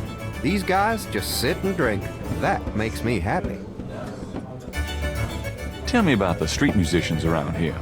I like music as much as the next guy, but they get pretty monotonous sometimes, you know? Like that drummer right outside. They say there's been a drummer outside Napoleon House since the day it opened. Now, I like drums, but this character really gets on my nerves. It sounds like the same thing over and over. I just want to say enough already. Sounds like my life. Tell me about the street... Don't know what else I could say. It's a bust of Napoleon. How apropos. A young man is deep in conversation with his girlfriend and feeling no pain. Hey, how's it going? Could you excuse us? We're talking here. Can I ask you some questions? Sure. You want to know my sign? On second thought, I don't think you could help, but forget it. Nah. Better not. Her boyfriend doesn't look too friendly. A man in a loud tie stares morosely at a chessboard.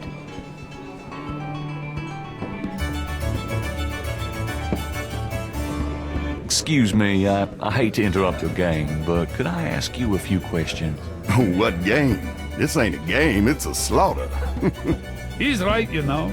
So let me die in peace, would you? A sharp-eyed gentleman in a gray sport coat hunches over a chessboard, chuckling to himself.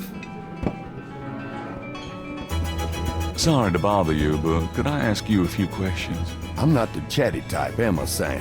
No, you old bastard, you're not. Besides, I'm busy sucking poor old Sam dry. Go bug someone else. You're a real sweetheart, Marcus, you bastard. The velvet chairs are getting a bit threadbare.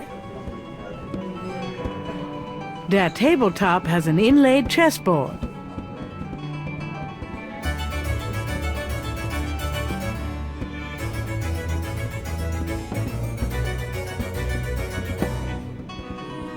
Got a second, Sam?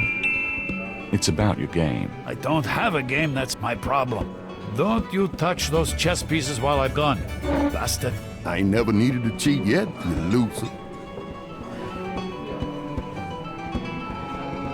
Thought you might be interested in this gambling oil. Let me see that. Master Gambling Oil. What's it for? Don't you ever wonder why Marcus wins every time? Whoa, hold it. You really think Marcus uses this stuff? Would I make something like that up? Get out of here. Marcus would never use something like this. Well, if that's what you want to believe. This is a powerful voodoo oil. Ah, go on. Really? This voodoo oil could make a nun get lucky. Really? You think it really works, huh? I'd stake my reputation as a novelist on it. And you say Marcus uses this? That explains a lot. Let me see that bottle. This looks authentic. Oh, it is. If I could really beat that bastard. Stonewall, give me a Pim's cup, would you? Coming up, Sam.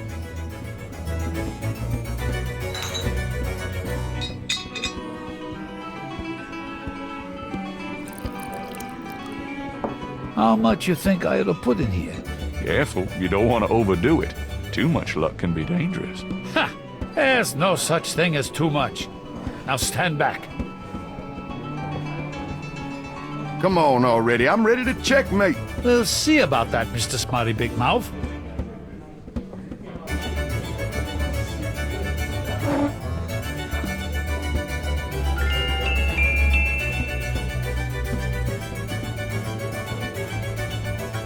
Checkmate! Checkmate, you bastard! Son of a bitch. 20 years I've been waiting to say that. Checkmate! Checkmate! Checkmate! You are the biggest butthead, Sam Singleton, that I have ever met. Checkmate! You can just put that chessboard where the sun don't shine. Hallelujah! I did it! Yippee! Nice game. Nice game! Hell, I was brilliant! Of course, I gotta give some of the credit to that oil of yours. I've been losing to that guy for 20 years. If you ever need a favor, you come to Sam, you hear? Will do. Can I ask you some questions now? Look, I'd be glad to help you out, but I've been stuck in this bar too long to know much about anything.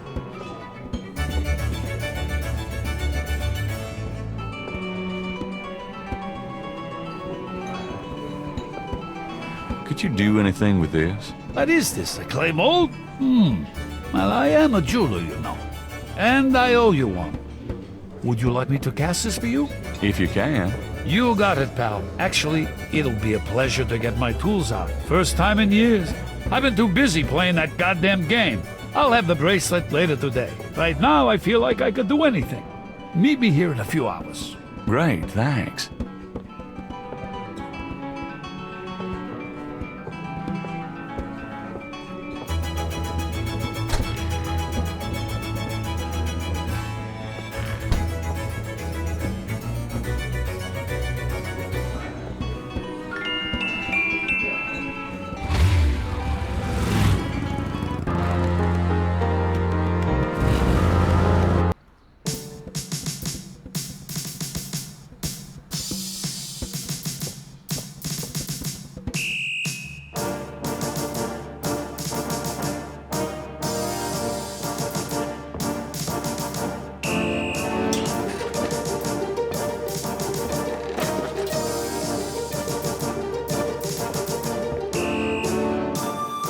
Knight, hate to tell you this, but you're out of a book.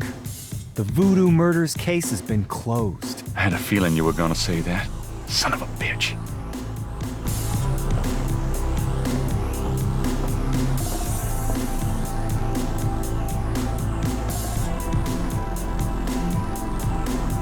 I have to tell you, Bud, I'm pretty pissed off about this case being closed. You guys are making a big mistake.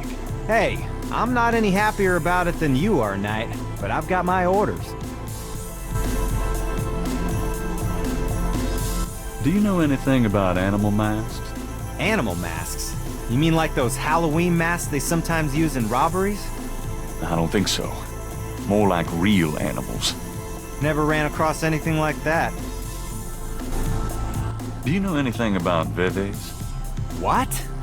Veves. They're ritualistic patterns used in voodoo. You know, like those marks we found around the body. You know what the department says about that, Knight? That voodoo stuff is faked. Yeah, well, they're wrong. These veves... Look, just stop worrying about those marks. I don't think they're relevant. What do you know about black voodoo? Black voodoo? Sounds like a put-on to me.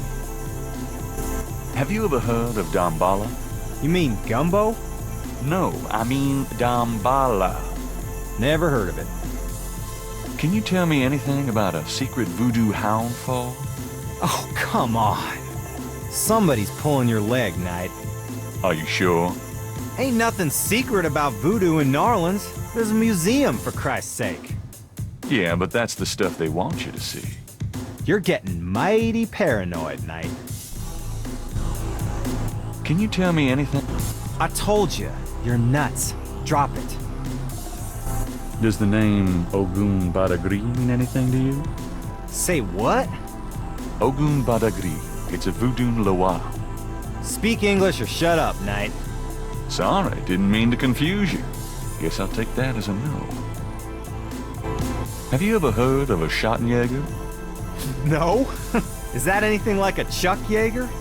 I don't think there's any relation. Have you ever... Not since the last time you asked. Tell me about yourself. What do you want to talk about that for now? We're not doing the book anymore. Besides, you already know too much about me, Knight.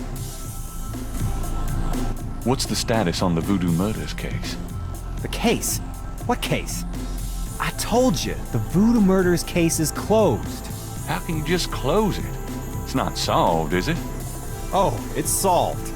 Turns out the Chicago Mafia was trying to invade local territory. Use the Mississippi for drug running now that Florida's so hot. What we had here was a little resistance from the local businessmen.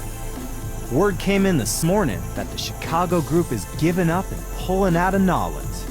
But that doesn't bring the killers to justice. Well, the boys upstairs seem to figure it this way. Let the slime kill each other. Better the vermin we know than Chicago vermin, I guess. The attitude in the department is that we just been done a huge favor, and they're probably right. What about the local cartel? Are you just gonna let them go? At least they're part of us. We'll deal with them over time. Always have. Nolans is pretty clean that way, you know? Well, that's the illusion, isn't it? Look, I'm not totally in agreement here either. But what can I do? These guys are not about to get caught. I'm disappointed about the book too. Look, next big murder case I get, I'll call you in, and we'll do that one up right, okay? In fact, I could probably dig up some old cases, and you could spice them up. No thanks. What's the status on the... I told you, it's closed. How can I convince you to reopen the case? Look, the department's not interested. So, couldn't you make them interested? With what? I got 7 bodies and still no leads. The voodoo angle's worthless, and besides, these people aren't hurting anybody but out-of-town drug dealers and hitmen. The voodoo stuff is not worthless. It's the key to the whole thing. And these people are dangerous. They need to be stopped. Okay, you want me to reopen this case? Prove what you just said. What do you mean? You need to prove that there's a legitimate voodoo cult in Narland. Prove that they're a threat. Get me a lead on the cult.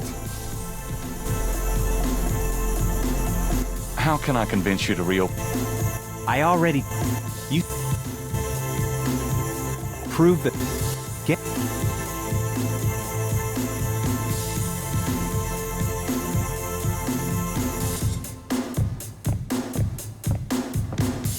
I'm gonna hit the road.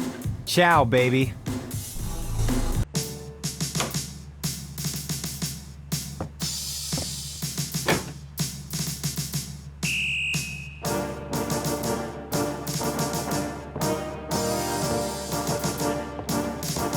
Excuse me, officer? Yes? Oh, never mind. Fine. I'll get back to work. Can I bother you again, officer? What is it this time? Do you know anything about a secret voodoo houndfall? Hound... what? Houndfall. It's a temple. Sounds like somebody's pulling your leg on that one. Do you know anything about animal masks? I see plenty of masks during Mardi Gras. Not many animals, though. Of course, there's plenty of animals underneath. Do you know anything about black voodoo? Black? Voodoo? Isn't that kind of the same thing? Actually, no. Well, all I know about voodoo is to keep away from it. And you should too, Knight. Have you ever heard of a Schottenjäger? Can't say that I have, but it sounds dirty.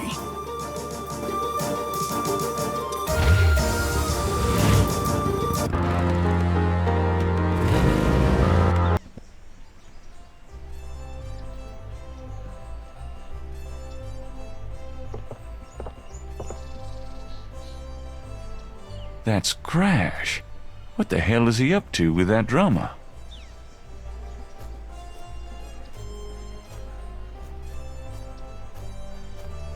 Huh, Crash and the drummer. Interesting.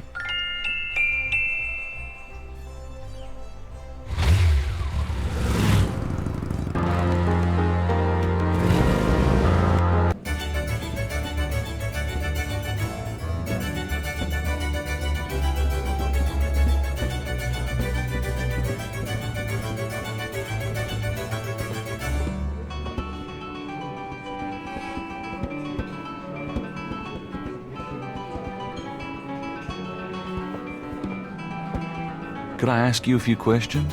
Sure. I'm not too busy at the moment.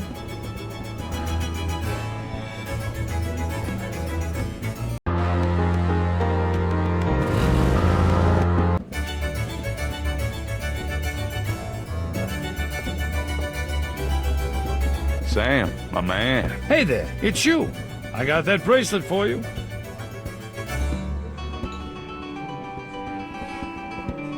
This piece was a real toughie. For some reason, the metal just wasn't setting. I must be out of practice. Well, it looks good to me. Thanks, Sam. No problem. By the way, I'm heading out of town tonight. Yeah? Where to? Marcus used to tell me that if I ever beat him at chess, he'd take me around the world. The old bastard has enough money stuffed in his mattress to cover the federal deficit, and he hates spending a penny of it. I'm going to enjoy watching him squirm through every mile. Sounds like fun. Good luck. Are you kidding? Luck is my middle name.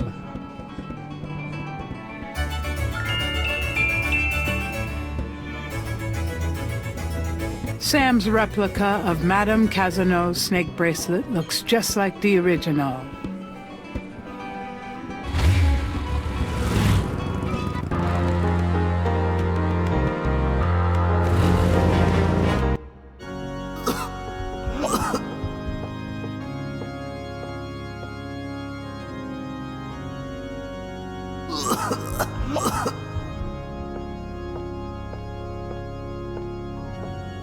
I need to talk to you. Ask you some questions. No way, man. I'm too sick. Go away. Come on. I have to know what you know about these voodoo people. You don't know nothing about nothing, man. You are so far out of it, you wouldn't understand anything. Just like that friend of yours, Mosley. Go away. I'm not like Mosley. I know more than you think I do. I'll believe you. Oh, forget it, man. It's not worth my breath.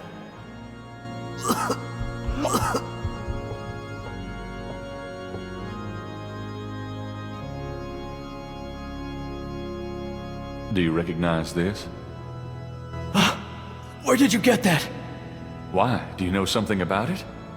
Know something about it? Look at this. Crash opens his shirt and reveals a tattoo. It's the same snake. It's their sign, man. The mark of the snake. Without it, they'll never let you get close. The sign of the snake, right. Your tattoo, my bracelet. Now do you believe that I know something about these people? All right, yeah. You know about them. I guess. Will you answer some questions for me now? Okay, I'll talk to you. A little, but make it fast. Tell me what you know about voodoo. Look, take some advice. Stay away from this voodoo shit. You don't really want to know, man. Believe me. Do yourself a favor and leave me alone. Come on, tell me what you know about voodoo. I told you, man. Leave me alone. Can't you see I'm dying? I want to know about the voodoo murders. You're on the right track. That's all I can say. I'm not gonna risk my life by talking about it, man. What can you tell me about New Orleans? Man, can't you see I'm sick? Don't bug me with stupid questions. Does the name Ogun Badagri mean anything to you? No! Don't say that name. Why not? It's evil, man. Do you know anything about snakes? The eyes. Snake's eyes. Damballa. Okay, calm down. Tell me what you know about Damballa. No! Don't say that word. They'll hear you. They who? Shut up, man! What can you tell me about St. John's Eve? Nothing. Just leave me alone. Do you have any idea what Capri San Call means? I never heard of that. Do you know anything about Marie Laveau? I don't know her. Honest.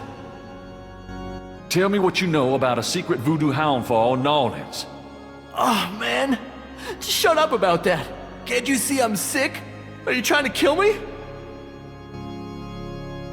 Do you know anything about animal masks? No. Leave me alone about that shit. What do you mean? You've seen them, haven't you? No, not me. Leave me alone. Do you know anything about black voodoo? Black voodoo? What the hell is that? Voodoo's voodoo, man. Do you know anything about veves? I never heard of that. Have you ever heard of a Schottenjäger? I never heard of that. Oh, you look pretty sick. Shouldn't you be in a hospital? Nah, a hospital wouldn't do nothing. Just leave me alone. Tell me about yourself. I'm sick. Dying. Eating the big enchilada, man.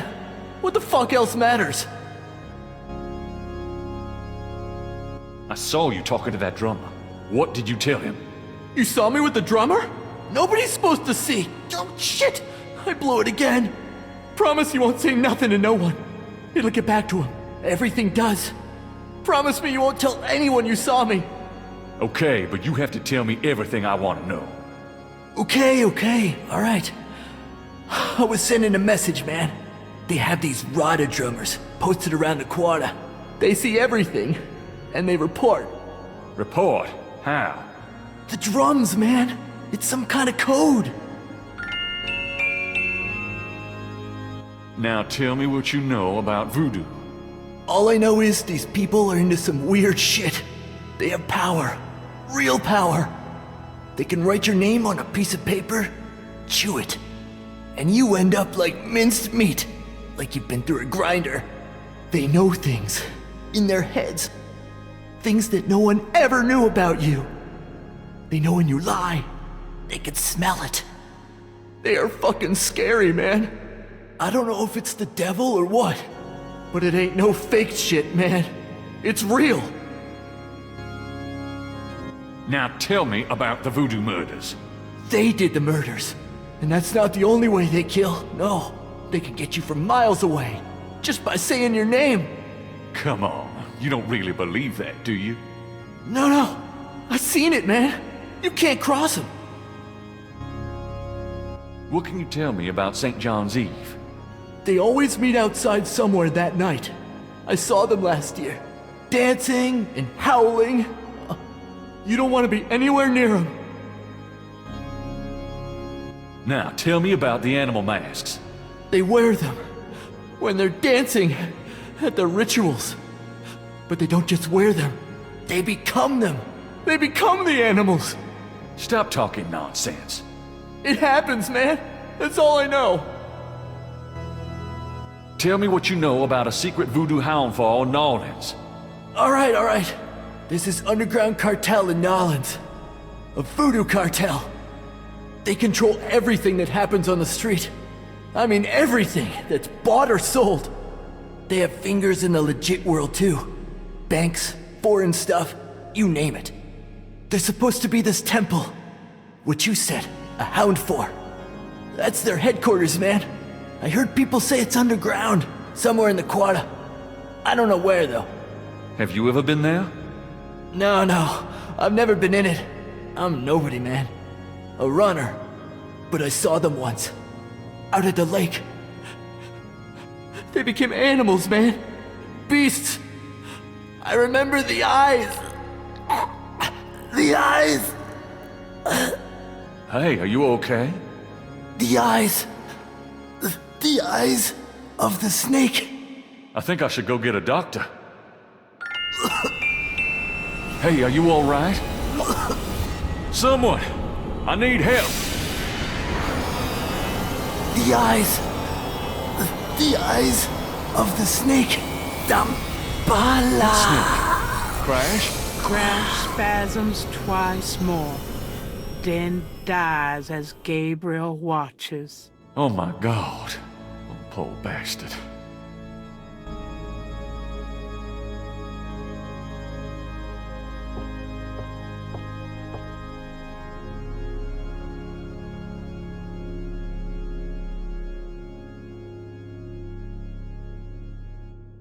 On Crash's chest is a tattoo of a snake. That tattoo looks like Casino's bracelet.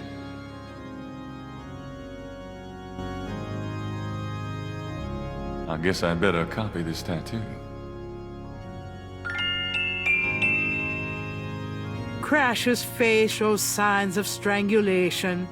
His death was not a pleasant one. Moving the body is the job of the coroner's office.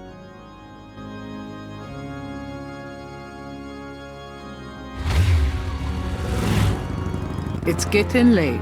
Gabriel decides to go home for the day.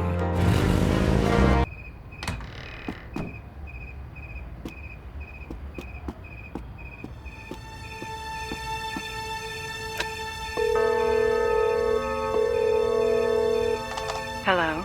It's me. I can't sleep. Oh, me neither. Can I...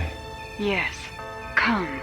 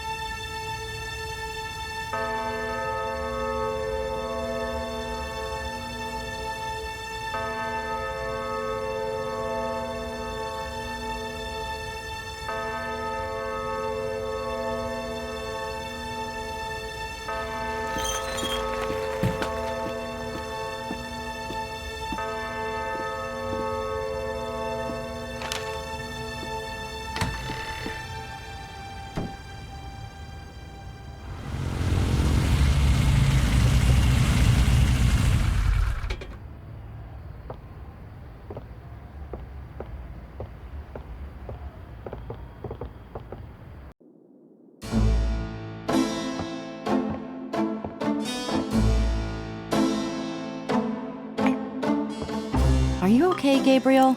Sure. Great. Why? I'm worried about you. If I were any better, Grace, I'd be dead. Now what's up? You got another package this morning. Overnight from Germany. I was expecting that. Where is it? Well, it kind of came open, but I salvaged the contents. There was a letter from your great-uncle Wolfgang and a journal. The package just came open, huh? How'd you like the journal? Someone has to look after you. You're in trouble, in case you didn't know it. Yeah, you've been reading my horoscope again, haven't you, Grace? Just read the journal carefully, Gabriel. Please. I got it. St. George's books. Oh, Professor Hartridge. I'm glad you called. Did you? Oh, you did. You did. But wait, slow down. The Agree. Really? You think that's them? Wheel within a wheel. Ogun Agree, huh? Well, that does sound like it. Dambala, the snake. That's the wavy pattern at the bottom. Okay. The 1791 slave revolt in Santo Domingo? Well, why would the Veve show up there? Uh-huh. Okay. Look, I'll come over as soon as I can, okay? Relax, Professor. I'm excited too, but you're gonna give yourself a heart attack. Okay, thanks. See ya. I wish you'd tell me what's going on. I swear you're gonna step into a hole you may never get out of. Don't look so worried. No one knows what I'm doing. I'm perfectly safe, and I'm getting some great stuff for the book. Besides, there's something about all this. My dreams. What about your dreams? Oh, nothing. I'll be careful. I promise. Did you find out anything about that pattern I gave you? Yeah, I did find something. I checked the microfiche at the public library. I found an article about a murder in 1810. The newspaper published part of a pattern found around the body. It looks damn close. You're incredible. All that work.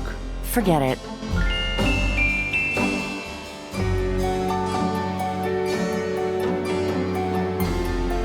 The newspaper clipping describes a ritualistic murder in Congo Square. It includes a rough sketch of a pattern found around the body. The sketch is very similar to the reconstructed Veve.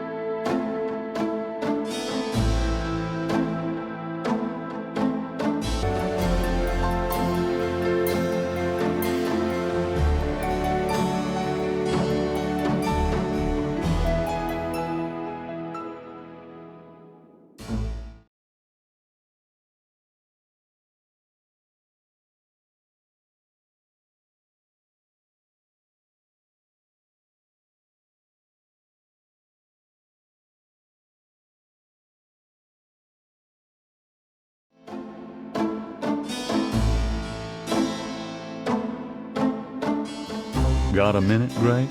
What's up? How do you feel about New Orleans these days? I'd rather be anywhere else in the world right now. Could you do some research for me? Sure, what? Could you research Rada drums for me? Rada drums? Sure. I don't think we have any books on that topic in the shop, but I'll contact our suppliers. Assuming any of them will extend you any credit. Tell them it's an emergency. Uh-huh. I can see where a Rada drum book would be incredibly urgent.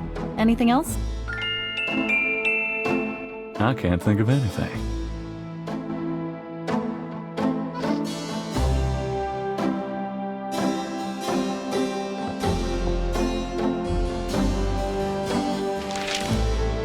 Times dated June 22nd, 1993. Disgusted with the state of the voodoo murder case, Gabriel turns right to his horoscope. The shadow upon you is no longer reversible. Wonderful.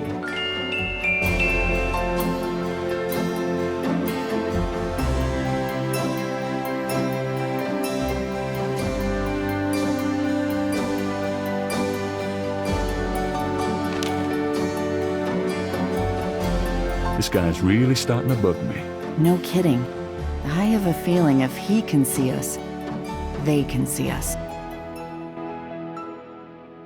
Get the hell out of here. The figure outside does not respond.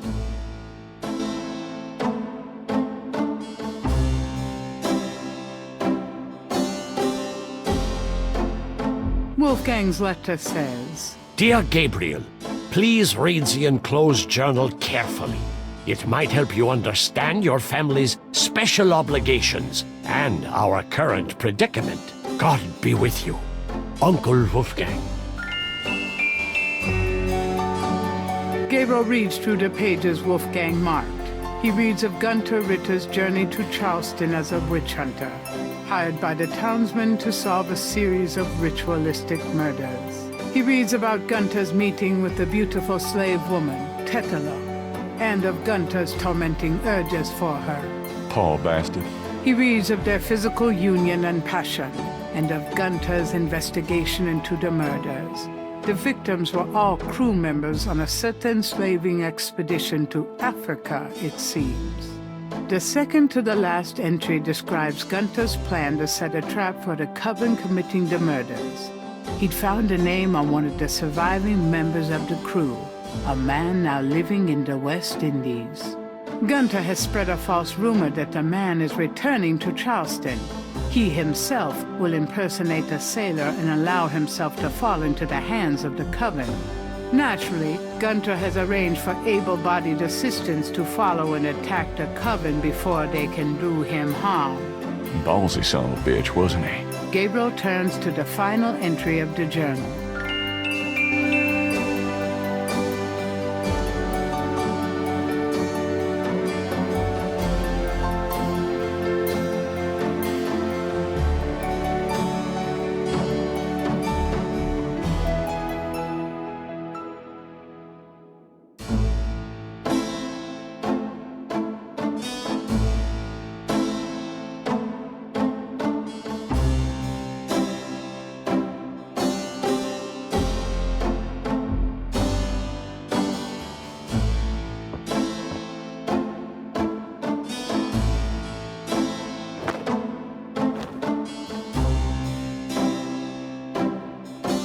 I've got some things I need to do.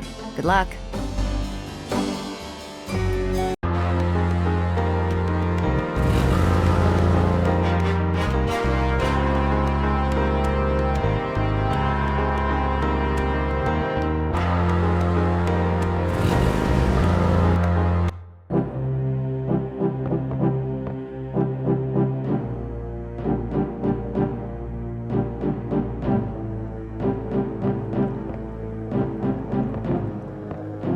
Hey, Hartridge, what's the good word?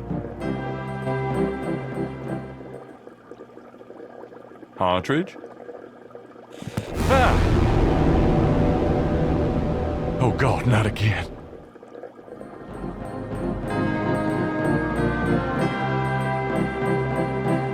There must be something here about what Hartridge found out about that Veve.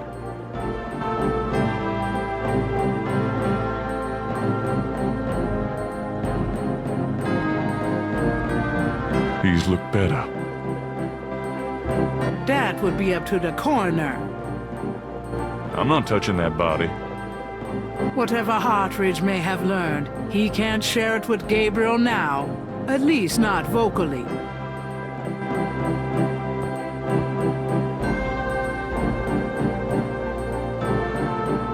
Damn, this is his notepad. But the top sheet's been taken.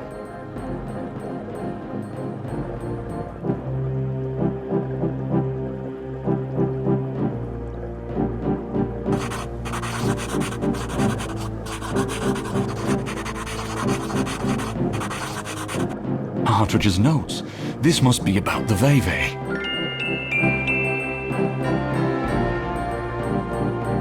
Thank God Hartridge was a doodler.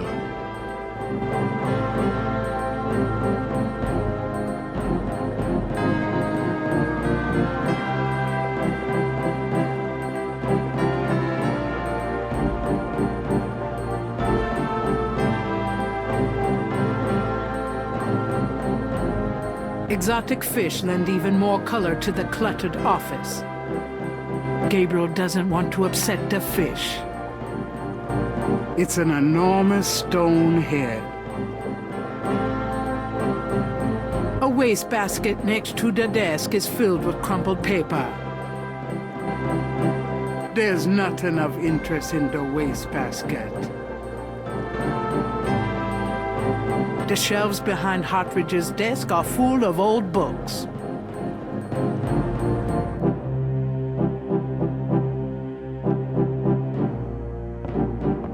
Before leaving the university, Gabriel notifies campus security about Hartridge's body.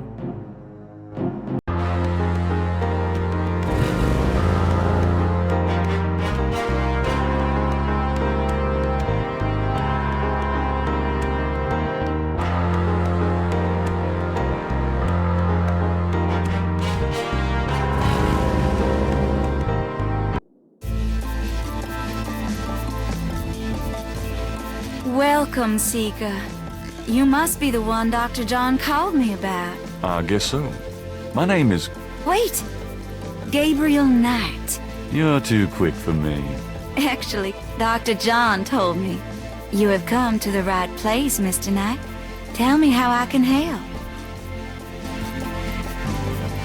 A large, sluggish snake rests on the floor of the fancy bird cage.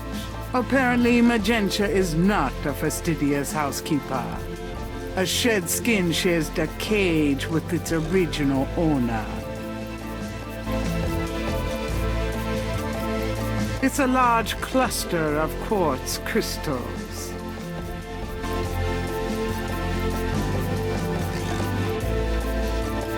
There's a chest in the corner that looks like a carnival machine.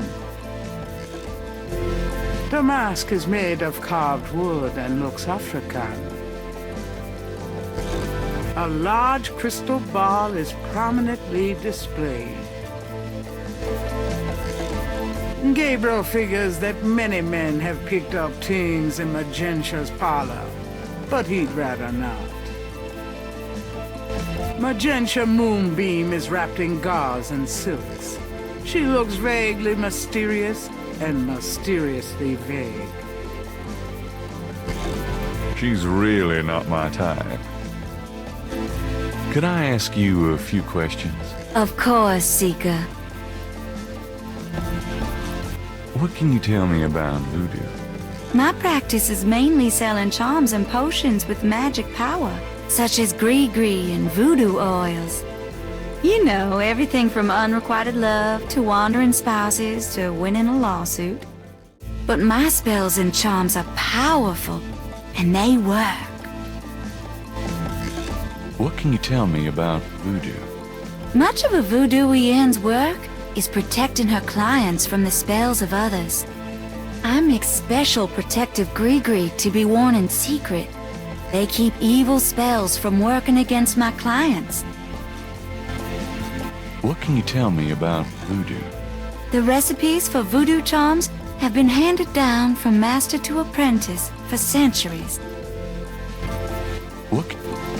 I have told you all it is proper for you to know, Mr. Knight. What do you know about the voodoo murders? Why, that has nothing to do with me and my clientele. But I can tell you that you should stay as far from it as possible. There is badness there.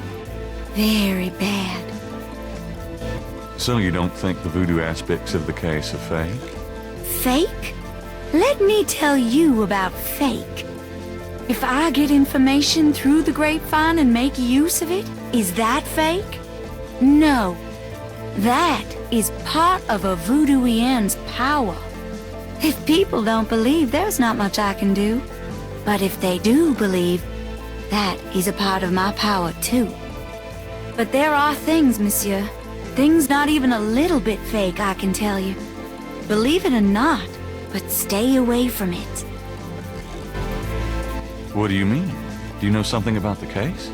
I work hard on fine-tuning my spiritual antennae, Monsieur Knight, and I get a clear signal from that direction. Beware.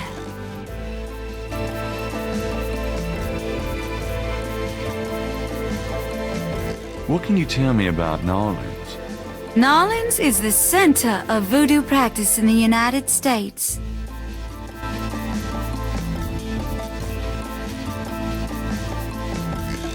What can you tell me about? It is a fascinating city with many dark secrets. What can you... It is my favorite place in the world. Do you know anything about snakes? Snakes? You mean like my beloved Grimwald? She's a python, you know, quite deadly in the wrong hands.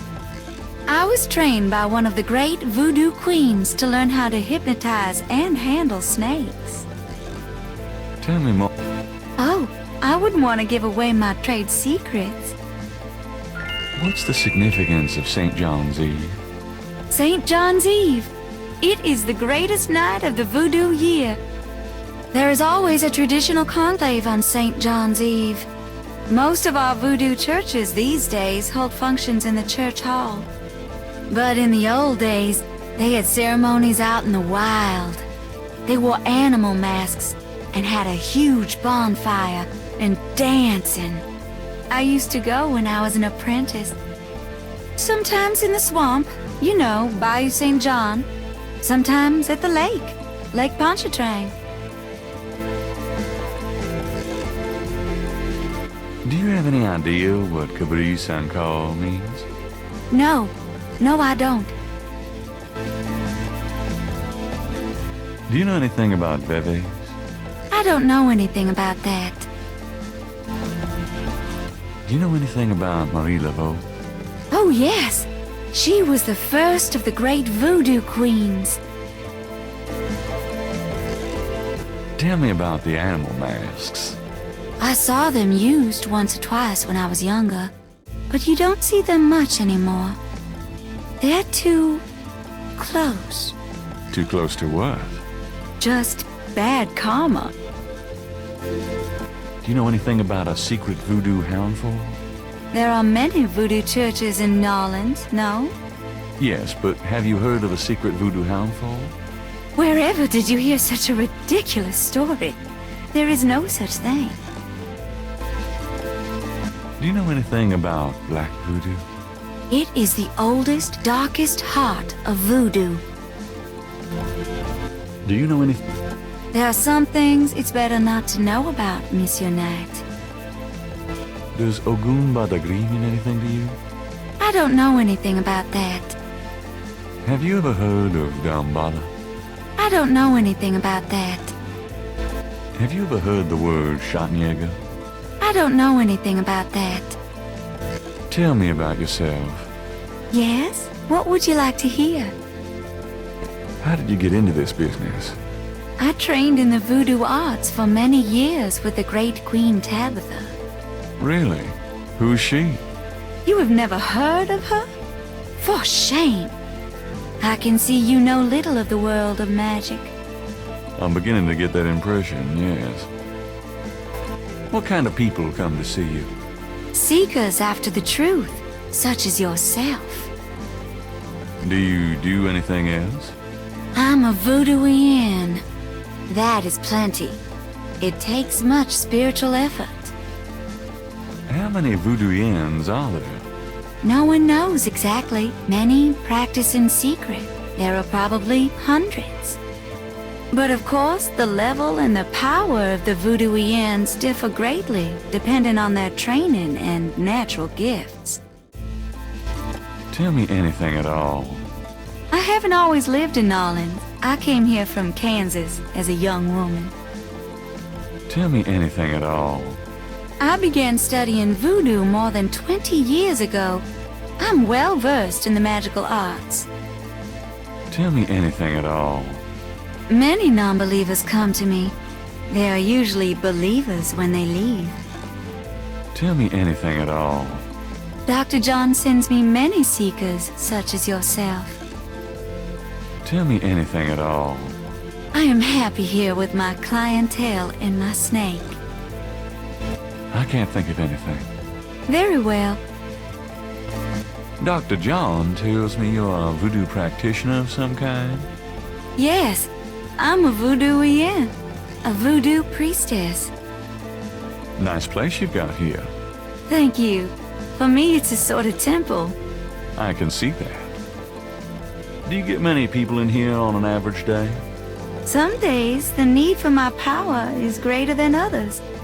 But I have many regular clients who would be lost without my vision, Mr. Knight. I can imagine. That's a great-looking mask on the wall. It's from Africa. A gift to me from Queen Tabitha. Do you know Dr. John well? Oh, yes. We are old friends.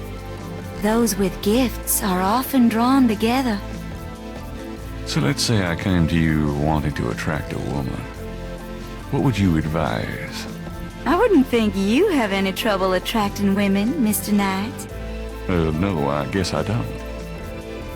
So what advice do you give your clients?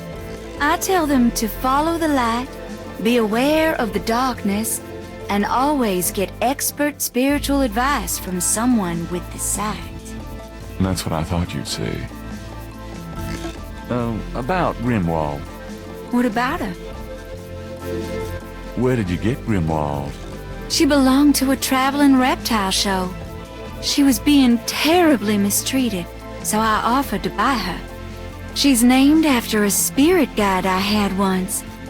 The spirit Grimwald was a very powerful female snake priestess in Egyptian times. Grimwald doesn't sound Egyptian. I only know what the spirits tell me, monsieur. I am sure they know better than we. How did you learn how to handle Grimwald? I told you, a great voodoo queen taught me. She learned from Marie Laveau herself. Uh-huh. Fascinating. Would you consider giving me one of Grimwald's scales? No, I couldn't do that. You might do some gree-gree of your own, no? One must be very careful with such things. Hair clippings, nail parings, and snake scales. Are you sure you wouldn't consider giving me one of Grimwald's scales? I told you, I couldn't do that. How about showing me how you handle Grimwald? Really? You would like to see me dance, perhaps? That would be swell. No matter what you see, do not be frightened. I'll give it my best shot.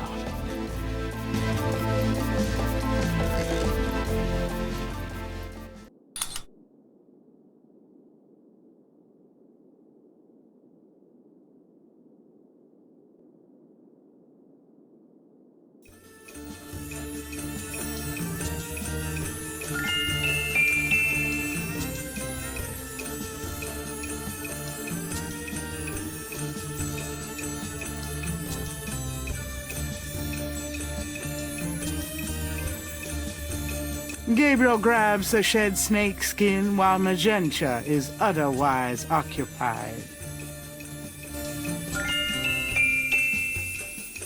Gabriel magnifies the shed skin from Magenta Moonbeam Snake. The snake scales are hued brown. They don't match the scales from Lake Pontchartrain.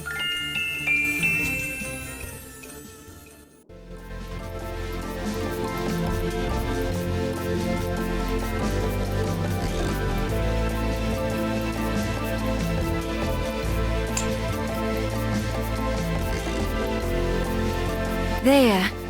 Truly inspiring, isn't it? That's certainly one word for it.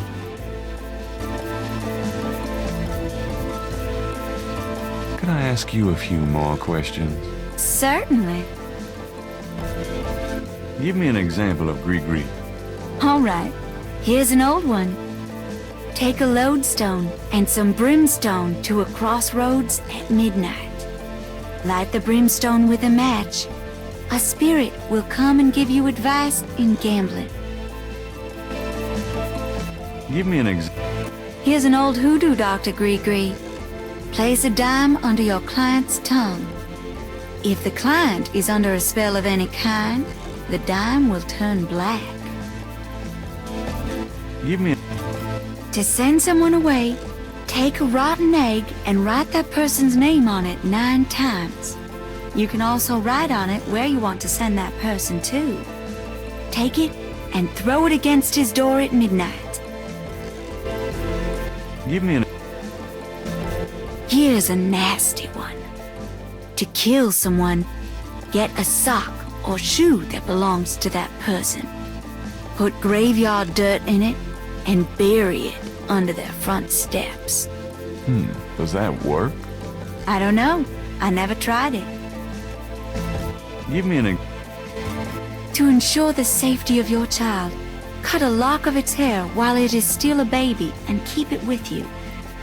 The child must have all its hair before it can die. These are interesting. They're very old. The gree-gree that I prepare is much more powerful, I can assure you. But I don't give out those secrets. About Rimwald. What about her? Tell me anything at all. You have to be careful when handling a snake. They're more delicate than they look. I'll bet. Tell me... Many people are afraid of snakes. Isn't that silly? Totally. Snakes shed their skins from time to time. You have to be especially careful of them when they're shedding. I'll keep it in mind. Grimwald is very responsive to vibration. She doesn't recognize her name, but if I stomp 3 times, she looks right at me. Nothing. Never mind. All right.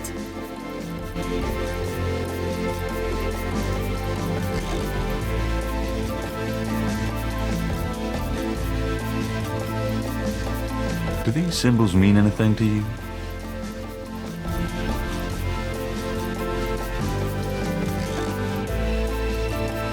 Ah, the voodoo code.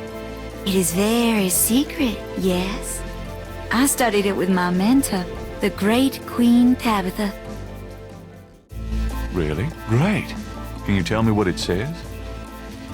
I'm afraid I could never translate this code for an outsider such as yourself, Monsieur Knight.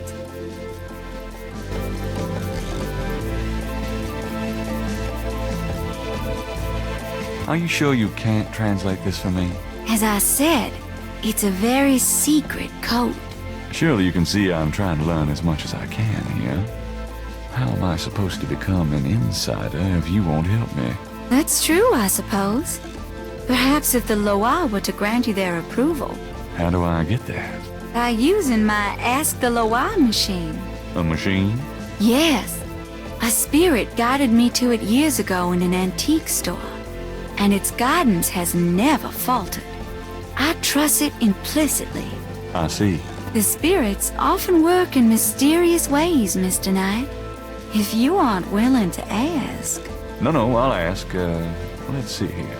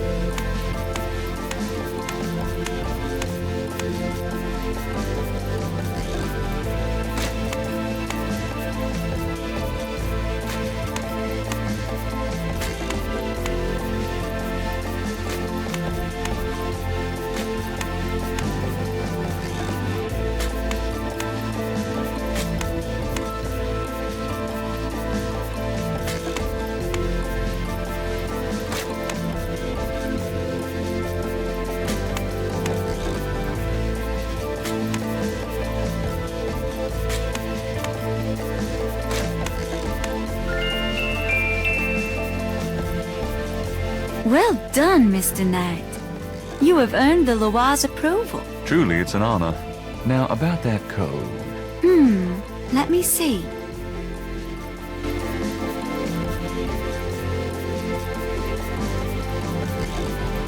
Well, some of it is nonsense, I'm afraid. Whoever wrote this wasn't very good. That's all right. Just tell me what it says. It starts with a D and J. Then... okay, this part makes sense. It says, Conclave tonight, bring... well, then there's more nonsense. F-W-E-T-K-A-S-H. The last bit might mean cash. Fresh cash? Doesn't make much sense. That's okay. Thanks. DJ Conclave K-A-S-H. It's a start. I'm happy I could help.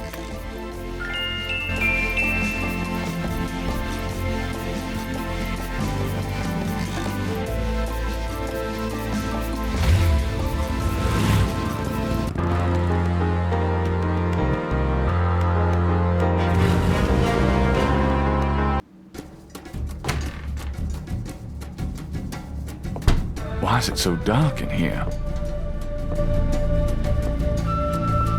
Dr. John? Hello?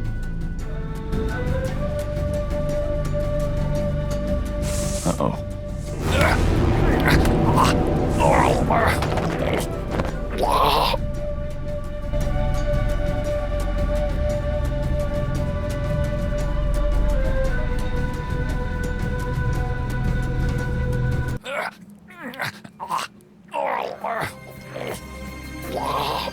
I really don't want to be dead. Can we try that again?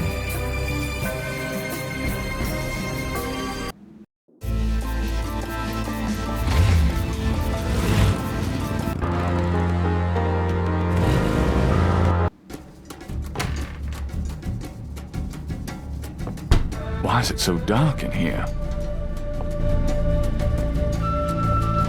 Dr. John? Hello?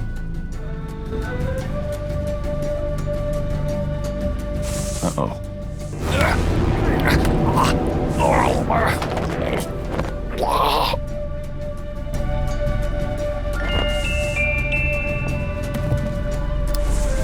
You bastard!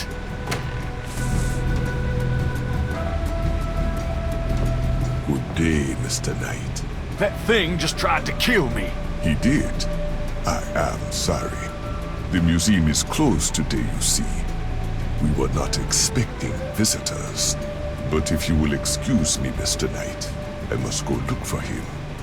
He is incredibly valuable. You don't need to ask twice. I'm out of here.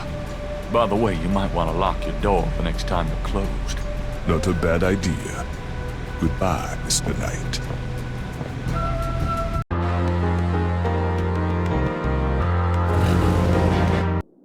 What happened to you? Who, me? Nothing. Why? You're kind of a pale green color. Come here.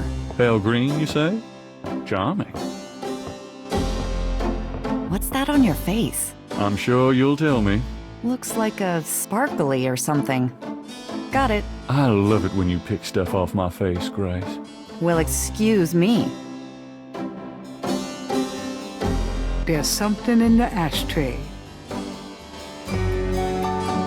There's some...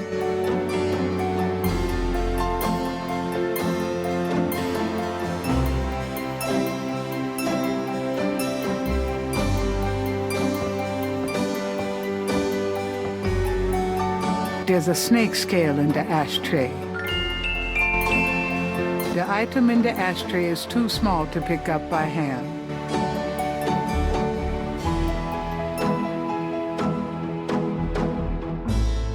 Gabriel finds a snake scale in the ashtray. It's a souvenir from the museum's python.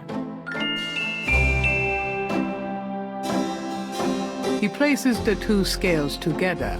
The two iridescent scales are a perfect match.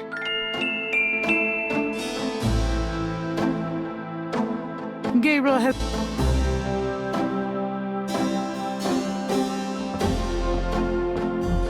Got a minute, Grace? What's up?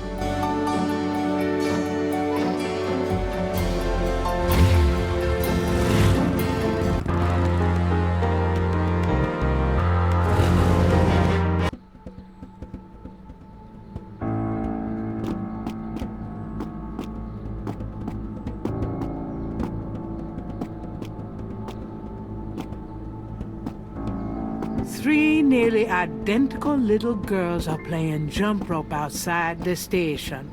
There's something a little off about them. Gabriel's double Dutch skills leave something to be desired.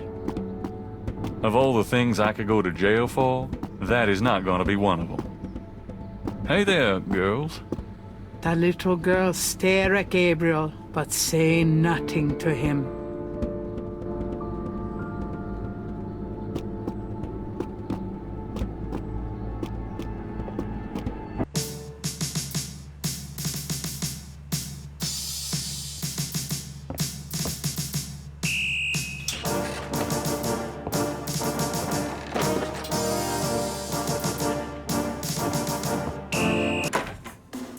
Detective Mosley. Hard at work, I see. Yeah. What is it, you wanker?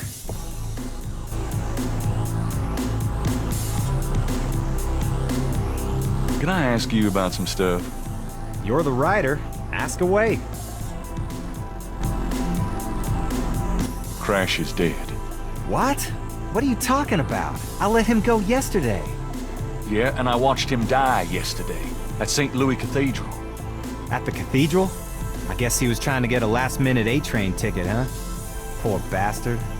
I think you should go find the body at the morgue. He was killed by the voodoo cult. Crash said... Crash said? What, he mentioned pink elephants, too? Aren't you going to investigate? Civilians. Did you actually see someone kill him? No, actually I was with him when he died. Could have been poison, though. Yeah, well, when they get the body in, they'll do a quick autopsy, standard procedure. If it's anything other than an overdose, I'll get a report. There's been another murder. A professor at Tulane. Oh, Christ. You're not gonna start this again. Just listen. This guy's name is Hartridge. He was a professor in African Studies at Tulane. Well, yesterday I went to see him about the voodoo murders case. He agreed to do some research for me. He calls me up this morning, tells me he's on to something big, and when I get over there, the guy's dead. You know, you're really getting your ass in a sling over this thing, Knight. It's not about me. Look, Hartridge's death looked just like Crash's. I'm telling you, they were both murdered, and by the same people who did the voodoo murders. Did either Crash or this new guy have their hearts ripped out? No. Then there's nothing to link either to the voodoo murders M.O. Besides that, the case is closed, Knight. If the coroner's report asks for a homicide investigation on either of these guys, fine. But it's not gonna be related to the voodoo murders case unless we find damn good reason to do so. But I'm the link to the voodoo murders case. Don't you see? Look, if I were you, I wouldn't repeat that to anyone. Because if I weren't an old friend of yours, I might take you seriously and lock you up. As it is, maybe you should start keeping your mouth shut and not involve other people with this shit if you think it's so dangerous.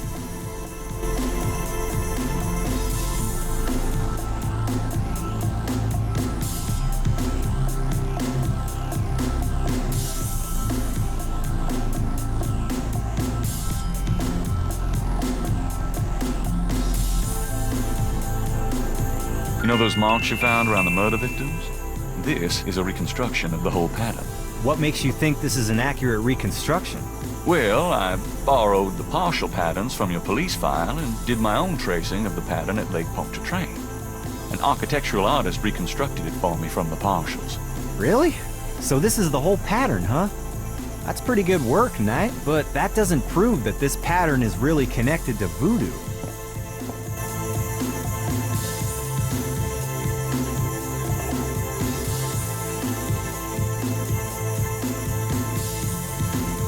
I have this. Take a look at these notes. They're from Professor Hartridge at Tulane University. Yeah? What about him? they confirm that the pattern for the murders is of African origin. Really? That's incredible, isn't it? Something like that showing up here. It's been here for quite some time, so it seems. I'm impressed. Okay, you convinced me. The murders were done by a legitimate voodoo cult.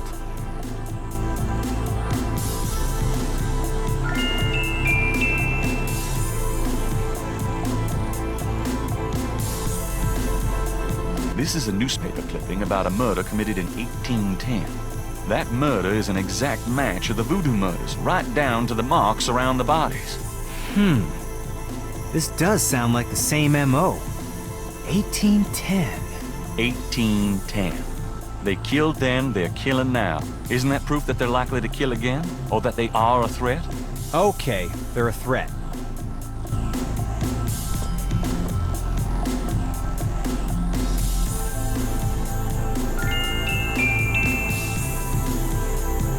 I have these two snake scales. One's from the crime scene at Lake Pontchartrain. The other's from a snake in the Voodoo Museum on Ursulines and Charters. Is this common? Do they all look alike? Not at all. They're both constrictor scales and the coloring is the same. A python's coloring is quite individualistic. A python? That's right. Hardly an indigenous snake to Louisiana. Somehow, some way, the Voodoo Museum's python was at the scene of the Lake Pontchartrain murder. Well, I'd call that a lead, all right. It definitely suggests certain lines of inquiry at the museum. Not bad work, Knight. Okay, I'll reopen the case. I hate to admit it, but you've done some pretty good detective work here, Knight. Well, you know what they say. Imitation is the sincerest form of flattery. Well, point taken. Glad I could inspire you. I'll check around the department, but I have a feeling I'm on my own. I'll be in touch. Meanwhile, you stay out of trouble. I mean it. I'll try. Thanks, bud.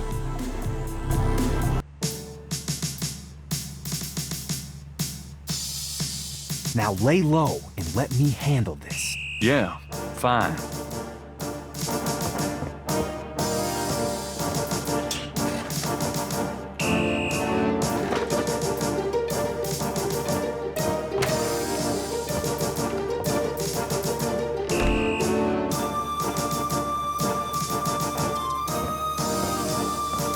Can I bother you again, officer? What is it this time? I'm here to see Detective Mosley. He left for the day. Sorry.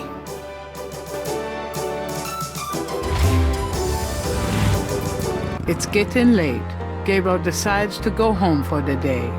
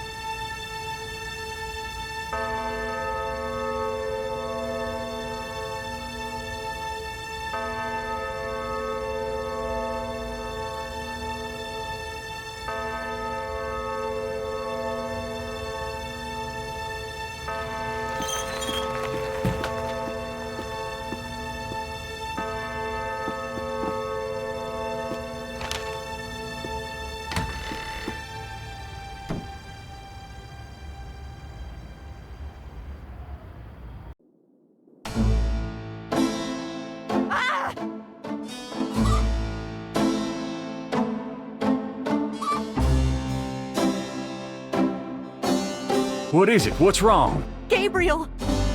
I see it, Grace. Hold on. There's no one in the shop, and I know there's no one in the back. It's okay. Okay? Gabriel, that thing is still barely alive. How could someone do this? With a knife, maybe? Oh, God, don't even start. We should call the police. No, I'll take care of it. But, Gabriel? I said I'll take care of it. Why don't you go get some coffee? I'll have it all cleaned up before you get back. They know where you live now. Shh, it's gonna be fine. Now go on. Are you sure you don't want to go home? I could close the shop today. No, I'd rather keep busy. I'll be fine. At least that creepy guy is gone. Not that they aren't still watching. Anyway, speaking of keeping busy, we got that book you ordered in this morning. The one on Rada drums. Really? Great.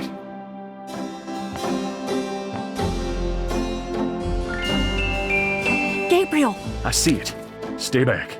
Special delivery, it seems.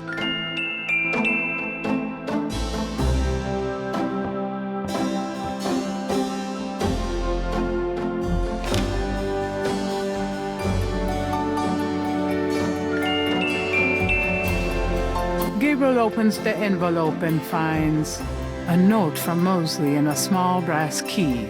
Mosley's note says, Gabe, I have to go underground with this thing. It runs wide and deep throughout the department and the city board. I'm already being watched. It was suggested that I take vacation time, so I am, at least as far as they know. Try to keep out of this. It's too hot for a rookie. Just in case, I'm sending you my office key. You might find some useful things there. P.S. I think this note will look great in the book, don't you? Make sure you save it. The note is signed by Mosley.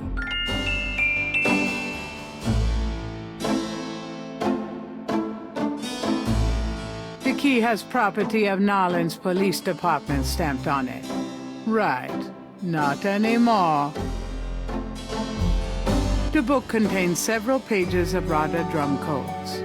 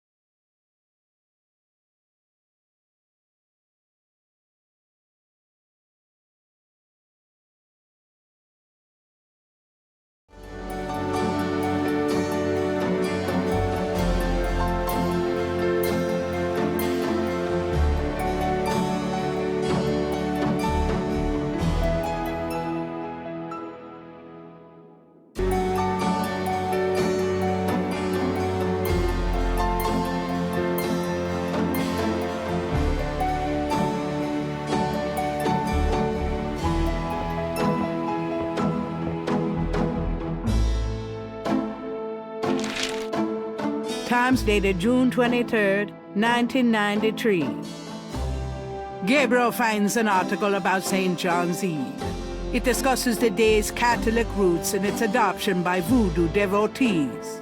In the early to mid-1800s, St. John's Eve was celebrated with elaborate voodoo gatherings at Lake Pontchartrain, Bayou St. John, and other sites outside the city. These days, the day is commemorated commercially in some of the local shops, and a few churches still hold a St. John's Eve Mass. Despite his better judgment, Gabriel reads his horoscope. Today you will either die, or your life will change forever. Sure, why not? It is St. John's Eve. They'll be out tonight for sure. But where?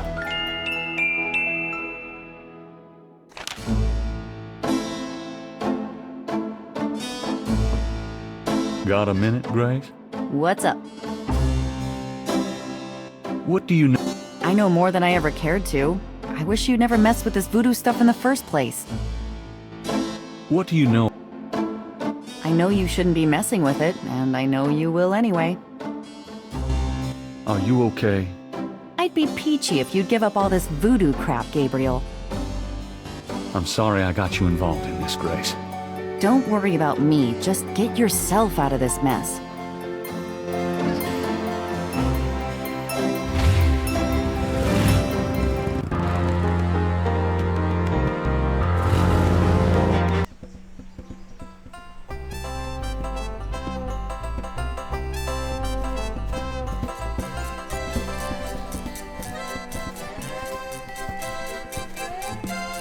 You're back. You know, you really freaked me out running off like that. Anybody home?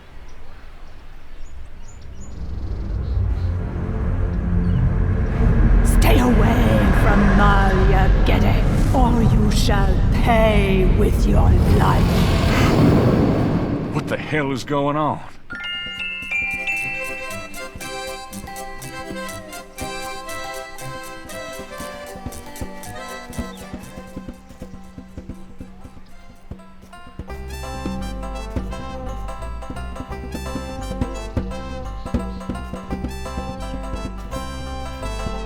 Gabriel listens carefully to the drum and opens his Rada book to translate.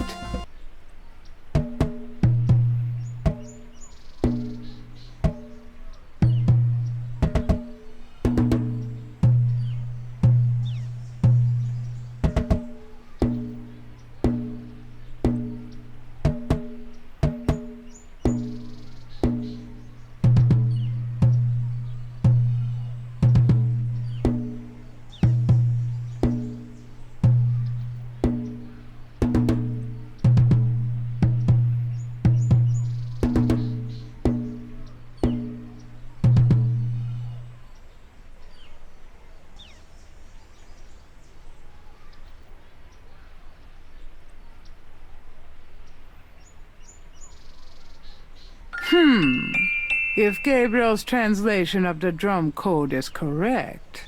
There'll be a conclave tonight in the swamp. That must be the bayou.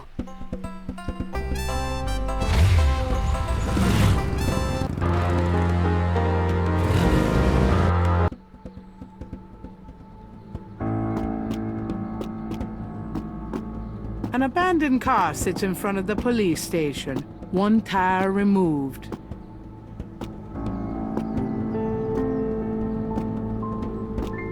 Three nearly identical little girls are playing.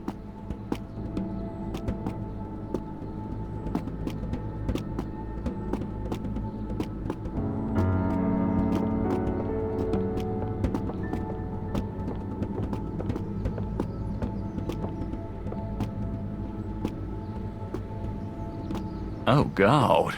That's awful. I get the feeling this tire iron wasn't just used to take off that tire. It might come in handy. That dead bird doesn't look like an accident. A warning? Not a chance in hell.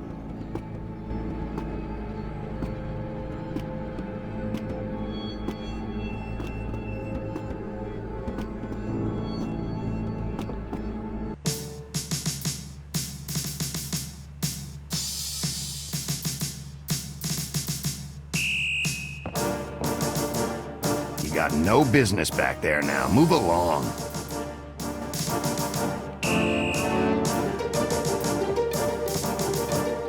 I'm here to see Detective Mosley. We don't have a Detective Mosley here. What? I've seen him here all week. Listen to what I'm saying. We don't have a Detective Mosley on the force.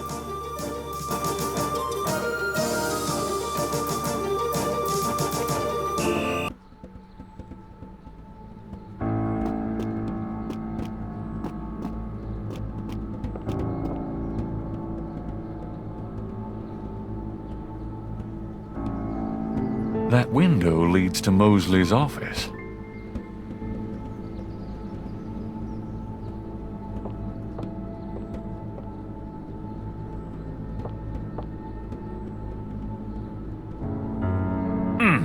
It's stuck. I need a tool of some kind.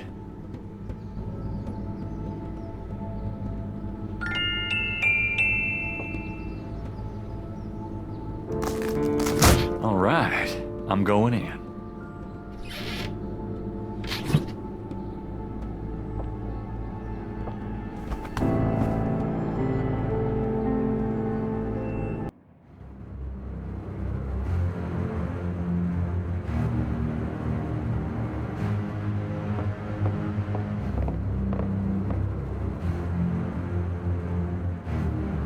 It's locked.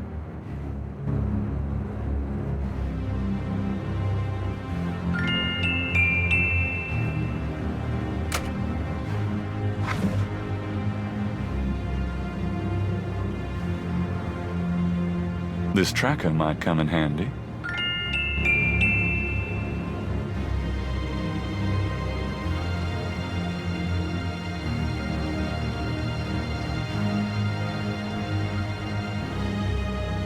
That's not the way it works. Gabriel has to leave the signal device somewhere, and a tracker part will locate it.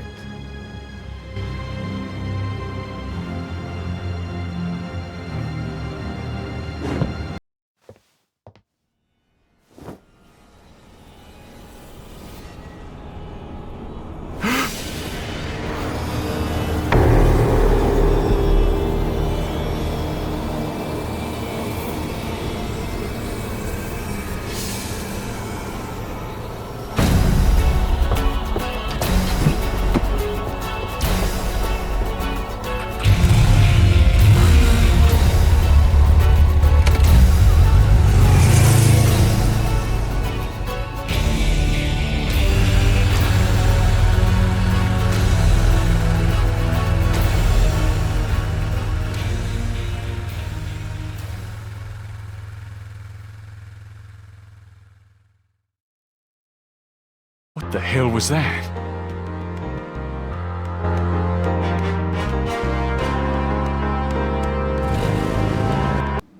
Hello, Dr. John. Glad you could return to us, Mr. Knight.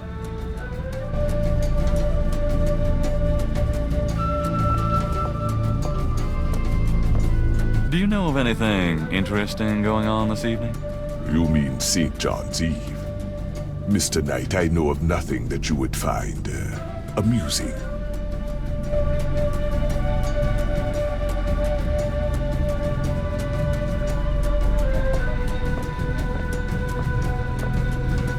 The Voodoo Shrine is filled with items that both fascinate Gabriel and also make his skin crawl.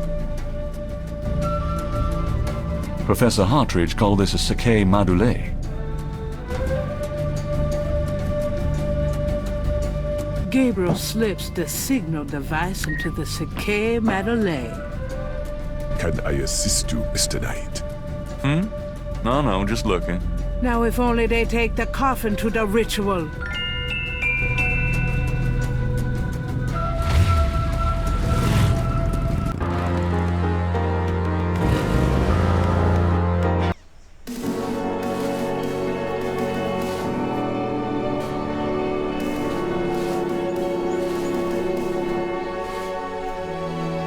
I'm sorry to bother you.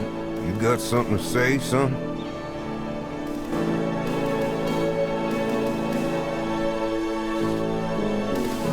A new series of crosses is on the wall. The wall doesn't work. Gabriel can't...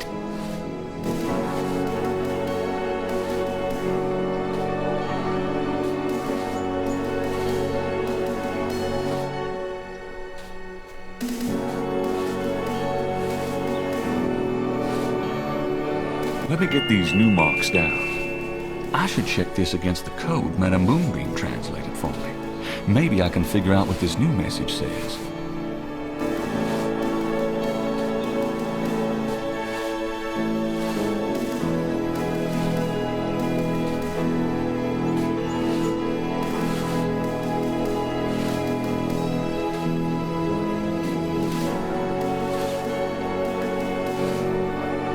Gabriel can't put his sketch back.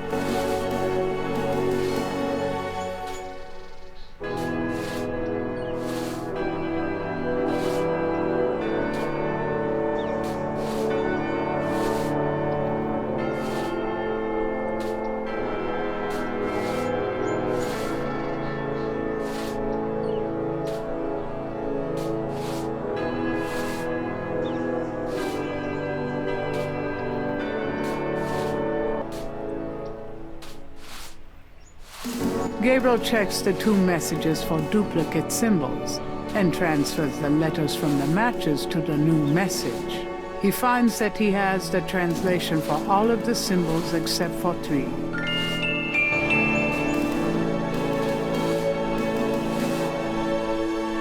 Gabriel should at least wait until the watchman is gone before defacing the tomb.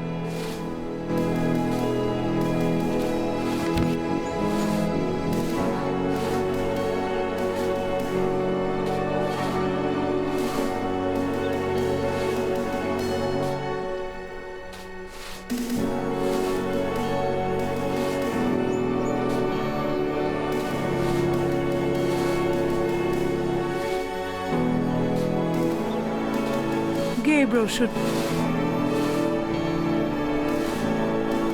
Using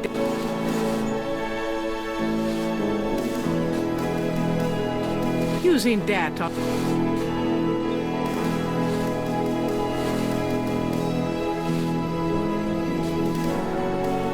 using data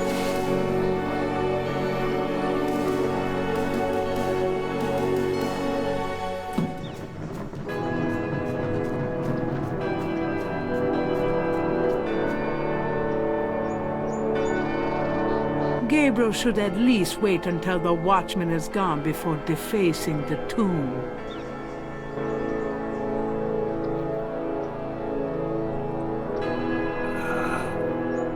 I think I'll leave a message of my own.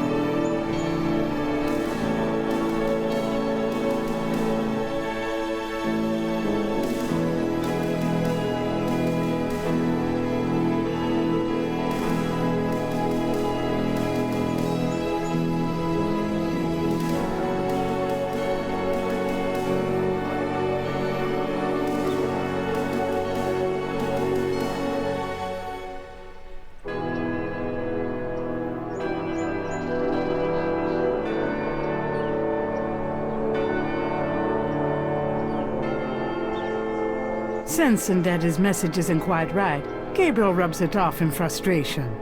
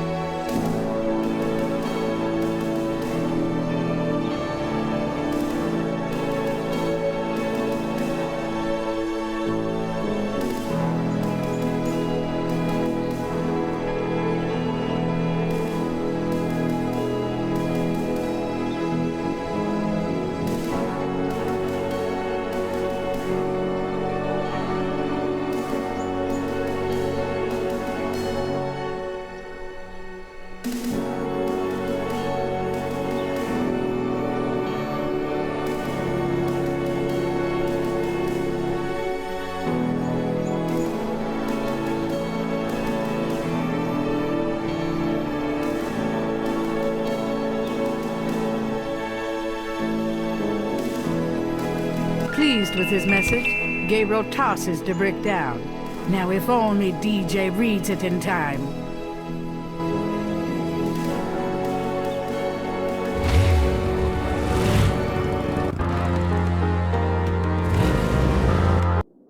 I knew you'd miss me, so I came back. Really? I forgot you were gone.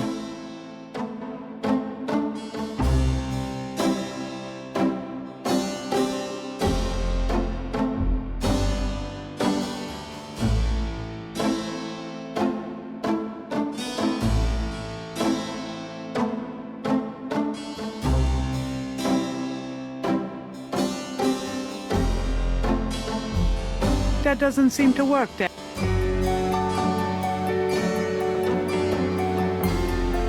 Got a minute, Grace? What's up?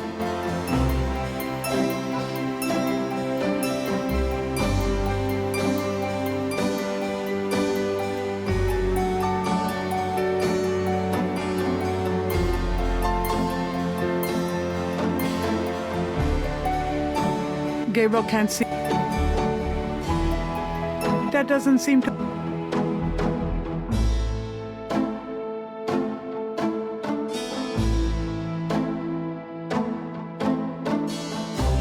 Will you do me a favor?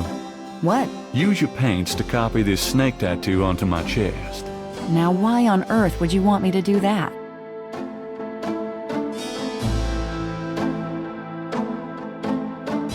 I'm going to a party tonight. Costume, you know. You don't say. I guess you're going with Malia. Yeah. That's right. And why should I help you out when I don't even like Malia? Well, if you're jealous about my feelings for her. You know that's not it. I just think, as your friend, that she's trouble. It's perfectly understandable. I know that you have certain feelings for me, quite naturally. Me? I would rather be hung by my hair over a bed of scorpions. I know it must be hard having it in your face like this. No chance to avoid hearing about it, seeing it day by day. Fine, I'll do it. Just shut up. Can we at least go in the back? Sure, but could you say that one more time and pout your lips more? Ugh. What'd I say?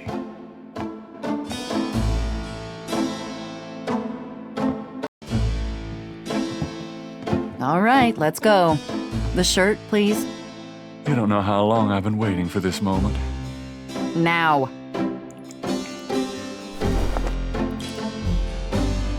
Hold still. Maybe you'd like to tie me up. One more remark and I'm leaving. Okay, okay.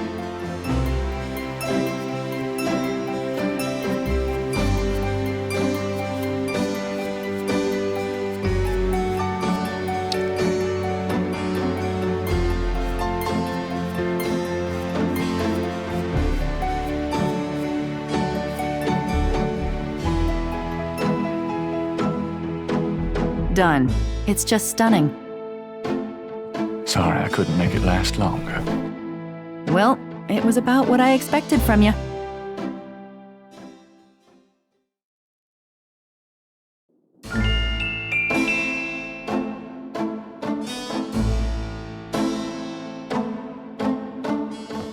I don't need to, thanks.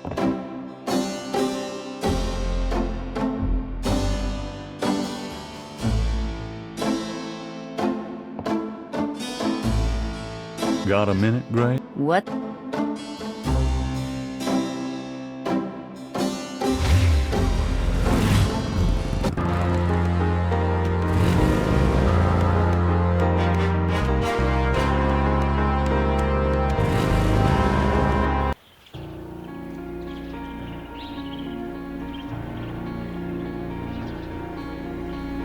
The sign helpfully tells visitors that this is St. John's Bayou.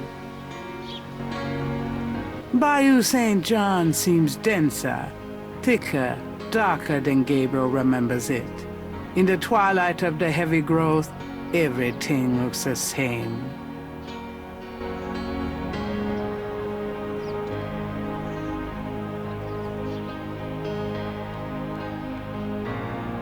Gabriel pulls out a tracking device, hoping that the Sake Madeleine made it to the ritual and that this thing will work. All right, there's a blip. They must be here with the second module.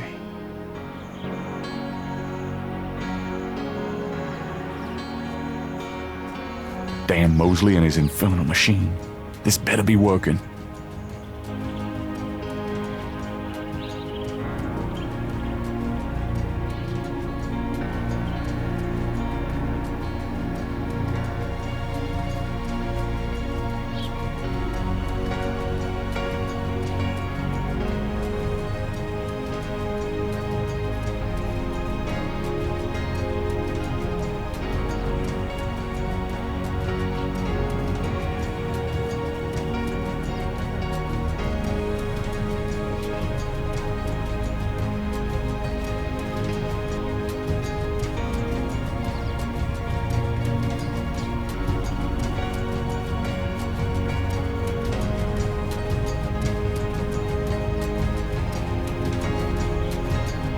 Didn't he just come from that direction? Or did he?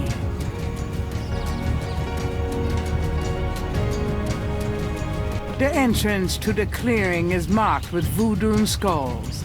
At last.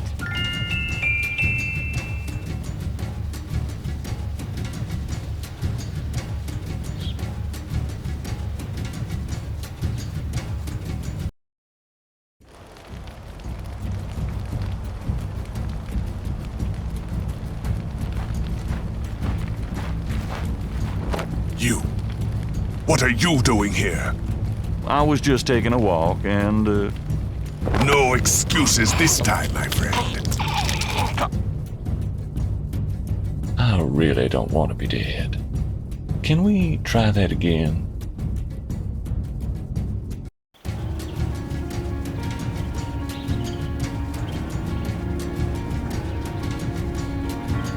When in Rome. Here goes nothing.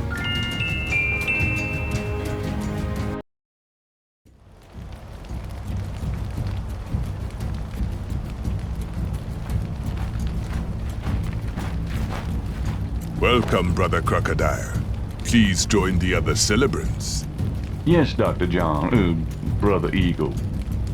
But first, name the great serpent who crushes all in his coils.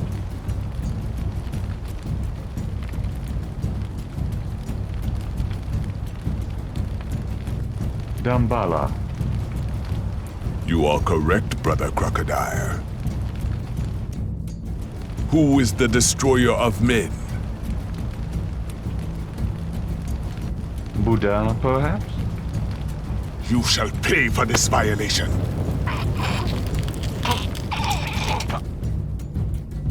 I really don't want to be dead. Can we try that again?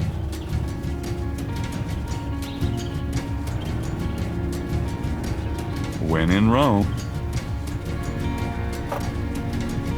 Here goes nothing.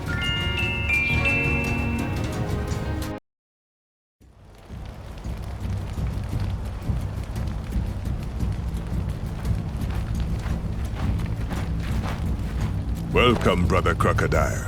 Please join the other celebrants. Yes, Dr. John. Brother Eagle. But first, name the great serpent who crushes all in his coils. Damballa. You are correct, Brother Crocodile. Who is the destroyer of men?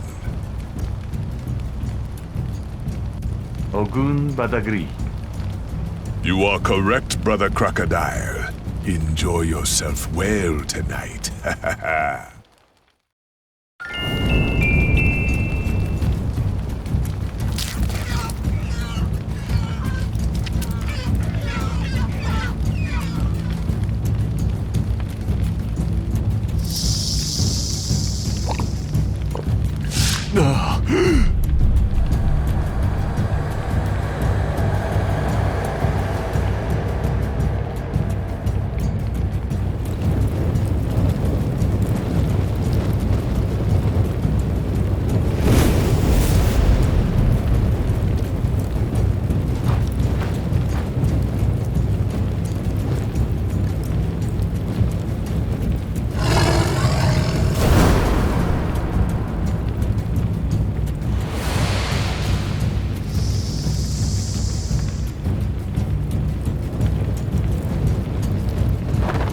Gabriel! Malia?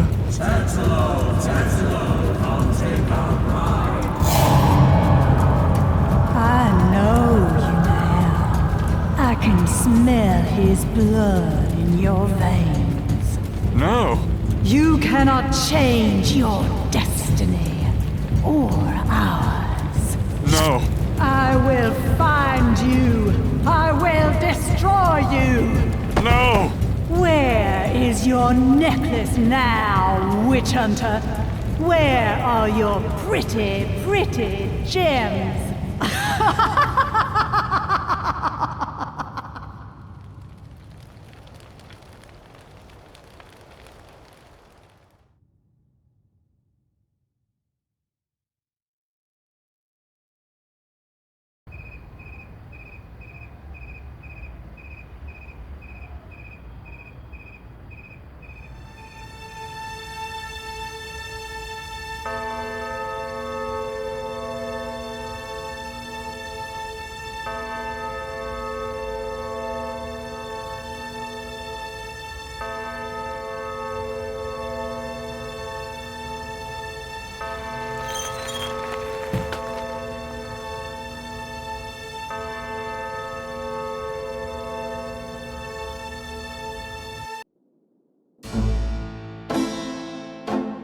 Gabriel!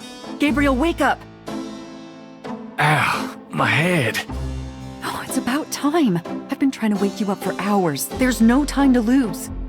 I had another dream. It wasn't a dream, believe me. Now come on, get dressed. Wait a minute. I'm starting to remember. Something about Malia. She's the head priestess of the Voodoo Cartel. They're responsible for the murders. They've been doing it for years. Malia? Last night. She was the leopard. Like in my dreams, Grace. I know, those dreams were a warning. Now come on, get dressed. But last night, Malia changed. She became something else. And then I blacked out, I think. How did I get home? I followed you last night. I knew you were gonna try to sneak into a ceremony. Lucky for you that I did. If you'd been left at that circle last night, I don't know what she would have done to you. You're wrong. Malia wouldn't hurt me. What about Tetelo? Tetelo. They were chanting that last night. That's the name from Gunter's journal, the woman who took the talisman. Yes, Gabriel, it's your destiny you're facing. You can't just blunder your way through this or you'll end up dead. You have to call your great-uncle in Germany. He knows more about this than we do. Okay, I'll call him. But Malia isn't responsible for those things, Grace. It's that spirit, that Loa. It's Tetelo. Yeah, possession is convenient that way. Call Wolfgang, Gabriel. I'll be in the shop.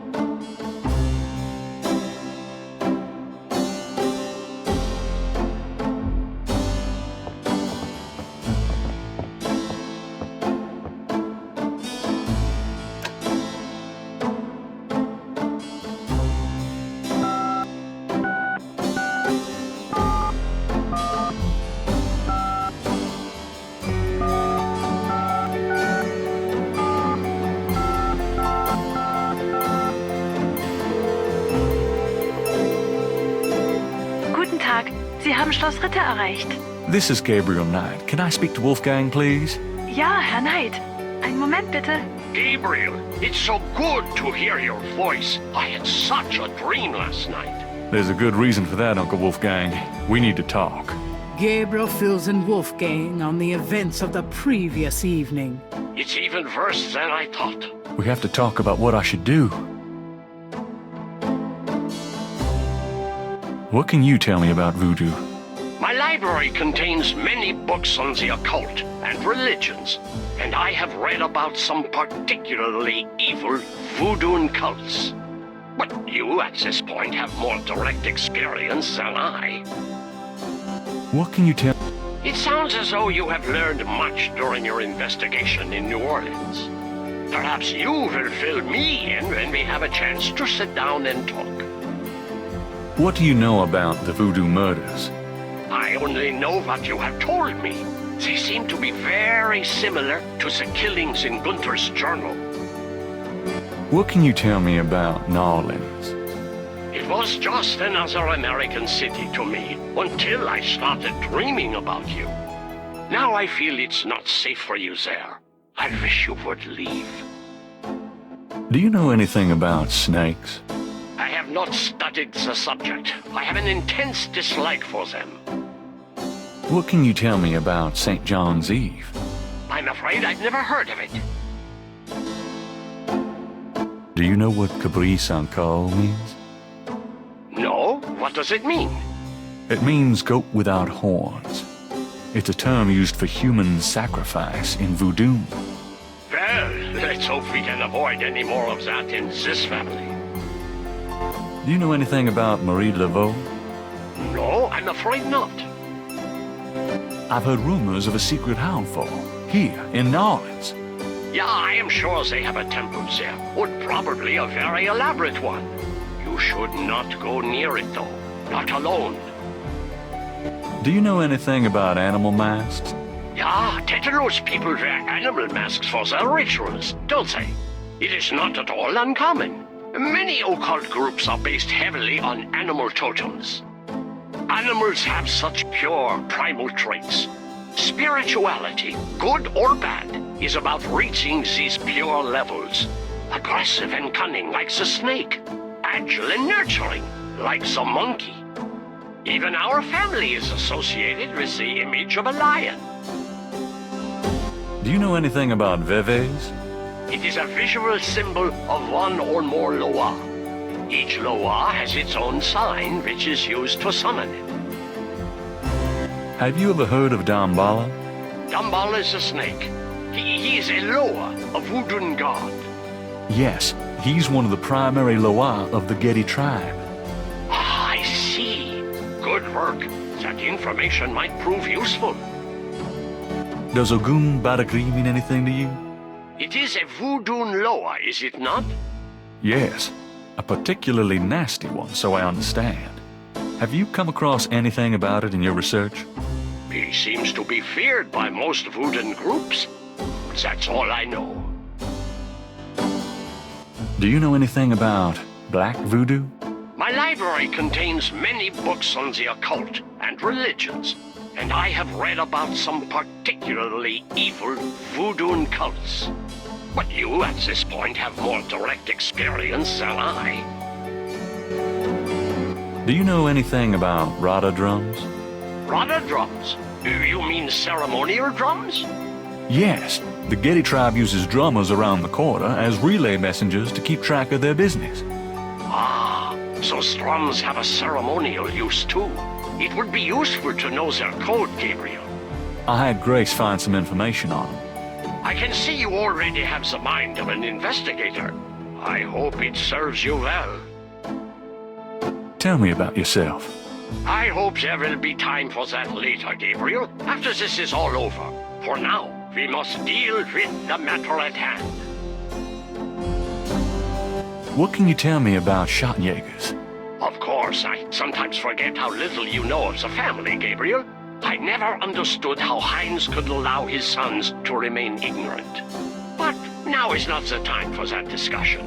Schottenjäger is really two words in English, Gabriel.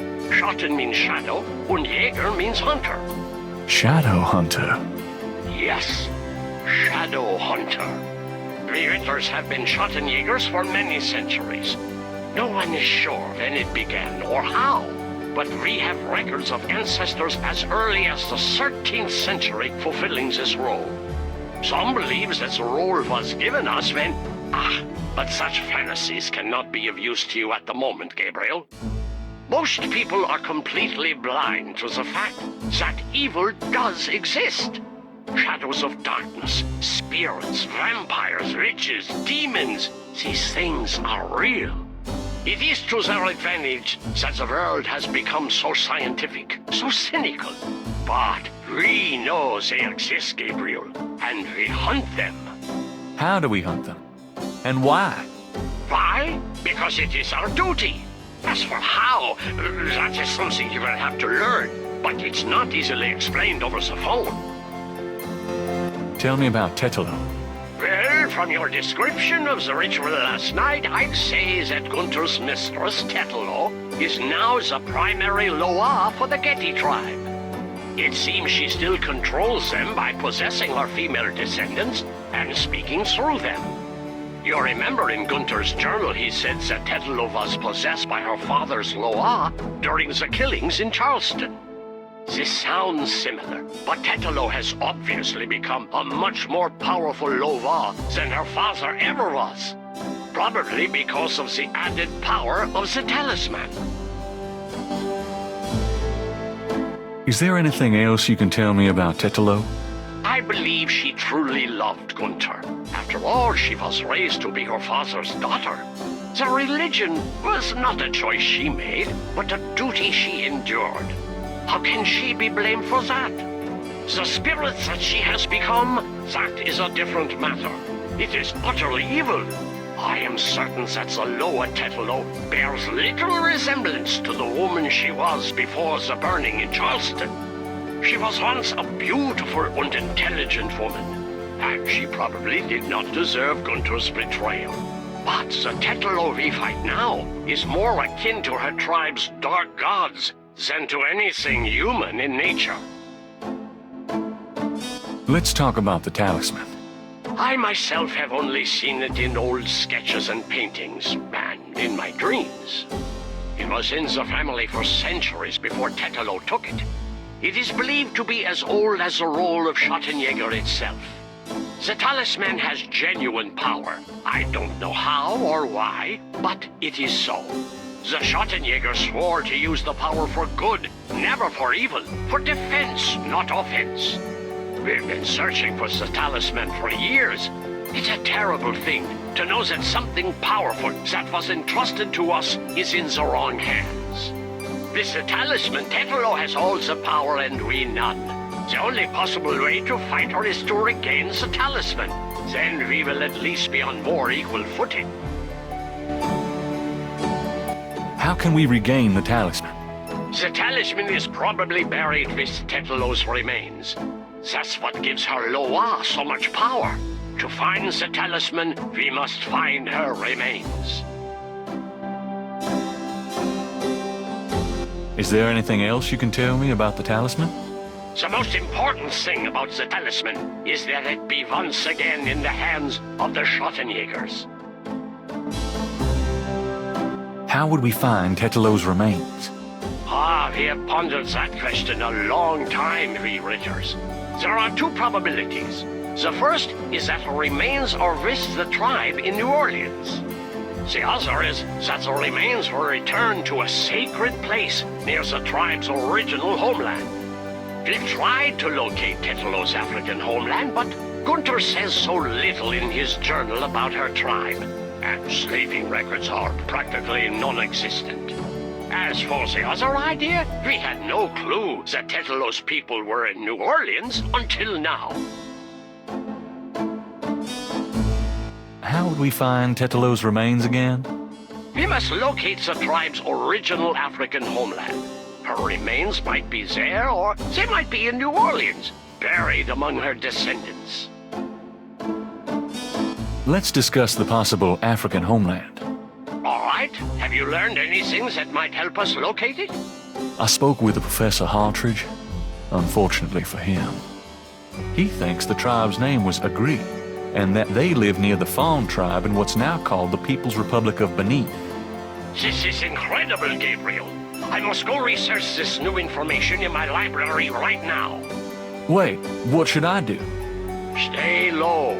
If you get a chance, you might look into the possibility that Tetelo's remains are somewhere in New Orleans.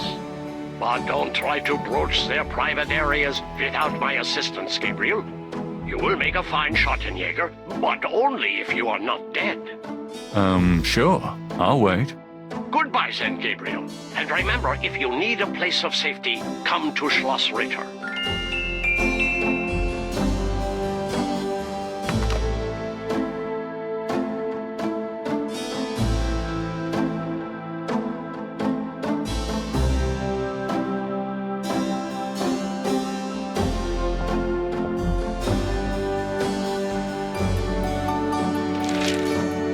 Times dated June 24th, 1993.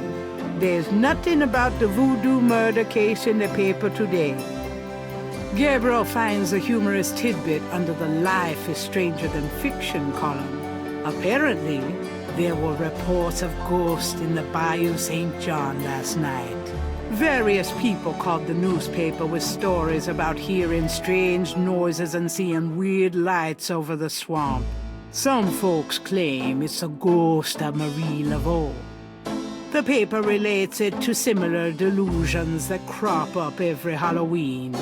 Gabriel knows better.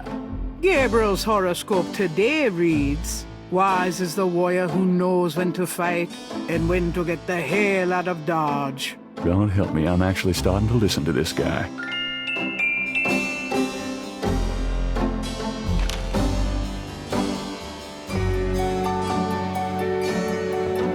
Got a minute, Grace? What's up? Grace, about last night. I've already said everything I have to say about that. Are you okay? I'd be peachy if you'd give up all this voodoo crap, Gabriel. I'm sorry I got you involved. Don't worry. Got any ideas, Grace? Yeah, get out of town. You're so helpful.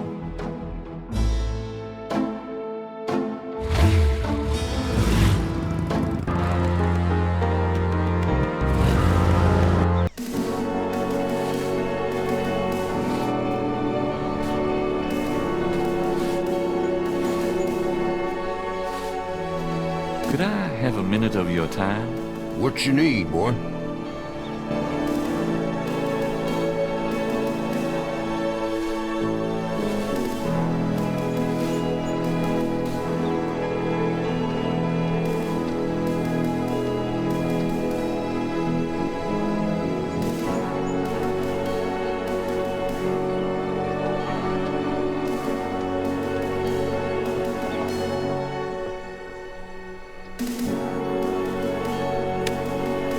Gabriel hears the faint sound of breaking glass.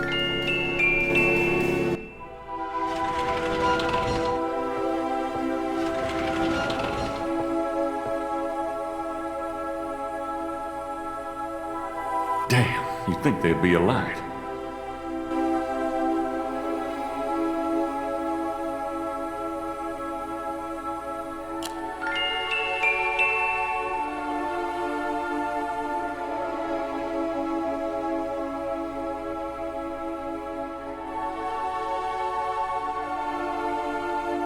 There's broken glass on the floor. Someone's broken the light in here. No wonder it's so dark.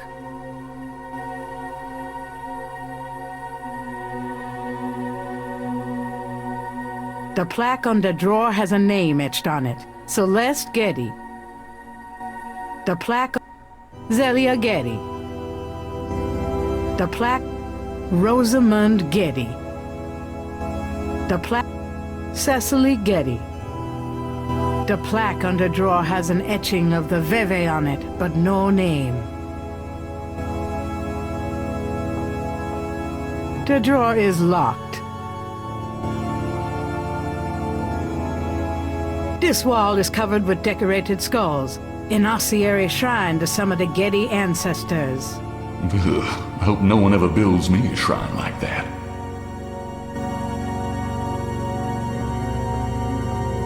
I think I know what happened to the men in the family now. Huh. Some of these look loose.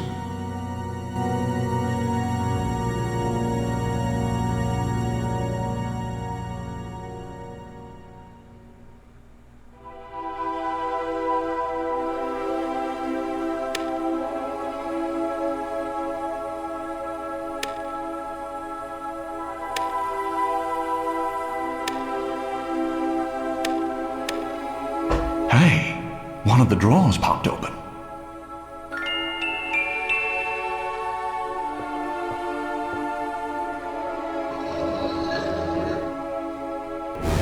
Mosley! Shit, I dropped my flashlight. Huh?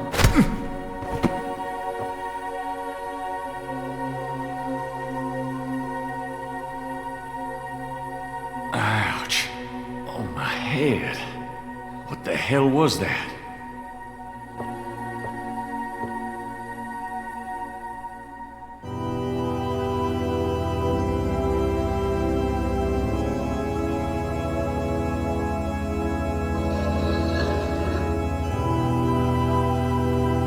Mosley's body is gone.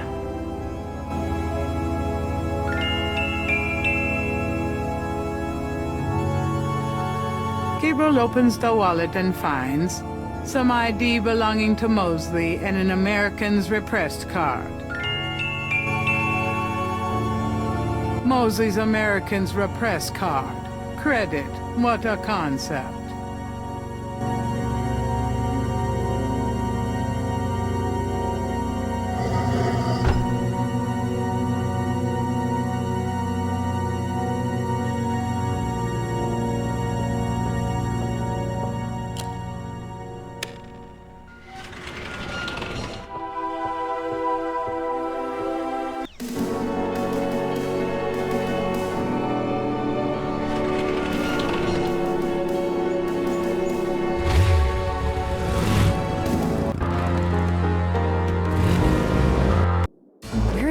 I was worried about you. For good reason, apparently. What happened? Do you need a doctor? Nothing you want to know about, and no, just some aspirin. Gabriel, this is nuts. You have to get out of New Orleans. No kidding. Well, listen, Wolfgang called while you were out. He said, and I quote, "Tell Gabriel that I found what I was looking for. It's time for me to do my duty. Schloss Ritter is his now. Now call me crazy, but I don't think that's good news." Not for Uncle Wolfie, no. What are you gonna do? If I figure it out, I'll let you know.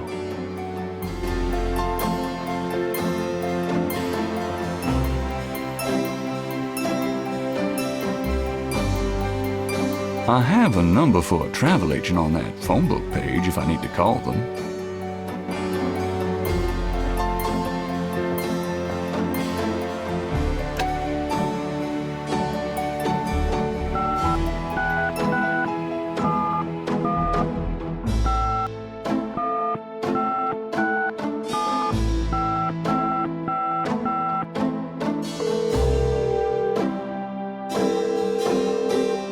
Guten Tag. Sie haben Schloss Ritter erreicht. Let me speak to Uncle Wolfgang, please. Ah, Herr Knight. He cannot come to speak here. What do you mean? I cannot get him. Sorry. Goodbye. But...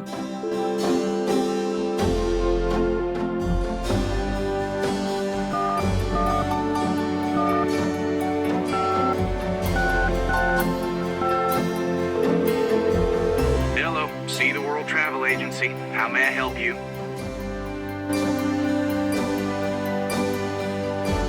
Can you just get me out of here, please?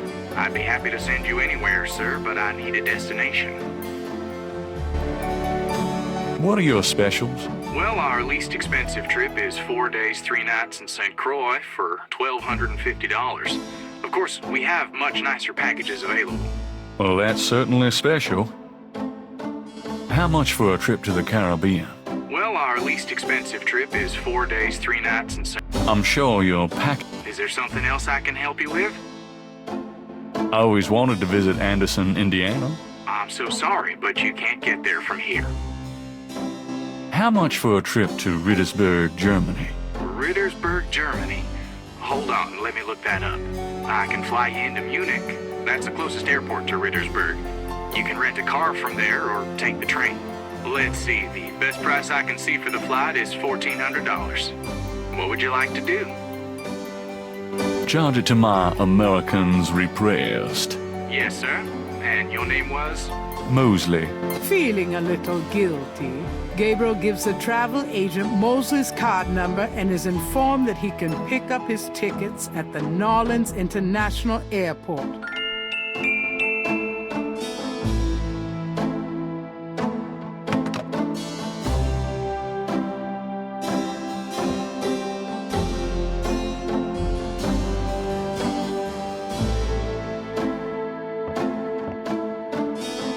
Got a minute, Grace?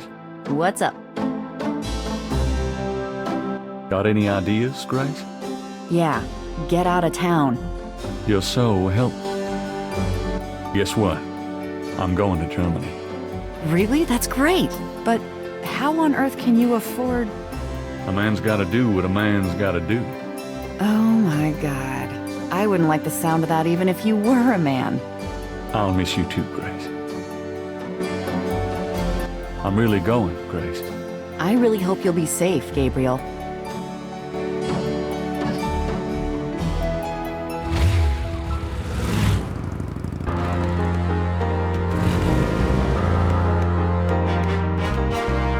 Gabriel picks up his tickets at the airport and boards a plane for Munich.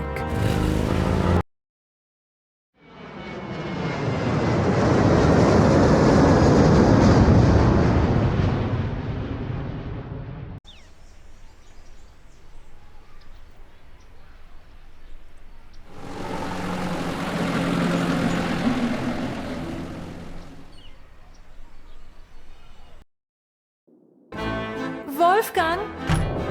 Hello, my name is Knight. Gabriel Knight. Herr Knight? Oh, kommen Sie bitte herein. I mean, come in, please, Herr Knight. I was not expecting you. Has Wolfgang sent you here? Uncle Wolfgang? No, I came to see him. Isn't he here? No, he is gone. I'm sorry. You came all this way. No, great. That's all I need. Herr Knight, Wolfgang told me all about you and gave me instructions for you to feel welcome here. Please, this is your home. You are a Ritter, no? I'm just doing some work. I will continue and you may make yourself comfortable. If there's anything you need, please ask me. You may use Wolfgang's bedroom. It is at the top of the stairs. Thank you, miss. You may call me Gerda, Herr Knight.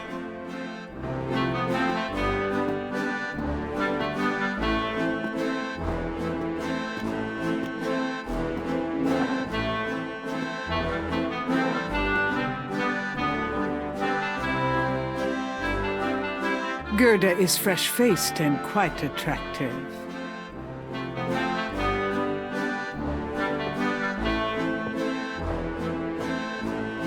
Can I ask you a few questions? Yeah, of course. What can you tell me about voodoo? Wolfgang is the only one who would know about that. Tell me what you know about Schattenjägers. As Wolfgang may have told you, Schattenjäger means shadow hunter.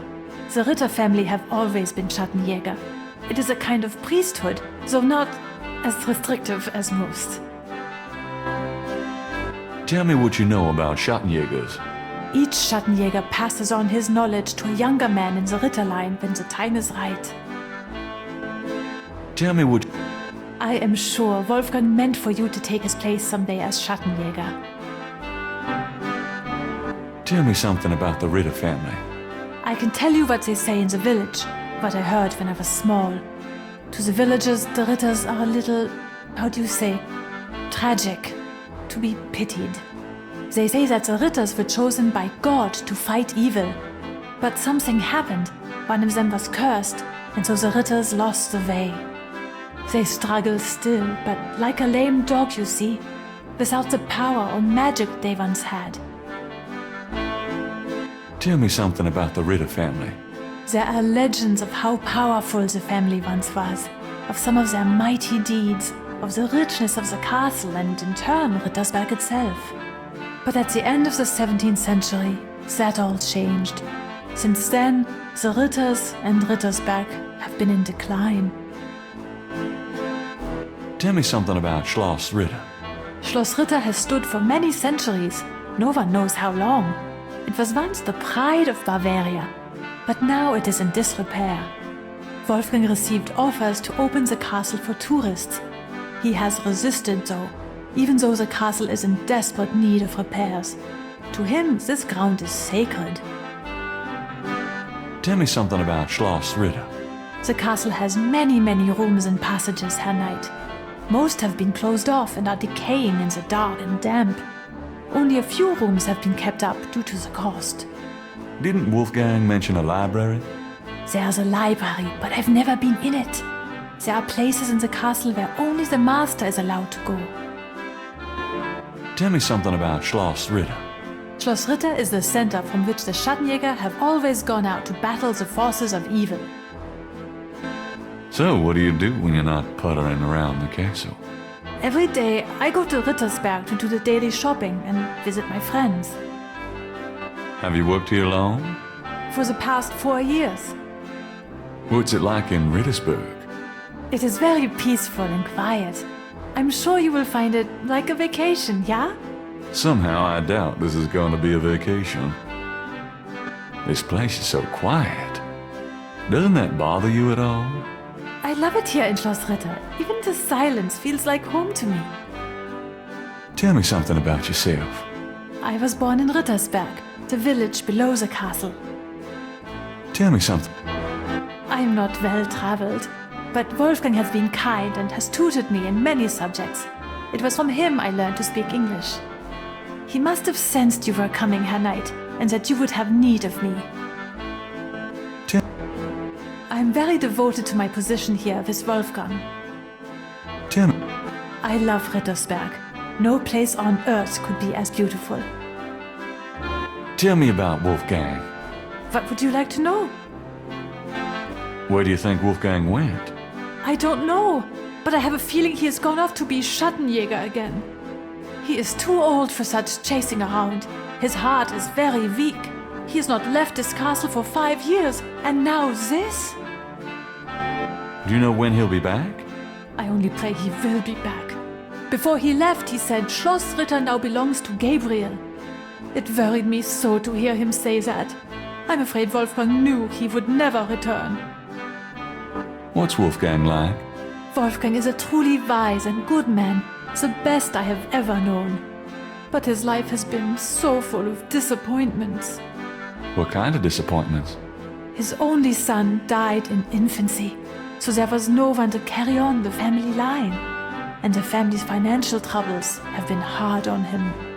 Wolfgang wanted to do so much for the world, but it was all he could do to just hold on to Schloss Ritter. He has not left his mark as he wished to. What is your relationship with Wolfgang? Herr Knight, my relationship with your uncle is really none of your business. You're right, Goethe. I apologize. Forget I asked. Just tell me anything. Wolfgang has dedicated his entire life to the role of Schattenjäger. He's not had a very happy life, but I've done my best to provide him with a little comfort. He thought he was the last of the Ritter line until he found out about you. He knows the history of the Ritter family from many centuries past. He is a good man, a strong man. I am fond of him. Can you show me Wolfgang's library? How do you know about his library? When we talked on the phone, he said he was going to do some research in his library. I thought maybe if I saw what he was researching. Ah, yeah, a good idea, Herr Knight. But I'm afraid I cannot show you the library. You see, I have never been in it. Only a Schattenjäger can enter the library. I see. Oh, nothing. Never mind. As you like, Herr Knight.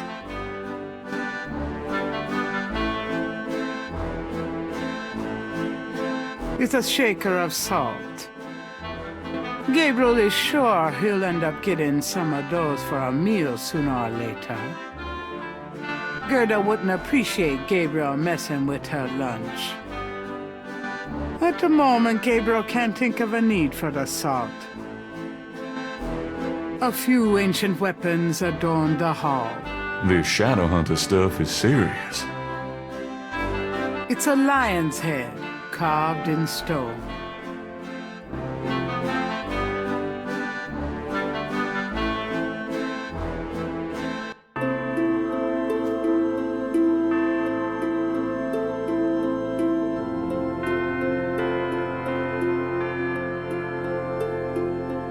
A plain wooden altar occupies the center of the chapel. A cushion kneeler at the bottom indicates that the altar is a place of prayer. Gabriel doesn't have a reason to kneel at the altar right now. A magnificent stained glass window depicts the legendary battle between St. George and the dragon. I named my shop after you. You've always fascinated me. I just never knew why until now. Perhaps it's an illusion caused by the colored light from the window, but this chapel gives Gabriel a sense of something truly mystical. Candelabra flank the altar. 3 panels hang from each side of the chapel.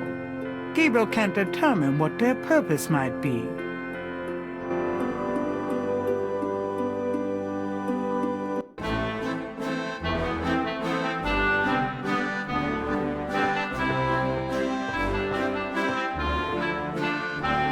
Can I ask you a few questions? Yeah, of course. What can you tell me about those wall panels in the chapel? The hangings. They describe the Schattenjäger initiation ceremony.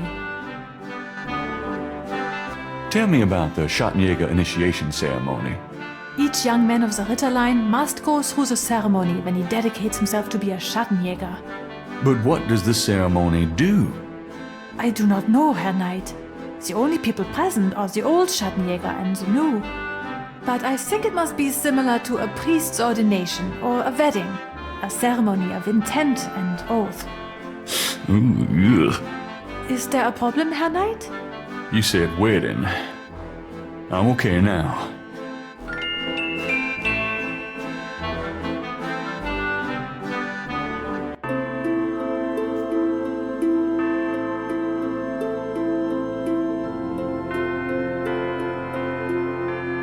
The first panel shows hands and water.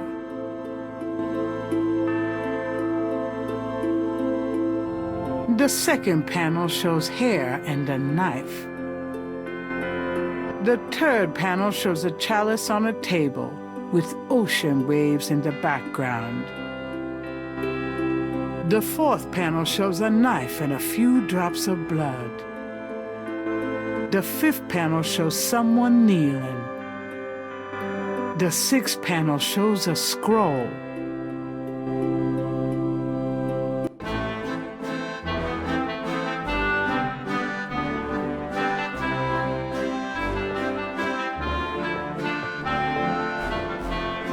Is that a shaker of salt?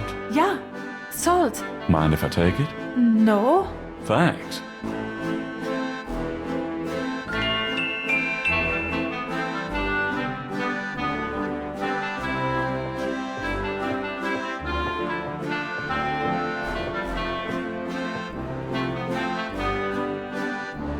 A large, handcrafted dagger hangs on the wall.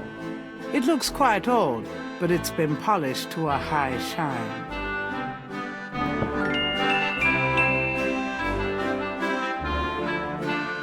There's a dragon's head on the wall.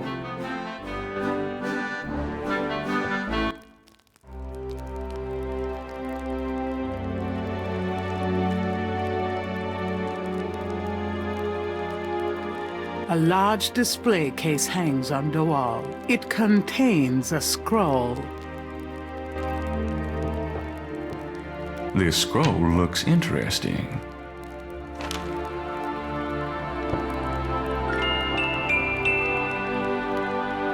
Gabriel doesn't want to open the shaker until he's ready to use the salt. The scroll from the display case is very old. The cabinet holds a few items for personal grooming. It's a chamber pot. Take me back to the 20th century, please. There's a small pair of grooming scissors on the cabinet. Gabriel takes the scissors.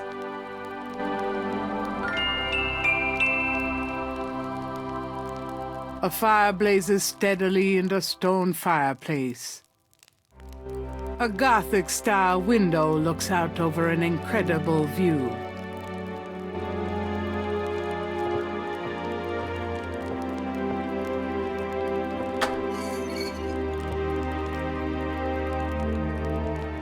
A Gothic...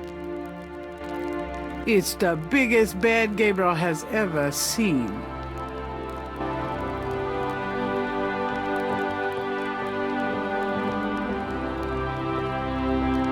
The portal says, Nor der Rheinst darf passieren, diesen Herz ist rein wie Glas, diesen Seele rein wie Feuer, schreitet heuer durchs Portal.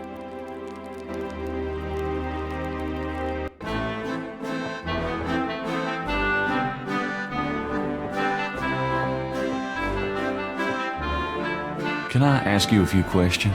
Yeah, of course. There are some words over the locked door in Wolfgang's bedroom. What do they mean? Ah, yes. Wolfgang had me translated as part of my English lessons. In English it means, only the purest here may pass. He whose heart is pure as glass. He whose soul is pure as fire. Through this portal passes higher. Great, thanks.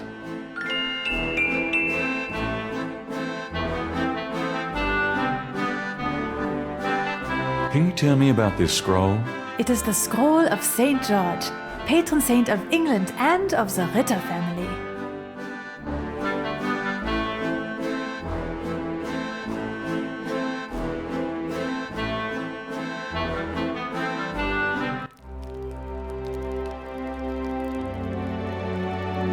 Outside the window, there's a nice thick ledge where some rainwater has gathered into a puddle.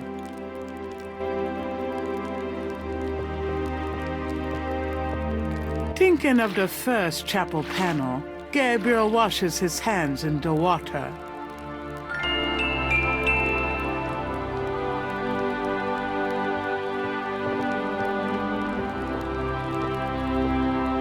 Thinking of the second chapel panel, Gabriel cuts his hair. I hate this. There. That's plenty. Gabriel takes the chamber pot.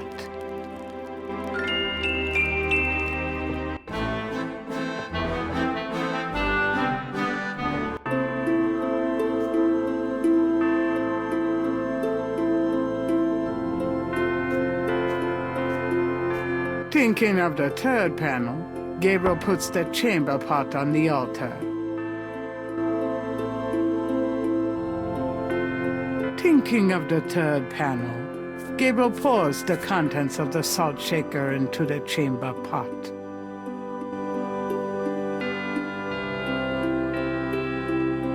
Thinking of the fourth panel, Gabriel holds his arm over the chamber pot and nicks it with the dagger. Oh, whoops. Nearly hit an artery. Thinking of the fifth panel, Gabriel kneels at the altar.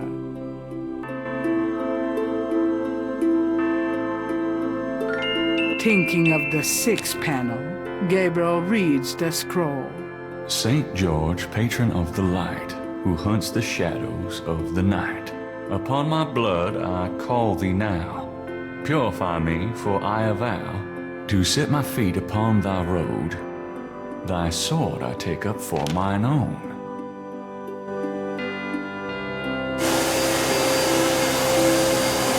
It worked. Something's happening. Oh, excuse me. I was just vacuuming. I did not know you were in here. No, that's all right. I've done about all I can do in here anyway. I give up. You look tired, Herr Knight. Why don't you go to bed? Sure, why not? I will clean everything up. You need not worry. I can't believe I cut my hair for nothing.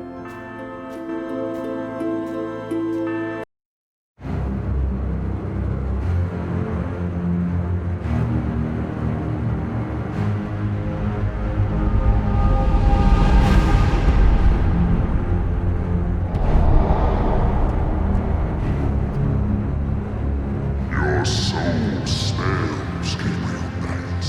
You seek to be shot, Jaguar? I do. You must first burn away the past. How much sin do you have to burn?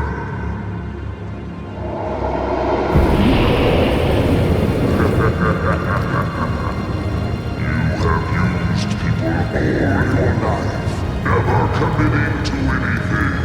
Turn back now, and I will forget that you asked for this. No. There are only two things that redeem you. First, that you have Ritter blood in your veins. Second, that 3 women have loved you purely. You asked to start on the path, so you shall. But you will not be a shopkeeper until you have earned it. How? I cannot show you the path, but I can tell you that you will have to let go of the greater part of yourself, Gabriel Knight. No problem. Yes, now you ask for purification. You shall have it. Oh no!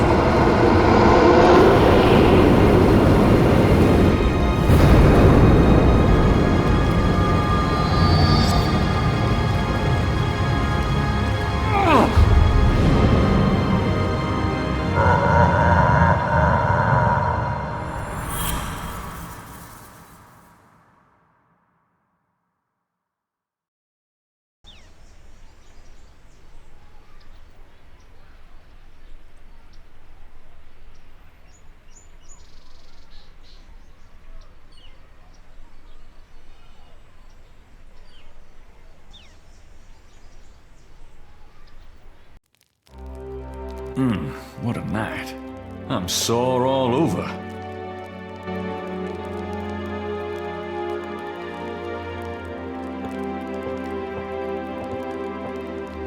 I don't believe it. It's the key from my dream.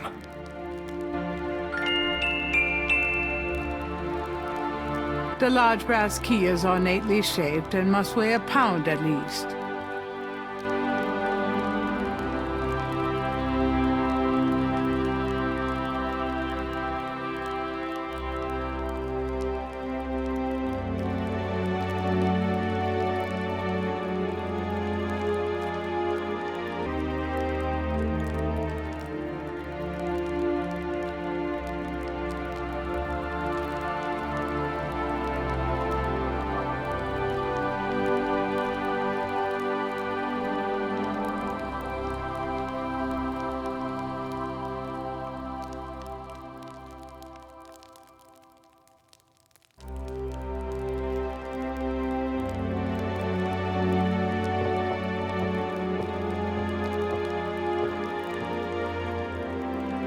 fits.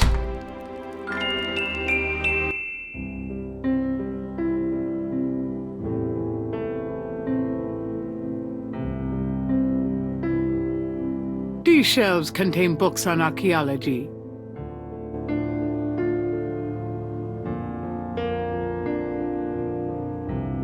These shelves contain books and documents about the Ritter family. Journals, diaries, record books, deeds. Something to peruse extensively when Gabriel has more time. A heavy wooden table occupies the center of the library. More colorful tapestries soften the stone walls here. On the wall is the image of a shield taking up several stone tiles. However, the image in its center looks jumbled and out of order.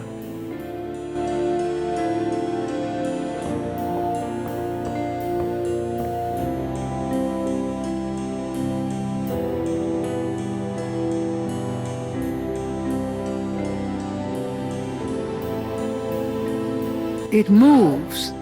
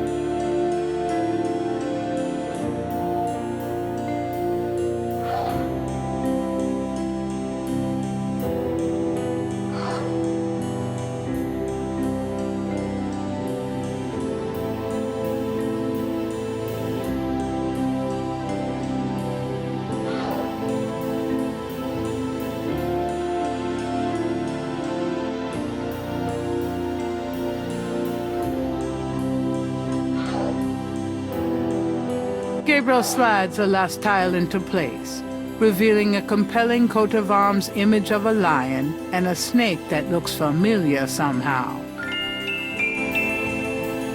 With the shield's image in the proper order, the wall opens to reveal a hidden room.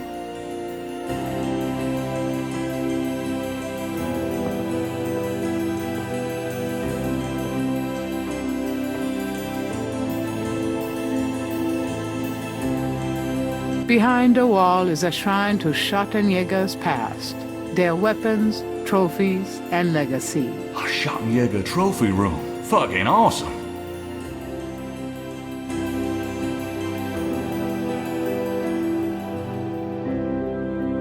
Gabriel pulls out a book entitled People's Republic of Benin and scans through it. The People's Republic of Benin is an area of rich and diverse cultures and a proud heritage. Before slaving devastated many tribes, this area was populated by some of the oddest, fiercest, and most powerful tribes in tribal Africa. The Fons, the Dahomies, and the terrible Agri. The book The Primal Ones by John Roots provides insight into these fascinating cultures.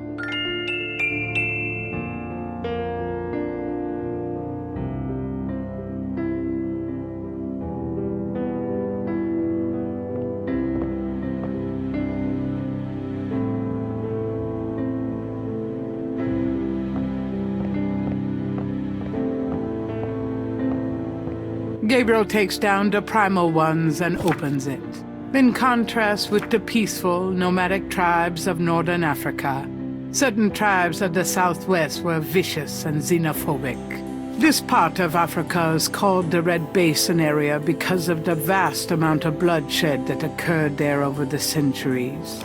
In this one area of Africa existed, in a perpetual state of war and raiding, some of the most powerful and efficient fighters the world has ever seen. Why did this region inspire such violent behavior? To understand, one must look even further back. See Ancient Roots of Africa by Early Days.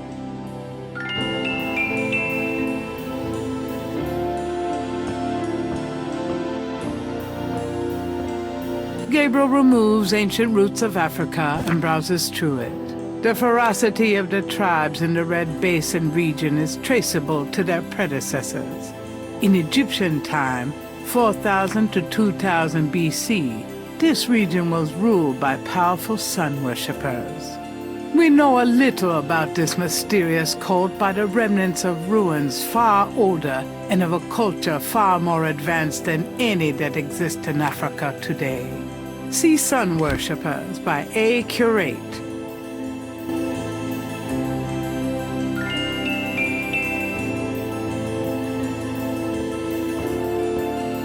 Gabriel takes down sun worshippers and scans it.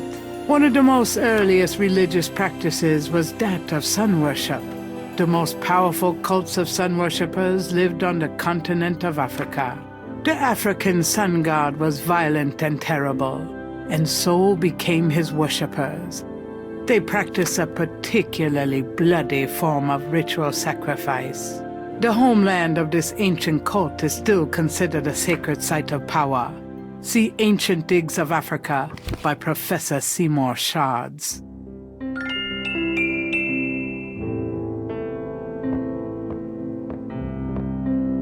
Gabriel takes Ancient Digs of Africa and opens it. The most fascinating archaeological site in Africa is the Great Snake Mound in the People's Republic of Benin, located 50 miles south of the capital in the Red Basin. Like the snake mounds of North America, the origin and meaning of these great mounds remains a mystery, though clearly they were the result of profound and urgent spiritual belief. Unlike other snake mounds, the African example is a double snake mound, a small snake ring within a larger snake ring. The mound is thought to have housed an ancient temple. Although archaeologists explored the mound site, the interior remains largely unchanged from ancient times. This is partially due to stringent government regulations and partially to local superstition. The local people regard the mound with fear and won't go near it. A double snake ring? Gabriel flips furiously, looking for a picture. Oh my God, it's a wheel within a wheel. Gabriel decides to hang on to the Snake Mound book.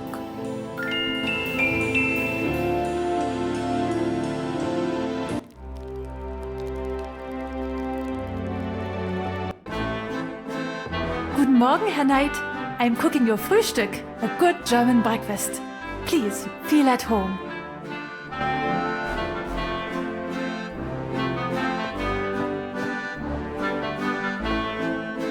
Can I ask you a few questions? Yeah, of course. You wouldn't know anything about this key I found in Wolfgang's bedroom now, would you? Key? Why no, Herr Knight? I cannot say that I do. I found this book in the library. I think it might tell us where Wolfgang went. Africa?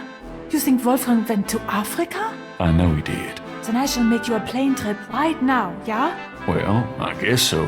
Good, good. My poor Wolfgang. You have money for the plane, yeah?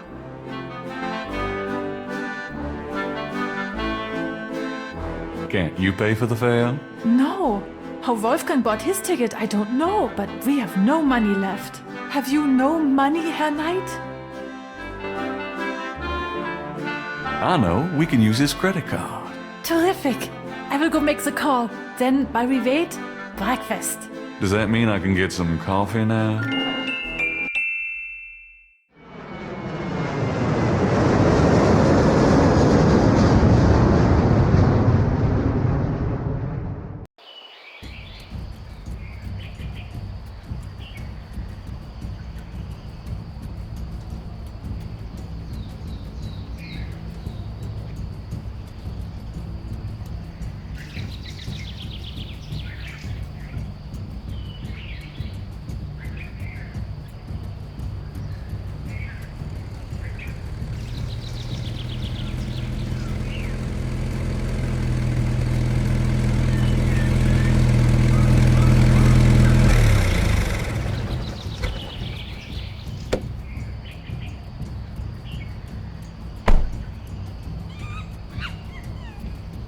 Wheel within a wheel. You want I stay here, right? It's a long walk back to the city. Yeah, sure. Wait here, please. I may be a while, though. No problem. I could use a nap.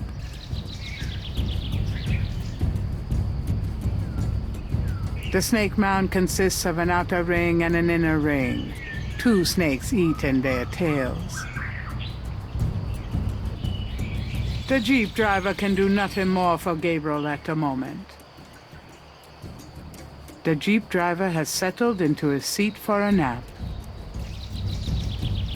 The Jeep was one of several private taxis trying to pick up business at the airport. The driver knew exactly where the snake mound was located, and his rates were very cheap. I'm not leaving until I've got what I came for. Gabriel's on a rise overlooking an ancient snake mound in the People's Republic of Benin. If he's correct, this is the tribal homeland of Tetelo's people.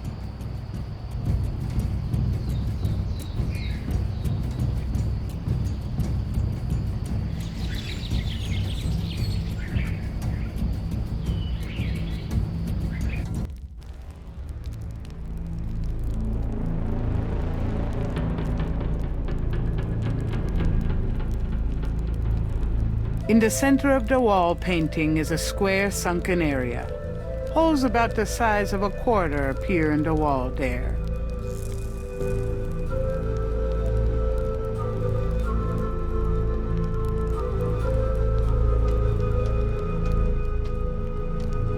This stone looks interesting.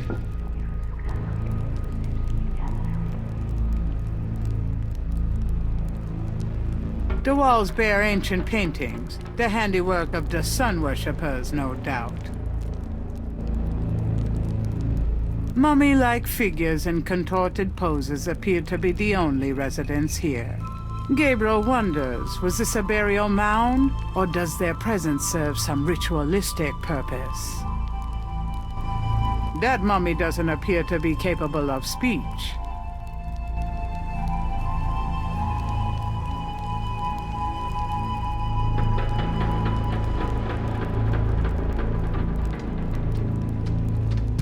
Gabriel has the creeping sensation that he's being watched.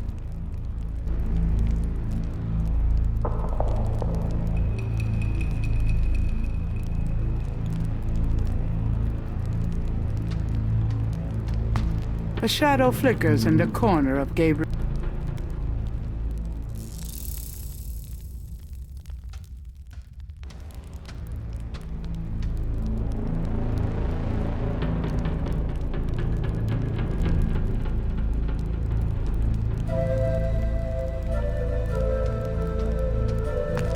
From off in the mound echoes a sound like the scuff.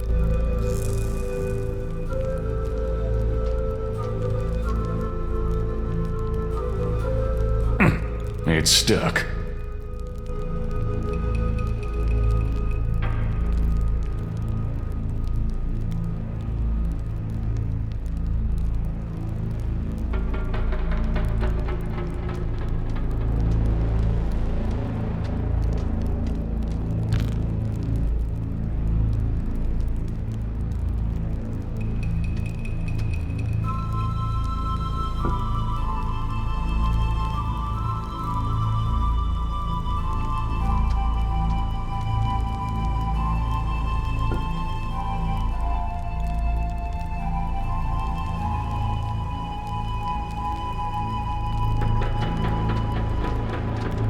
A shadow flickers in the corner of Gabriel's eye.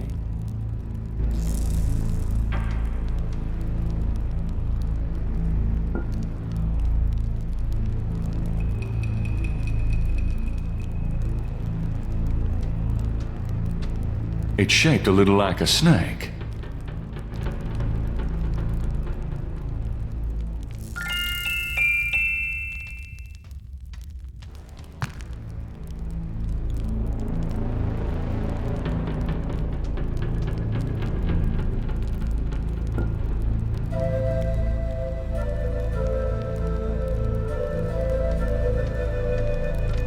A shadow flickers in the corner of...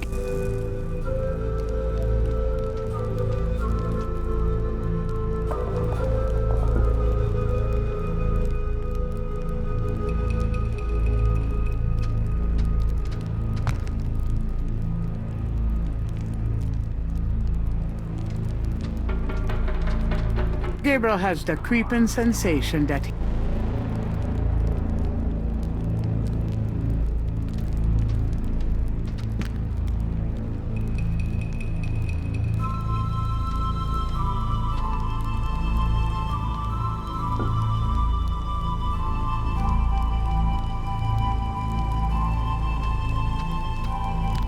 a shadow flickers in the...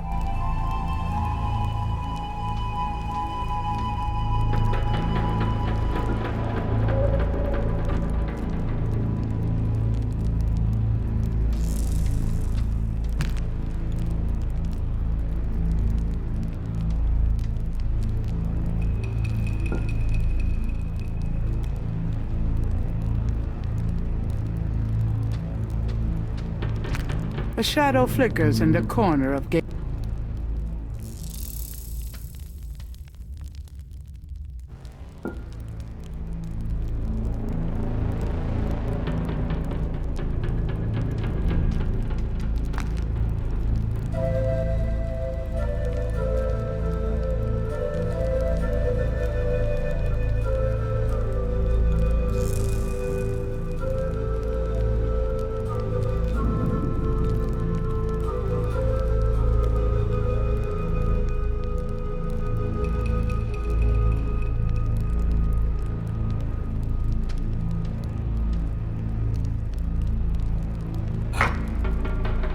It fits. Gabriel has the creeping sensation.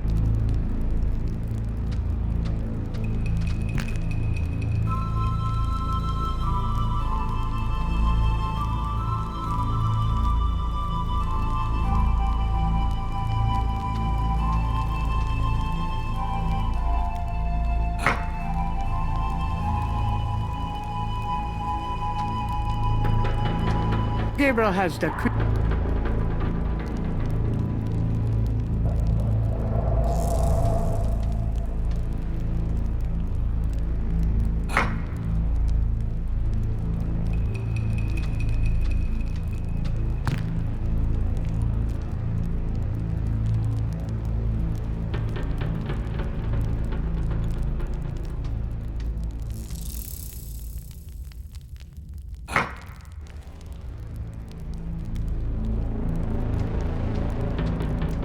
Gabriel has the...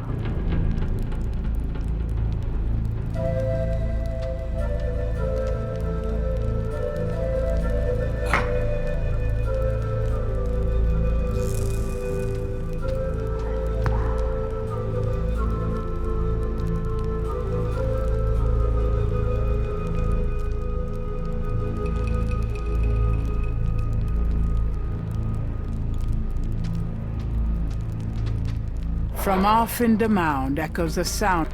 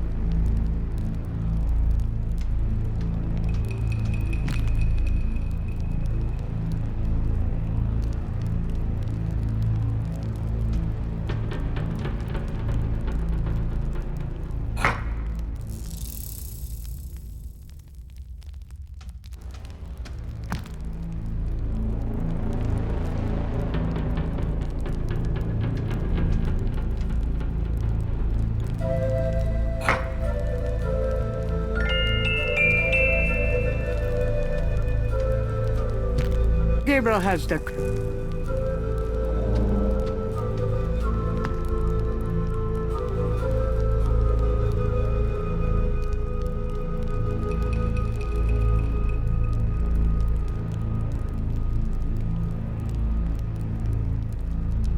The long rod is shaped like a snake. The head of the rod is the snake's angled triangular head.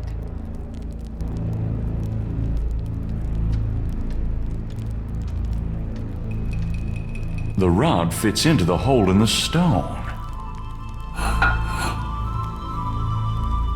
From somewhere off in the mound, Gabriel hears a soft click, then a rumble.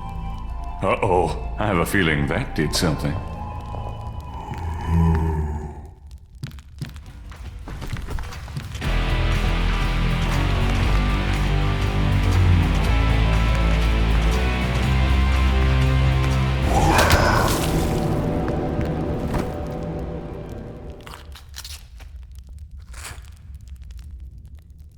I really don't want to be dead.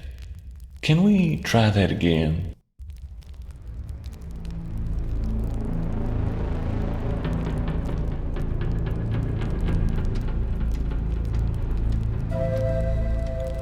The rod fits into the hole in the stone.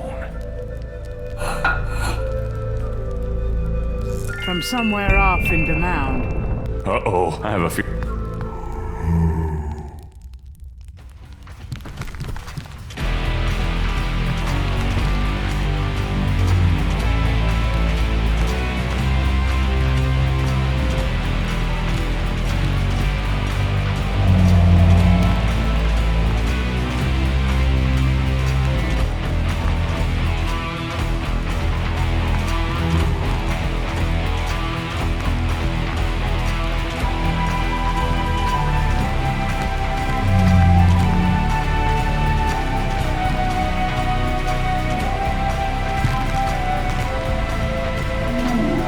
I can't believe I'm doing this. Whoa!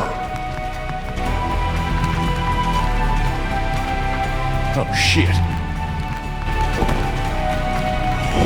Gabriel Knight, I presume. Uncle Wolfgang. In person? Now go to it, boy! I can't hold these creatures for very long, and there are more on the way. Go to what? The secret panel, boy. These creatures are only alive while it's open. Close it, Gabriel, and hurry!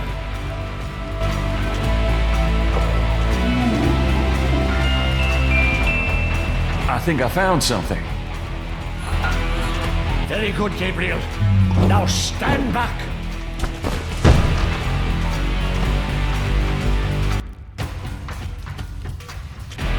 Wow. The inner wheel. Yes. Wheel within a wheel. Are you okay? You don't look so harm. I'm fine, Gabriel. The wheel. You dreamt it? Yes, and you? Yes. I must congratulate you on the Three Snakes connection. I had missed it. You will make a wonderful shot-and-mirror. Who, me? Yes, it's a long path, my boy. I myself have still the last of my 3 quests to meet. But let's see what is here. You have found the heart of the apple, but it might be poisoned still.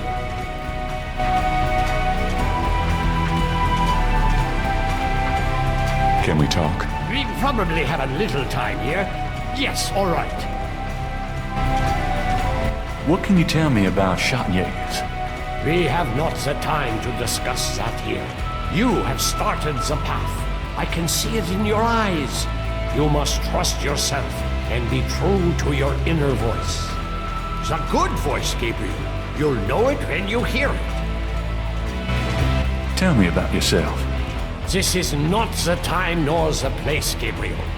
I am sorry, but I assure you, my life has not been all that instructive. Is there anything else you can tell me about the talisman? The most important thing about the talisman is that it be once again in the hands of the Schottenjägers. Is there anything else you can tell me about Tetelo? I can feel her presence here. I wouldn't be surprised if she knew we were violating her sanctum. Do you think Tetelo's remains are here? I have a feeling that they are, Gabriel. It's nice to finally have someone around who knows what the hell's going on. I know, my boy. I know.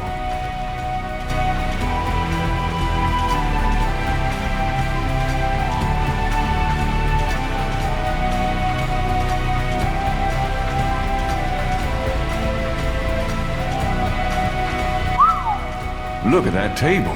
Yes, it is very old. There is a story being told through the carvings on the side. Can you make it out? A tribesman discovers a snake mound hidden in the jungle.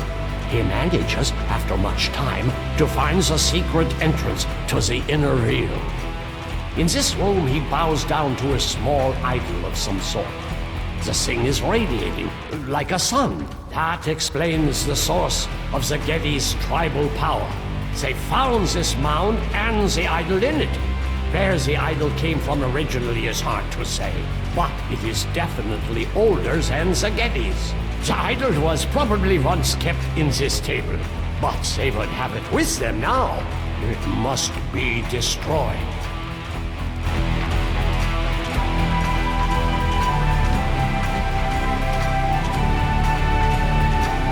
What's that trough for?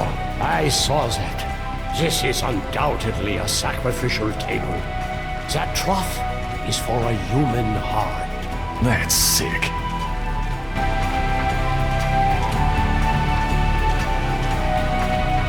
Shall we try this lid? I suppose it wouldn't hurt.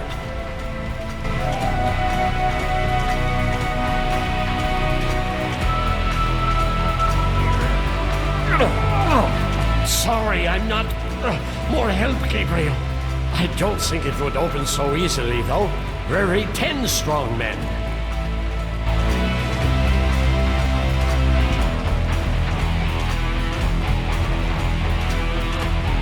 On the wall is a rack containing 2 long iron bars.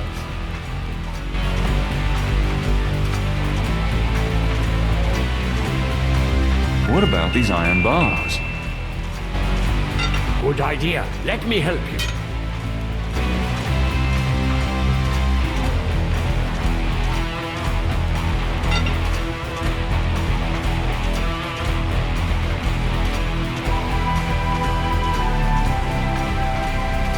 Perhaps these holes.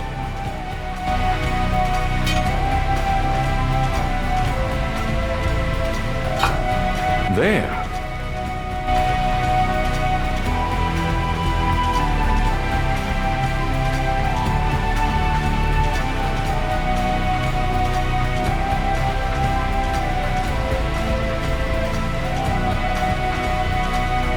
Let's get the other one.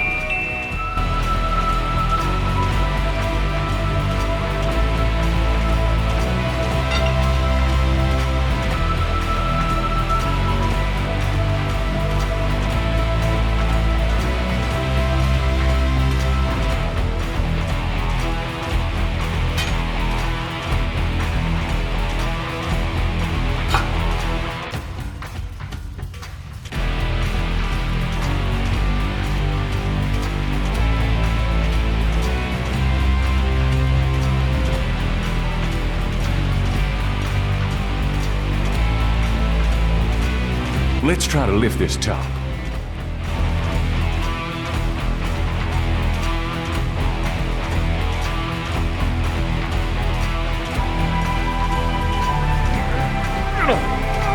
I know it's in there. Yes, it is in there. Oh, I've not felt this powerful since, well, ever. Why won't the damn lid come off? It is a sacrificial table. It can probably only be triggered by the proper use of that trough there. With a heart. Oh, great. Where are we gonna get a heart? Gabriel, you must take the talisman and be Schwarzenegger. You performed the ritual and dreamt of the dragon, no? Yes, I did, but you're the current Schwarzenegger. I only did that because... Because you were driven to it. I have done nothing with this title for many years. Even in my prime, I had few cases. No, if my life had a purpose, it was to bring you to this point. But I have no idea what I'm doing. It's not a science, Gabriel. It is instinct. And you have it in your blood. Trust it. The castle is yours now. It has many documents and records which will help you in the future. Well, thanks for the confidence, but what about this table? I want you to go into the next room and get the heart from that dead creature on the floor. Will that work? Doesn't it need to be fresh? Let us try. Perhaps there's some of the old Ritter magic left. Go on.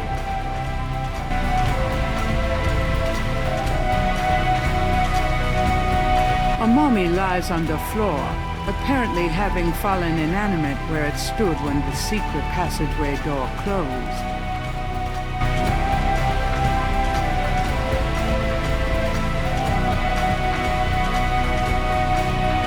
Great. My first job was a Schwarzenegger, cutting up dead monsters.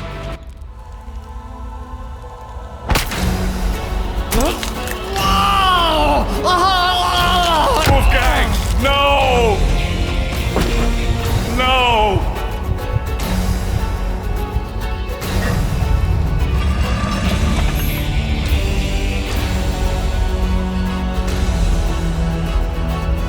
Titilo, you're gonna pay for this, you bitch!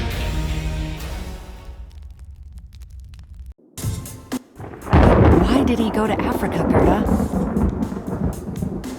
No, it's okay. I'm just a little anxious. No, they haven't. I just need to talk to Gabriel.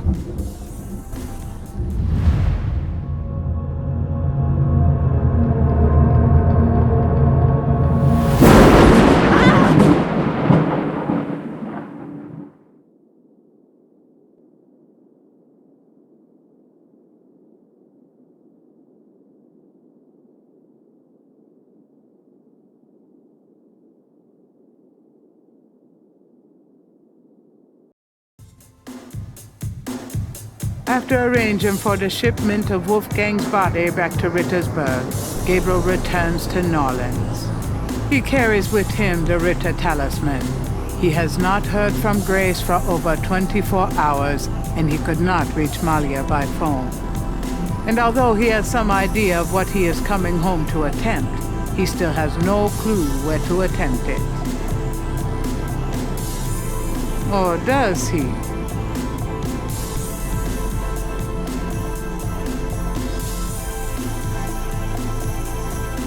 Grace, I'm home.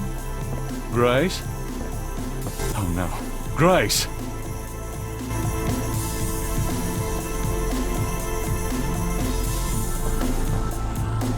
The note is from Malia. It says, Gabriel, I hope you survive long enough to get this. Titilo knows you have the talisman. Your life is worth nothing, my love. I fight to save you, but she controls things far more than I. She has taken Grace. Return the talisman and leave Norlands forever. If you don't, I can't help you. Please, I can't bear to see you die. Please believe me. I love you. Malia.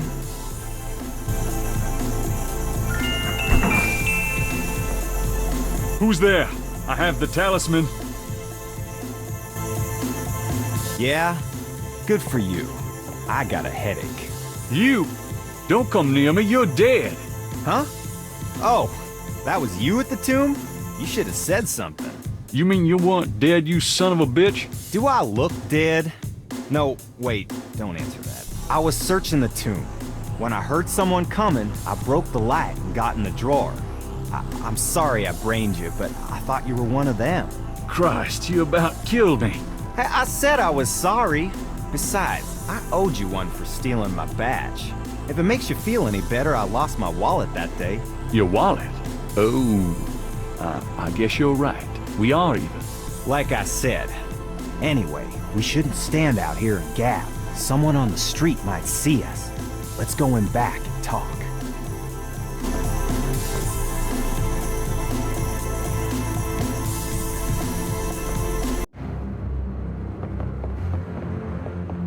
Okay, now let's talk.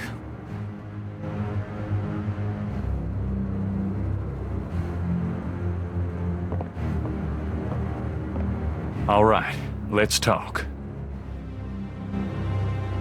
What can you tell me about... Well, you're the big expert now, not me. This stuff is way beyond anything I was looking into at the beginning of this case. What do you know about the voodoo murders? Well, you and I know who did them, don't we? But we got to prove it to somebody who'll listen. Do you know anything about a secret voodoo houndfall? Do you know where it is? I have an idea. Great. Let's talk about it when we make our plan. Tell me about yourself. I'm scared shitless. That's all you need to know. You know, mostly. Don't even start with me, Knight. I've been through too much for you lately. Yeah, you're right. Sorry. What should we do about Grace? Them voodoo people have taken her, the goddamn bastards. We have to find her and save her, and we can't count on the police department for any help. So, fill me in on what you've been doing for the past 5 days. I've been getting smart, that's what. They got me running, I'll admit, but the day a bunch of drum-banging, mumbo-jumbo chanting magicians can catch old Lightfoot Mosley is the day I die. Can't argue with that logic. Now these guys have it wired, I tell ya. From the mayor to a couple of major judges, right down to the beat cops. The Gettys are untouchable from that angle. But once I really started digging, it was like I could see clearly. These guys are into everything that happens in this city. And most people are scared shitless of them, or they don't know about them at all. Let me fill you in on what I've learned in the past 5 days. Okay, have at it. Well, Malia Getty is the head of the cartel. Dr. John is her right-hand man. I learned that much. You sure know how to pick 'em, Knight. She's not really responsible, though. Because during these ceremonies, she's ridden by the spirit of her ancestor, Tetelo. You don't say. It's true. Anyway, I have something, a talisman, that I can use against them. It will help, but they probably still have a power source somewhere in their houndfall. Also, this whole thing kind of ties in with my nightmares, see? And my family history. My family does this shadow hunting thing, and about 300 years ago... Look, don't confuse me, okay? You worry about all that metaphysical stuff, and I'll just try to catch the bad guys. Yeah, you'd never believe me anyway. By the way, I found your wallet. And your credit card. Hey, thanks. You didn't put anything on this, did you? Who, me? Let's make a plan. What do you think we should do? We need to find the headquarters of the Getty cartel, rescue Grace, and dig up some concrete evidence so that I can take this straight to the FBI. Sounds easy. Uh-huh. Do you have any idea where their headquarters might be? Perhaps. Well, you do seem to have a knack for sniffing out this voodoo stuff. Why don't you see if you can locate it for sure? Meanwhile, I got some things I gotta do. I'll meet you there later. How will you find it? Damn, that's right. If I only had the tracker from my office. I have it. Really? Good going. You give it to me and leave a signal device at the entrance to the headquarters. All right. What was that plan again? You're gonna go locate the headquarters. I'm gonna go get some supplies. You're gonna signal me when you found the headquarters. I'll meet you there. We go inside, find Grace, collect some evidence, and get out of there. Oh yeah, right. Here's the tracker. Great. Don't forget to leave the signal device near the entrance to the Hound 4. And be careful. You too.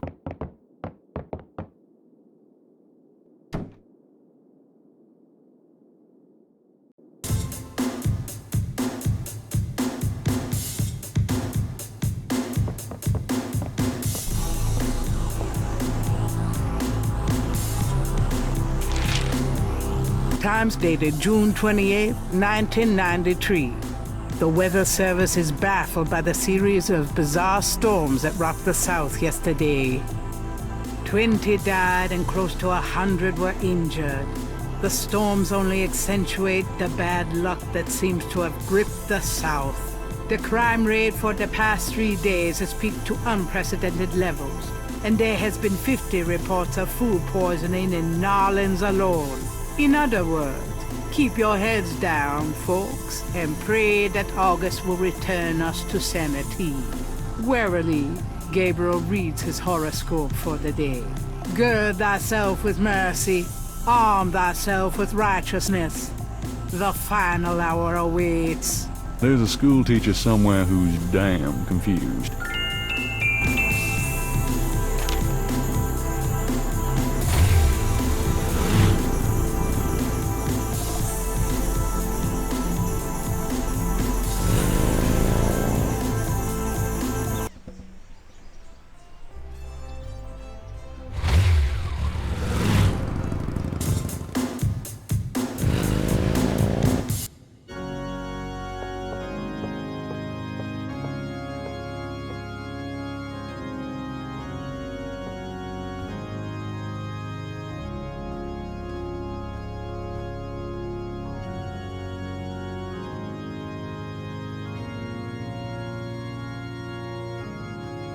Something about this knothole looks familiar. It's moving. I knew it.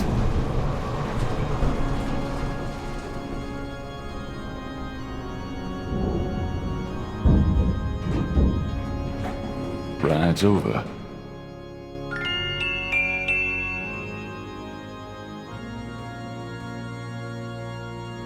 Gabriel puts the snake rod under the bench for Mosley.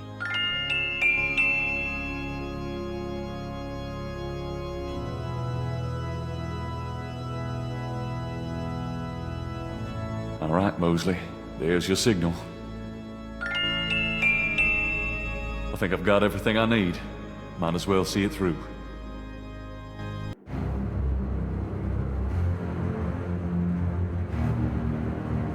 The elevator stops at a room underneath the cathedral. Express elevator to hell.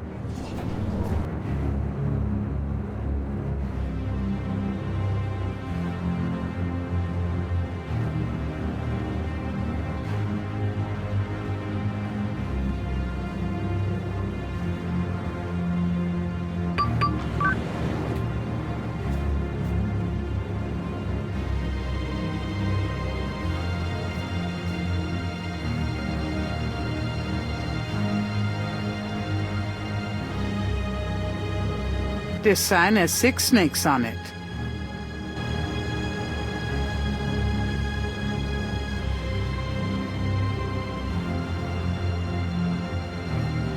This sign has 7 snakes on it.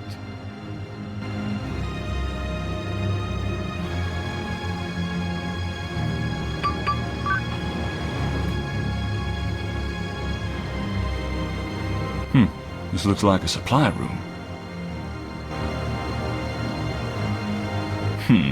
This is perfect for Mosley. This ball mask seems appropriate for Mosley, if he ever makes it.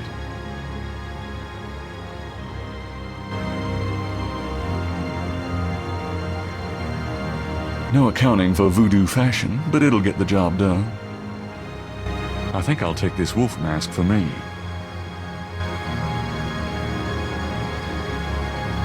No accounting for voodoo fashion, but it'll get the job done.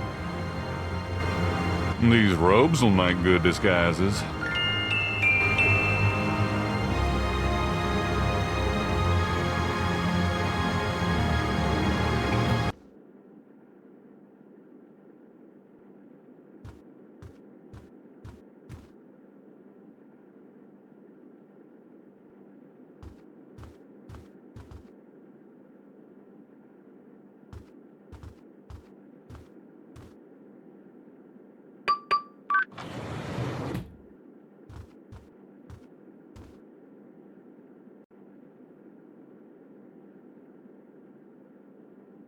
A rather sterile-looking bed is the main feature of this room.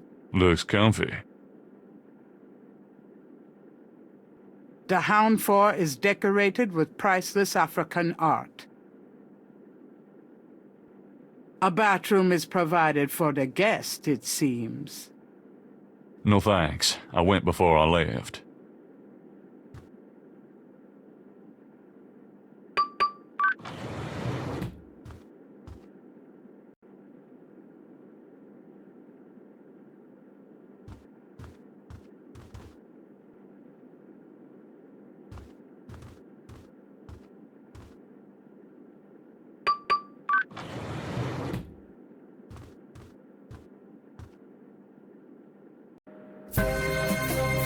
Christ, it stinks in here. Animal cages of various kinds occupy a small room. So this is where they keep the animals they use in their rituals. A tree in the middle of the room provides accommodations for a huge python.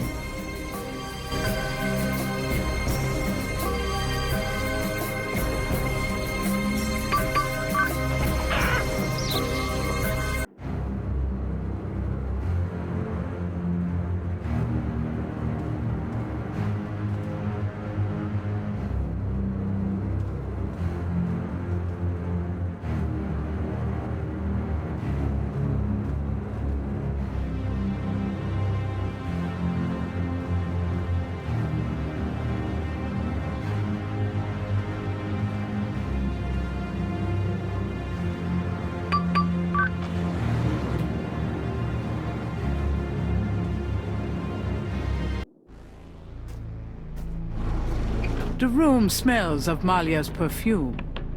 Someone's coming.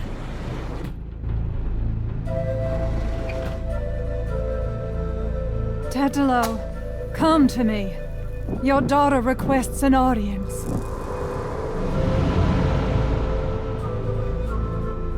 What is it you seek, child? Tetelo, I beg you again, for my sake, spare Gabriel's life. Do not protect or mourn that one. He will only betray you. Gabriel would never betray me. He will, as Gunther betrayed me. Blinded by the light, he will despise your daughters. No, I don't believe that. You were betrayed, but Gabriel is different. I cannot serve you any longer. Choose another. I cannot go on. Ha! So you say, because you are drawn to the light. What you do not know is that the light will never have you. You only corrupt it when you draw near. I don't believe you. This way, this life is too painful. I must be free of it. You can never be free. You will see, my daughter. What I have told you is true. You will see. Wait! I won't go through with it! I won't!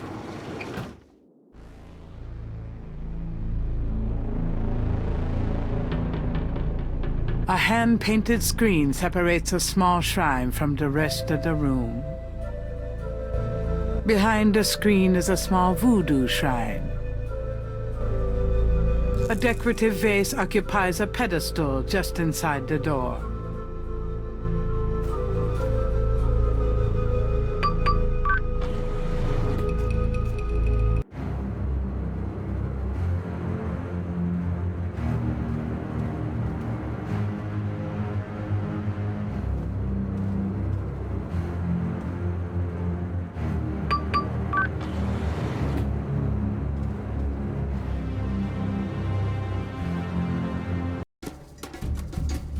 Pito Murray Passeum Cree.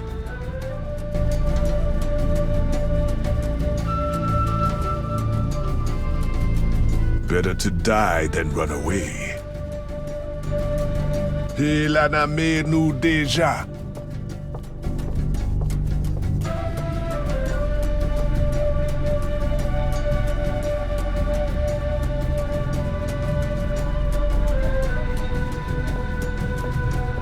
Gabriel Knight, how dare you violate my sanctuary? Is this your room? Oh, I am so sorry. You are so dead.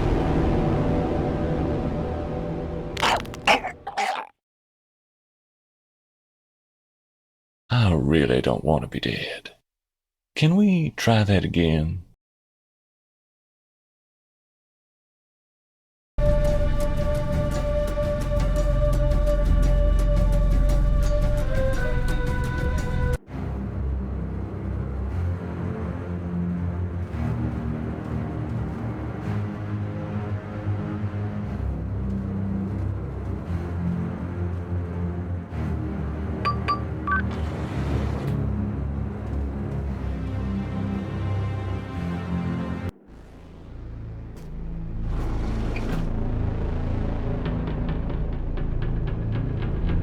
The whiteboard contains what looks like calculus equations. Who knows what these guys are into? This must be one of the business offices of the Getty cartel. A portrait of a beautiful, intelligent-looking woman is on the wall. She reminds Gabriel of Malia. Her mother, perhaps? Although Gabriel is no computer expert, those look like high-priced models to him. No expense has been spared in the cartel headquarters. Gabriel's no techie. He wouldn't even know how to open that computer.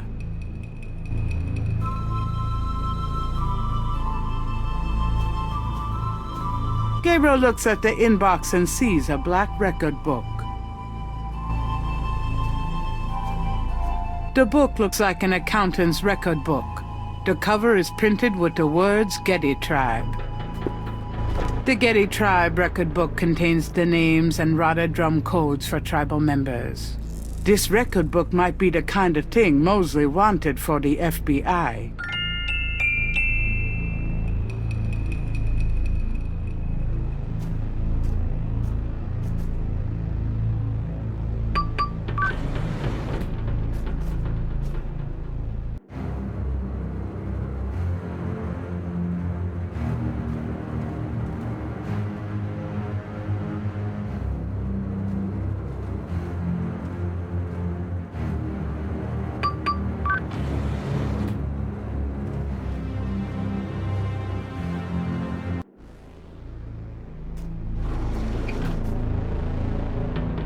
A painting of a shadowy figure is on the wall. One of the Loire, maybe?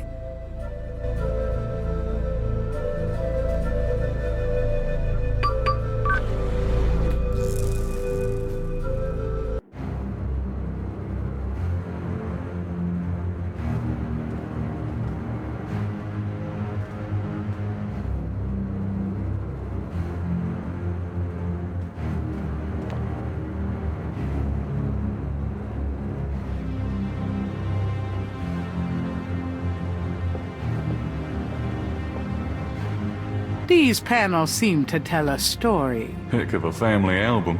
Tetelo holding up the talisman. A ship sailing. Slaves rising up and killing their owners. Haiti, probably. Looks like Tetelo's people arriving in Narlands. They accumulate great power through voodoo. The Hound Fort is built under Jackson Square. A pit for fire. I wonder if that takes gas or propane. The Getty Hound Fort Potomac.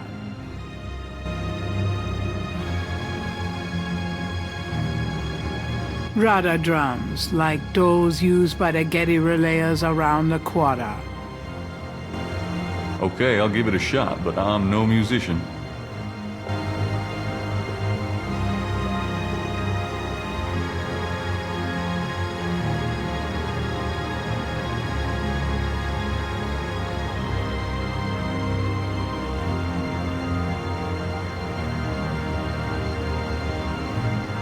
Okay, I'll give it a shot, but I'm no musician.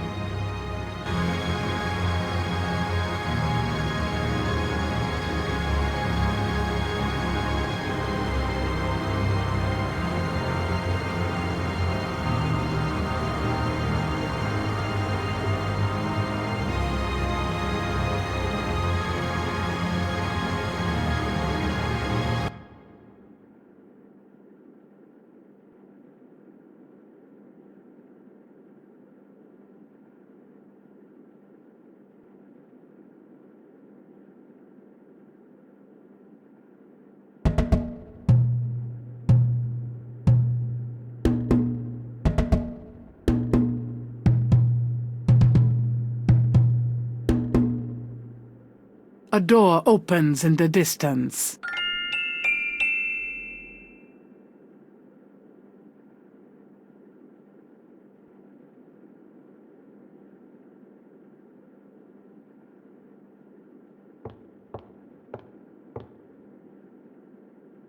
Who is playing with the sacred drums?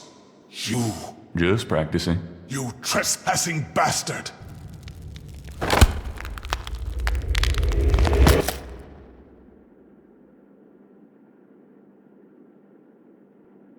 I really don't want to be dead. Can we try that again?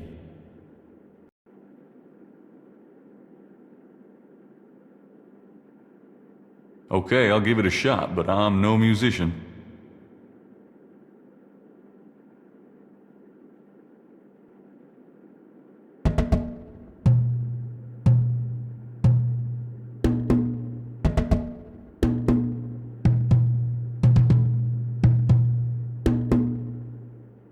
A door opens.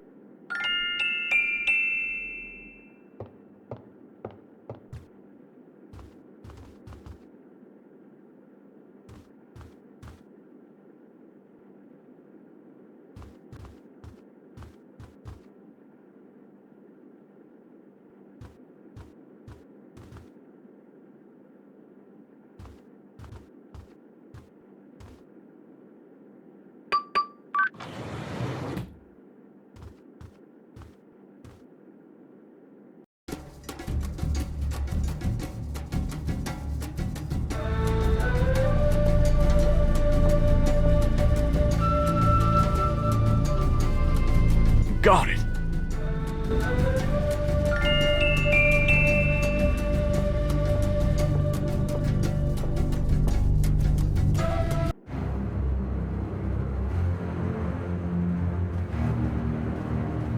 A door opens and shuts in the distance.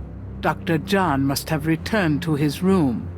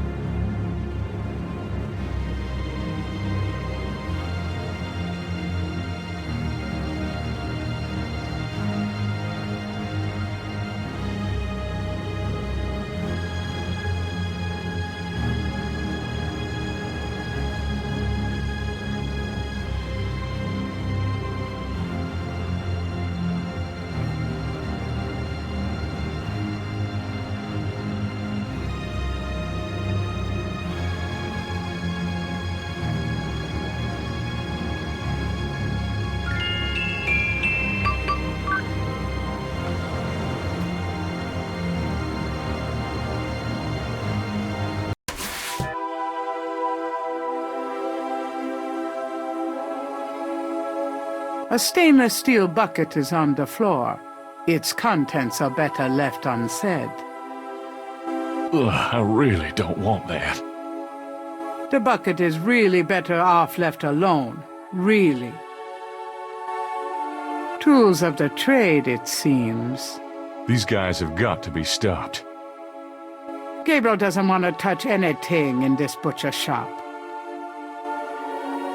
More corpses are stored in wall compartments. It looks like a deep freeze in there. The corpses are past any need for salvation from this place. Gabriel doesn't want to touch any... Underneath the surgical lamps is a gurney with a body on it. No one I know. It's too late to do anything for that guy now.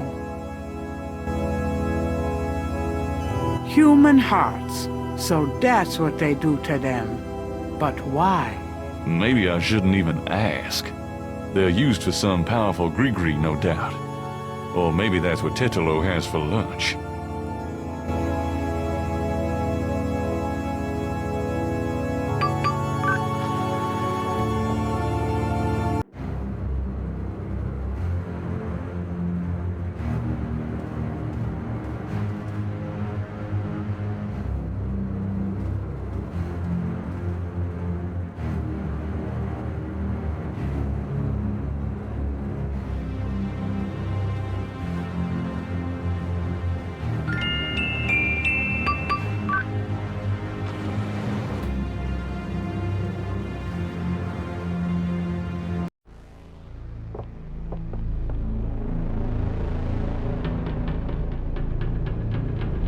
How come the bad guys make all the money? Stacks of bills are bound and pressed into neat piles.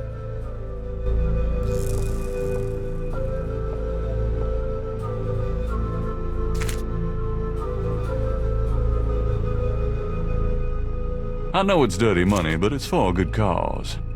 Me.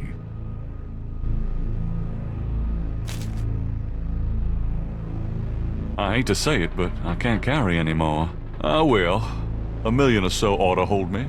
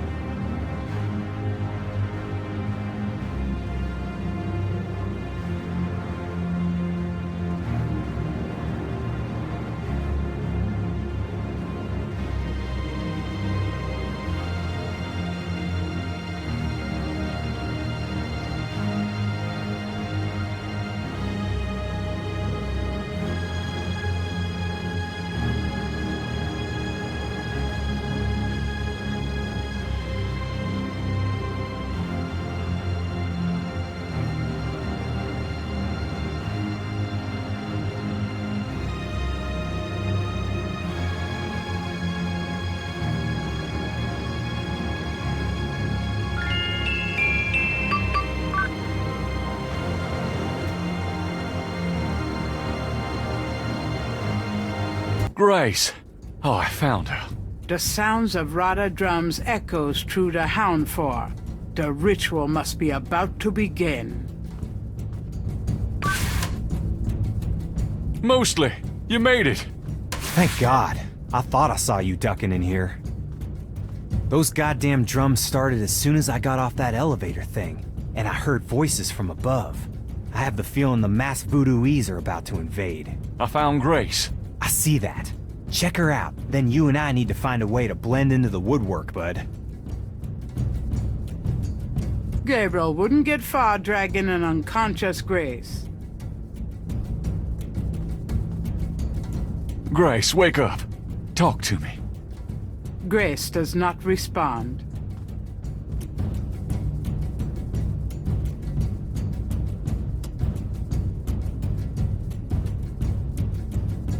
Sticking Grace with that dagger probably won't break her unconscious state, but it would sure piss her off when she does wake up.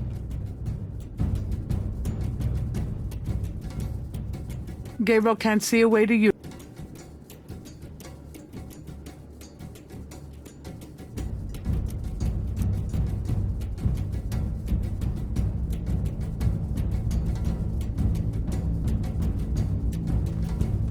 This talisman is supposed to have some sort of power.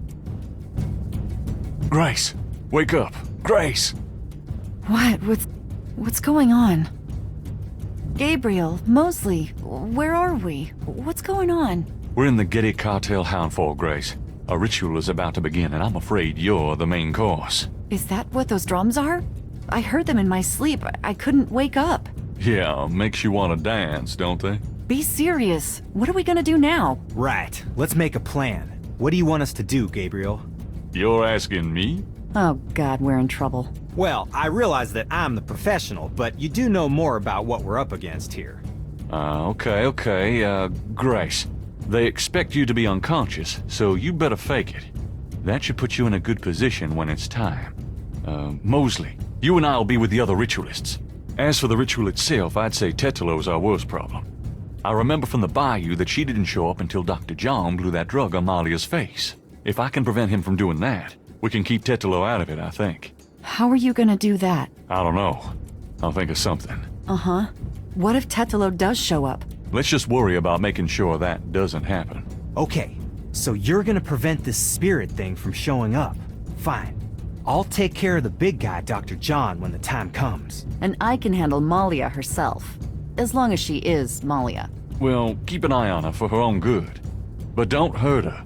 Who, me? We'll wait for your signal then. Fine, but you guys aren't gonna get far looking like that.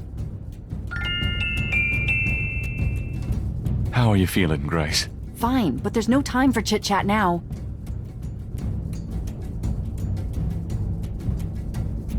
I'll keep the masks and robes together.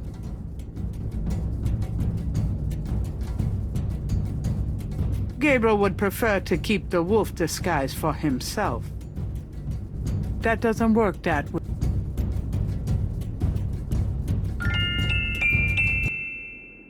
Here, it's a disguise. Gee, a boar. How thoughtful. And what are you, pray tell? A wolf. A wolf. How appropriate. You goddamn wiener. Someone's coming. Grace, get down. What are you doing here? Thought this room was empty. Go to the circle now.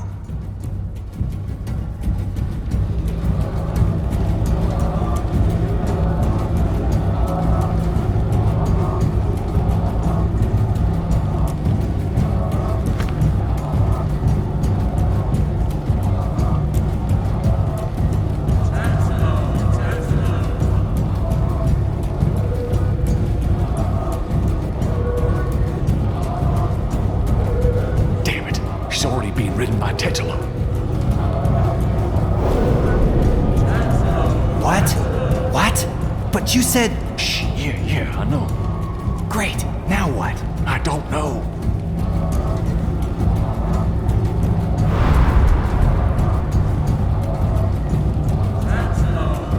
If he touches her... Shh.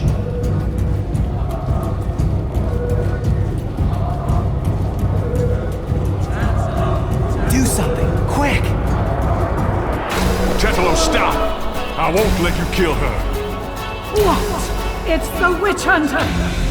Get out! All of you!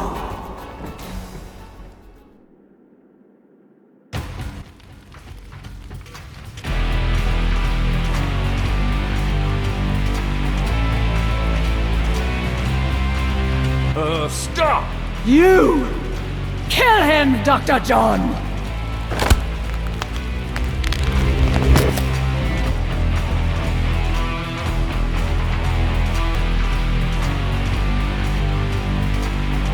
Tetalo, stop! I won't let you kill her. You can't stop me! Watch your friend die! Uh-oh. The talisman seems to have little effect at protecting Grace from this distance.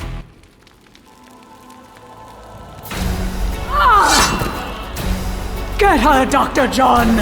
Kill her! We must have the sacrifice!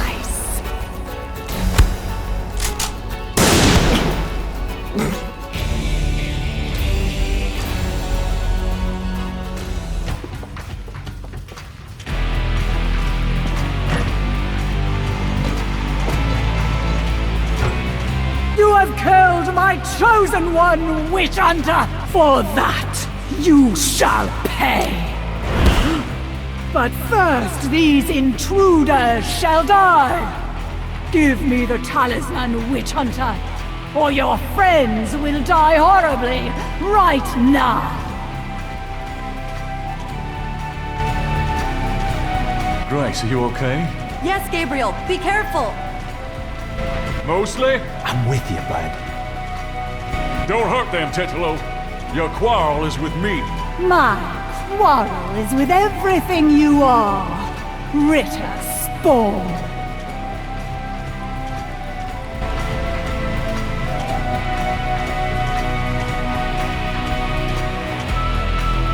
Very well.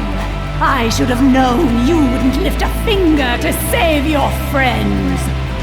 No!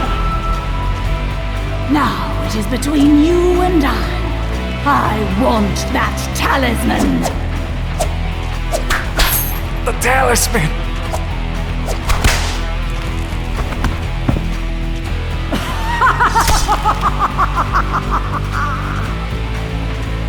I really don't want it. You have killed my chosen one, witch hunter! For that, you shall pay! But first, these intruders shall die! Give me the talisman, witch hunter, or your friends will die horribly right now!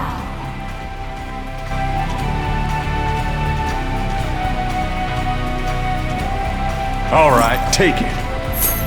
Gabriel, no!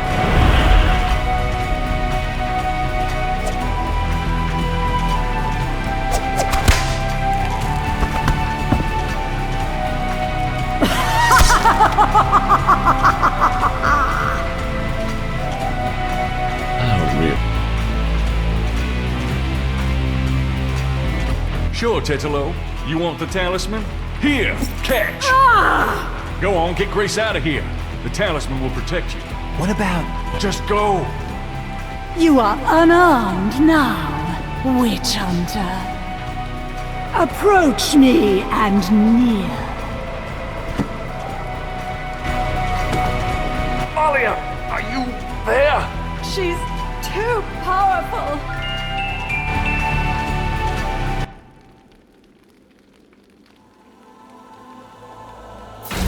No! Stop!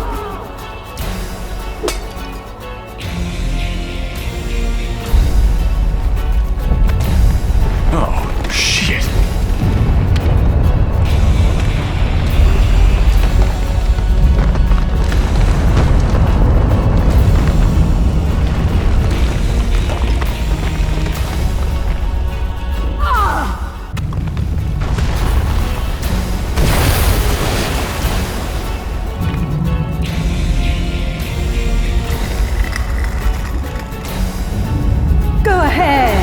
Destroy her! Destroy me! You are truly your father's son, witch hunter!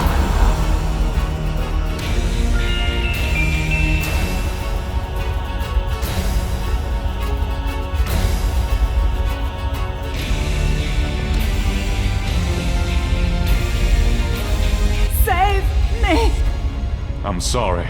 I have no choice.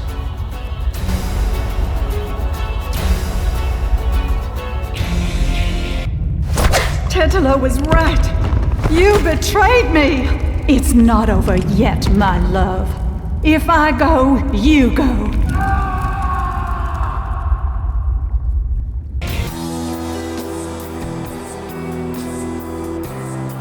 I can't believe he's gone. Yeah, I'm gonna miss that loafer. He saved our lives, you know? He done good. It's so tragic that both families had to end, that they destroyed each other. I can't help thinking that it could have been different. You can't ask yourself what if. It'll drive you nuts. But a world without Schottenjägers? It's sad. I guess we'll just have to do the best we can, huh? Goodbye, Gabriel Knight. So long, bud.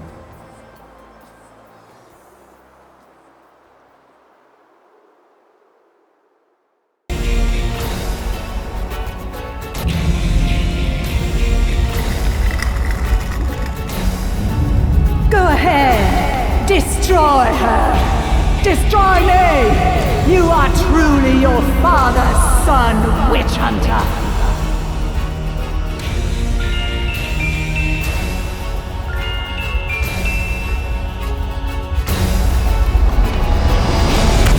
I've got you, Malia.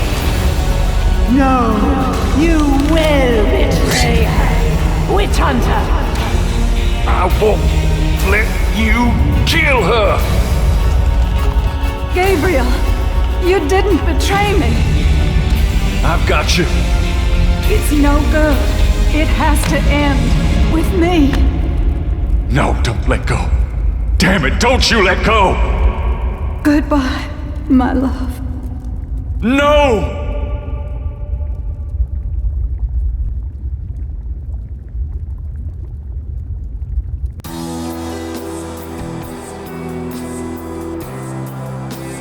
I think it's over now. I'm sorry about Malia. I know you cared for her. You've changed, you know? Have I? Yeah. So are you gonna do it? Be Schottenjäger? I'm going to try. Don't worry though, you'll be back in school, safe and sound. I don't have to go back. There's a lot to learn right here. A spiritual path can be more important than a path of the mind, you know? Well, you're welcome to stay, Gracie, just as long as you don't expect me to know what I'm doing. This is a historical moment, isn't it? 300 years ago, the Ritter Talisman was stolen by Tedalo. She used it to draw her family to power while your family withered. Now she's gone and your family's restarting. It almost makes you wonder if it wasn't supposed to happen that way. You know, good coming from evil. You think too much. But really, I think the most tragic thing was all those generations of young women, like Malia, trapped by this large, overriding personality, forced into a life of horror. Yeah. Kind of reminds me of living with you, Grace. You know when I said you'd changed? Yeah? I was wrong. Are you sorry? Nah.